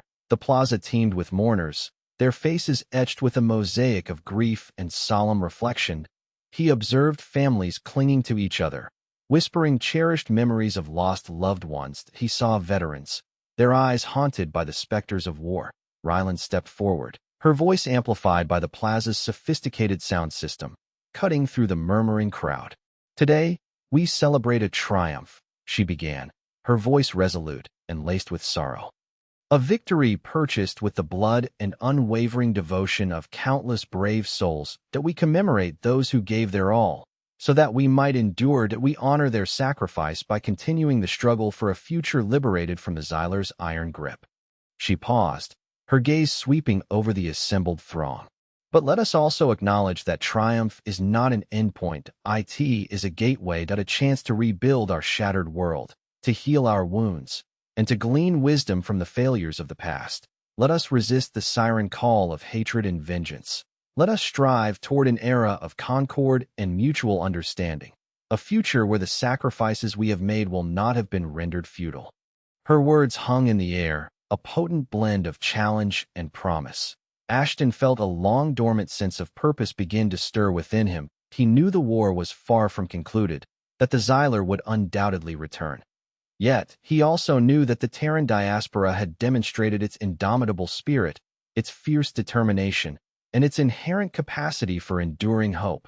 Following the formal ceremony, Ashton found himself drawn to a secluded corner of the plaza, seeking refuge from the throng. He stood before a section of the obelisk, his fingers tracing the name of a fallen comrade, a name he hadn't dared utter aloud in years. The crushing weight of his self-imposed silence threatened to engulf him once more. He closed his eyes, battling to suppress the harrowing memories that clawed at the edges of his mind. The screams, the concussive blasts, the faces of the departed. He inhaled deeply and, slowly, tentatively, began to speak. He spoke of the unspeakable horrors he had witnessed, the agonizing decisions he had been forced to make, the corrosive guilt he had carried for so long. He spoke of Earth's fiery demise, the clandestine secrets of Project Lazarus, and the soul-crushing burden of knowing the truth. His voice was a mere whisper, yet it was a beginning, a shattering of the silence that had imprisoned his soul for far too long. As he spoke, he felt a gentle hand rest on his shoulder. He turned to find Eris Thorn, standing beside him, his face etched with empathy. "You don't have to shoulder this burden alone, Thomas," Eris said quietly.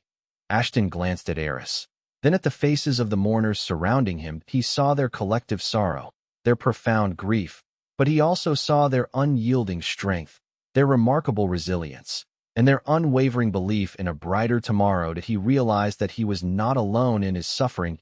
He was an integral part of something larger, something far more powerful. He was a member of the Terran diaspora, a people forged in the crucible of adversity, unyielding in their resolve to survive and rebuild. He continued to speak, his voice gaining strength with each passing word, his story flowing more freely, more honestly. He shared his experiences, not as a confession seeking absolution, but as a testament to the unyielding power of the human spirit. As he finished speaking, he felt an immense weight lift from his shoulders.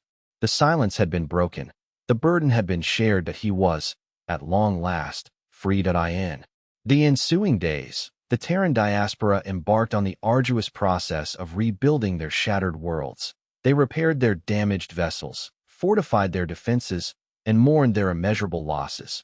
But they also looked ahead, determined to create a more just and equitable future for themselves and for generations yet unborn. Eris Thorn, with Lyra's blessing, dedicated himself to unlocking the full potential of the Elysian core, exploring its capabilities not just as a weapon of war, but as a source of clean, renewable energy and advanced technology. That he firmly believed that the path to lasting peace lay not in military dominance, but in scientific progress and global collaboration. Lyra, meanwhile, initiated a cautious and deliberate process of establishing communication with other sentient species, striving towards a future characterized by mutual cooperation and understanding. Ashton, freed from the shackles of his silence, emerged as a beacon of hope for the Terran diaspora. He journeyed from colony to colony, sharing his story, inspiring others to confront their grief and embrace the promise of a new dawn. He understood that the war with the Xylar was far from over. He knew that there would be more battles, more sacrifices, more devastating losses. But he also knew that the Terran diaspora had rediscovered its voice, its collective strength, and its unwavering hope. And that, he believed with all his heart, was the key to their ultimate survival. The victory over the Xylar fleet had come at a staggering cost, but it had also served as a catalyst for profound transformation. It had shattered the silence that had held them captive, distributed the weight of their collective burden, and ignited the inextinguishable flame of hope. The Terran diaspora still had a long and treacherous road ahead, but they were finally on the path to a brighter, more promising future. A future built on the bedrock of remembrance, resilience, and an unwavering belief in the boundless potential of the human spirit, rebuilding from ashes. Skeletal husks of bygone skyscrapers stabbed at the perpetually bruised, twilight sky. Earth that a name breathed like a prayer or a curse across the scattered colonies, a chilling bedtime story. Ashton, his augmented eyes straining, gazed from the landing shuttle's viewport, trying to comprehend the magnitude of the ruin. Ochre dust, the finely ground remains of civilization, blanketed everything that a panorama of utter abandonment. It stood as a stark testament to humanity's arrogance and the Xylar's mercilessness. Inviting, isn't it? Jack's Sparky Torrin's voice, tight with forced cheer, cut through the comms. Piloting the shuttle, his flippancy felt like thin ice over a deep, dark lake. Ashton felt Sparky's disquiet buzzing through the static. "Save it, Sparky," Ashton rumbled, his voice raspy from disuse. The shuttle settled onto what had been a verdant London park, now a scarred, cratered expanse. The airlock side open, releasing a puff of stale, metallic-tinged air. Stepping out, Ashton felt the gravity's pull, heavier than memory allowed. That it resonated deep within, a bone-weary ache echoing the hollowness in his soul. Eris Thorne followed, his face a canvas of sorrow and inspiration. He held a device that hummed with muted elision. "Power. Scans are conclusive, Ashton. Radiation spiked, but manageable. The core should stabilize a few kilometers around us, relatively swiftly." Ashton nodded, surveying the ravaged vista. "Let's begin." The initial weeks became a frantic dance of activity. Drones, like metallic bees, zipped across the landscape, mapping radiation hotspots and the ravaged terrain. Eris, with his dedicated team of scientists and engineers, labored tirelessly, calibrating the Elysian tech to Earth's unique degradation. The core throbbed with soft luminescence, its energy bleeding into the poisoned soil, countering the toxins and coaxing the dormant biosphere to reawaken. Surprisingly, Sparky became indispensable. His chaotic energy, usually a headache, found focus in an obsessive drive to clear the wreckage and fortify their perimeter. He commanded heavy machinery with feverish zeal, demolishing shattered structures and shifting mountains of pulverized debris. Ashton knew it was his method of processing, discovering purpose amid unfathomable loss. Ashton largely kept to himself, a silent sentinel amidst the whirlwind. He oversaw operations, made critical judgments, ensured the team's survival. Yet, he remained withdrawn, his thoughts barricaded behind walls of grief and remorse. Memories of Earth's demise, the faces of those lost, the impossible choices he'd been forced to make. They were relentless specters. One evening, bathed in the tepid glow of the Elysian core's artificial sun over their fledgling settlement, Eris found Ashton. He was standing on a crude platform, watching the gradual rebirth of the landscape. Verdant shoots pierced the scorched earth, a testament to the Elysian tech's potency and life's tenacious grip. "It's extraordinary, don't you think?" Eris offered softly. "To witness life reclaim this place." Ashton grunted acknowledgement, eyes fixed on the horizon. "You've been withdrawn, Ashton," Eris pressed, his voice laced with concern. "More than usual. Are you holding up?" Ashton hesitated, the words snagged in his throat. I saw things, Eris. Atrocities no one should ever witness. They are unshakable. Eris nodded slowly, understanding etched on his face. You don't have to shoulder that alone. We're here. Ashton, that will help you carry it. Ashton remained silent, wrestling with internal demons before finally whispering. Do you know what they truly did? Eris waited, offering only his patient presence. The council, before the fall, before the Xyler, they were aware. They knew the system was on the brink. They let the divide widen, the disparity grow, and did absolutely nothing. They feathered their own nests, certain they'd be safe in their ivory towers. He spat into the dust. And the Elysian Project? It was never intended to save everyone. It was a lifeboat for them. Eris recoiled, surprised. Searching for the right words, he finally asked, Are you certain? That's a grave accusation. I witnessed it. Eris, I saw the manifests, attended the meetings, the evidence was plain. And you stood by? Eris asked, regretting the accusatory tone before the words fully left his mouth. Ashton whirled on him, his eyes blazing. What agency did I possess? I was a soldier, a tool. Had I spoken out, I would have been silenced, one way or another. Eris retreated a step, holding up placating hands. I apologize, Ashton, I didn't mean to point the finger. I'm simply trying to comprehend. Ashton's gaze fell, the fire dimming. I understand that it's just admitting our complicity, in some form, is difficult. Then guide us. Ashton, tell me what path we must take now. I need direction. He looked up, his eyes burning with conviction. We rebuild, but we don't repeat the mistakes. We forge a society rooted in fairness, in justice, in empathy. We learn from our catastrophic failures, and we craft a future worthy of such sacrifice. Eris nodded, his expression resolute. I'm with you. Ashton the very end. In the following days, Ashton began to unburden himself, slowly revealing his experiences and insight to Eris and the others. He spoke of the rampant corruption and inequity that had infested Earth, of the myopic vision and avarice that had precipitated its destruction. That he laid bare the truth of the Elysian Project, its concealed agenda, and the secrets it harbored.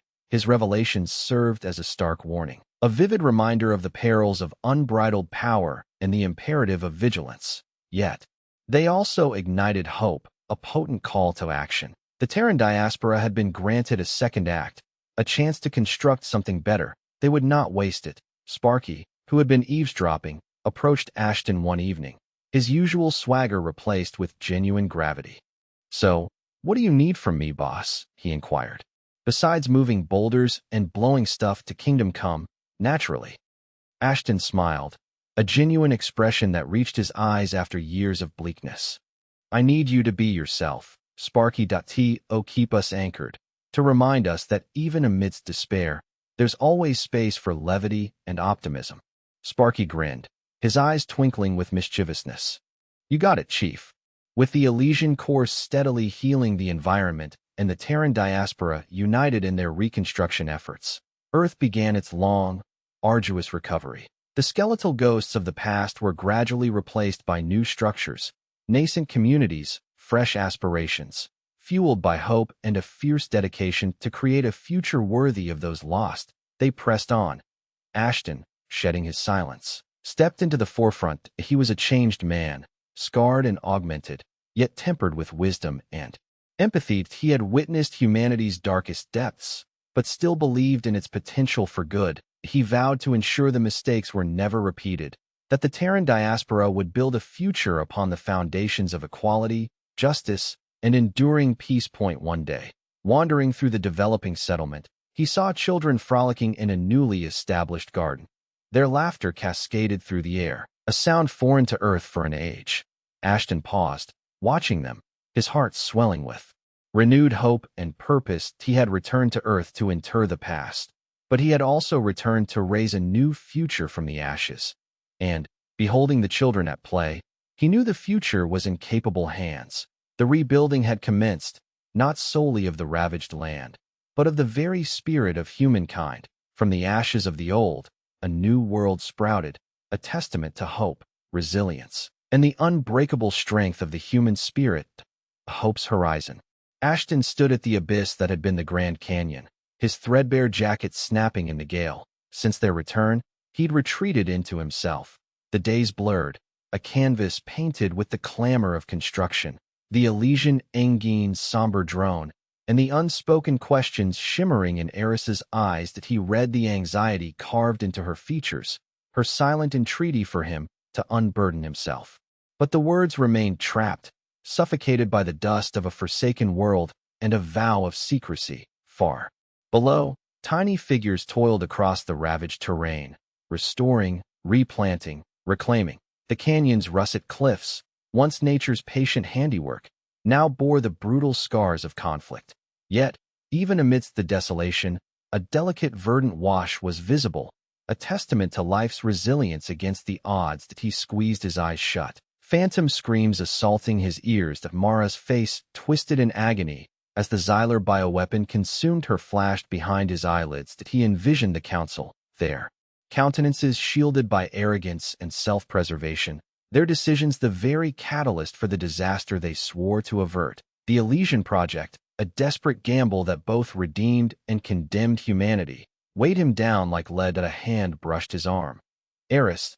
He opened his eyes, the cerulean gleam of his cybernetic eye reflecting the stark sunlight. Her touch, a welcome warmth, pulled him back to earth. Ashton, she murmured, her voice a wisp against the wind's howl. You don't need to shoulder this alone. He met her gaze, noting the worry lines radiating from her eyes, the unwavering conviction shining within that he longed to confide everything. The Elysian Project's fundamental flaws, the rot within the council, the true scope of the Xylar peril. But no sound escaped. The silence had become a fortress, each brick cemented with trauma and guilt. He mustered a wan smile, a feeble attempt at reassurance. Okay, Eris, just sorting things out. She refrained from pressing him, allowing him his space. He appreciated her tact, even as it deepened his self-reproach. Thorn is making strides with the terraforming, she offered, shifting the focus. He believes he can accelerate the process, even adapt it to purify the atmosphere more rapidly. Ashton nodded, his gaze returning to the emerald chutes below. Good. The sooner we render this place habitable, the better. He understood that reviving Earth transcended mere environmental repair. It demanded a restoration of the human spirit, a demonstration that they could glean wisdom from their errors, forge a superior future from the ashes of yesterday. But how could they erect a brighter tomorrow atop a foundation of deceit and hidden truths? Later, Ashton discovered Thorn in his makeshift lab, a repurposed cargo container crammed with salvaged equipment and Elysian technology. Thorn, brow deeply creased in concentration, hovered over a holographic display, fingers dancing across the interface. The confined space pulsed with the low thrum of energy, permeated by the reek of ozone and scorched metal. What's the progress? Ashton inquired, his voice hoarse from disuse. Thorn looked up, fatigue softening his features. Slow, but steady. The Elysian algorithms are intricate. However, I believe I'm beginning to grasp their core logic. He indicated the swirling vortex of data and schematics projected in the air. The key lies in manipulating the atmospheric nanites. We can employ them to disintegrate pollutants, expedite carbon sequestration, and even mend the ozone layer. Ashton observed Thorn's skillful manipulation of the data, his fingers moving with practiced fluidity. The man was a genuine visionary, a brilliant mind spurred by a profound ambition to effect meaningful change. Ashton envied his focus, his unshakable optimism. I uncovered something else, Thorn stated, his tone turning grave. Within the Elysian Code, there are safeguards, contingency protocols for numerous catastrophic events. Ashton felt a knot tighten in his gut. He anticipated what was coming. One of them, Thorn continued, his voice hushed, details a protocol for addressing a potential Xylar resurgence that it entails a preemptive assault. Ashton's breath caught. An assault on whom? Thorn hesitated, his gaze darting nervously. Xylos Prime. The name echoed in the air, thick with foreboding. Xylos Prime, the Xylar origin world, the font of their suffering. The mere notion of an offensive was lunacy, threatening to reignite the conflict, possibly culminating in mutual annihilation. We can't, Ashton managed, barely audible. We can't repeat the errors of the past. Thorn studied him, confusion clouding his eyes. But the protocol that it's designed to prevent another cataclysm. It's designed to guarantee our survival, regardless of the cost, Ashton retorted, his voice growing stronger. Even if it requires perpetuating the cycle of violence. He knew he had to confide in him, share the weight of his knowledge, even if it meant demolishing Thorn's trust in the Elysian project. The council, Ashton began, his voice trembling slightly. They were aware of the Xylar threat well before the invasion. Opportunities for negotiation existed, chances to forge a peaceful resolution. Yet, they opted to prioritize their own positions, their own preservation. He recounted everything to Thorn. The council's depravity, the concealed agenda of the Elysian initiative, the true toll of their salvation. He spoke for hours, the words spilling forth in a cathartic flood of grief and rage. Thorn listened in stunned silence, his face paling with each revelation. By the time Ashton concluded, the lab had succumbed to a heavy, stifling quiet. I don't know what to say, Thorn finally stammered, his voice a mere whisper. I always believed. I thought they were acting in humanity's best interest.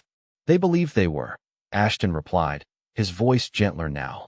But their interpretation of best was distorted. They were prepared to forfeit anything, anyone, to ensure their own survival, and ultimately, they brought about our near destruction. He regarded Thorn, his eyes pleading for understanding.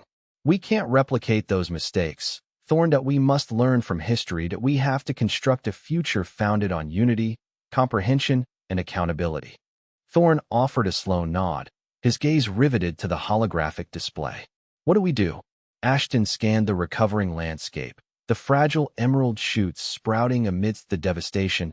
He discerned the hope reflected in the eyes of those rebuilding their lives, the steadfast resolve to sculpt a brighter tomorrow. We build, he said, his voice resolute.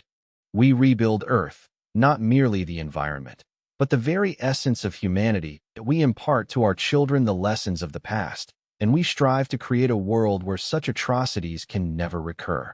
He knew the task would be daunting. The path ahead would be lengthy and arduous, beset by hurdles and setbacks. But he was also cognizant that they were not alone. The Terran diaspora, dispersed across the cosmos, awaited a signal, a beacon of hope. He met Thorn's eyes, a flicker of optimism igniting within them. And we devise a means of communicating with the Xylar, that we decipher their language, their culture, their motivations. We endeavor to understand them, even if they fail to grasp us. Thorn fixed him with a searching stare.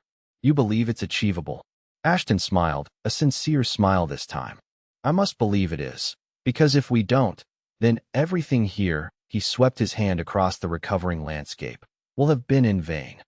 He exited the lab, the wind buffeting his face. He gazed towards the horizon, where the sky was beginning to lighten with the promise of a new dawn. The burden of silence hadn't entirely dissipated, but it felt lighter now. He had shared his secrets, and in doing so, had discovered a sliver of hope. The restoration of Earth would be a challenging undertaking, but it represented a beginning, a chance to glean wisdom from the past, to construct a superior future, a future guided by unity, comprehension, and accountability, a future where the Council's errors would forever remain unrepeated, a future where humanity could at long last discover peace. He closed his eyes, inhaled deeply, and whispered, "Let's begin."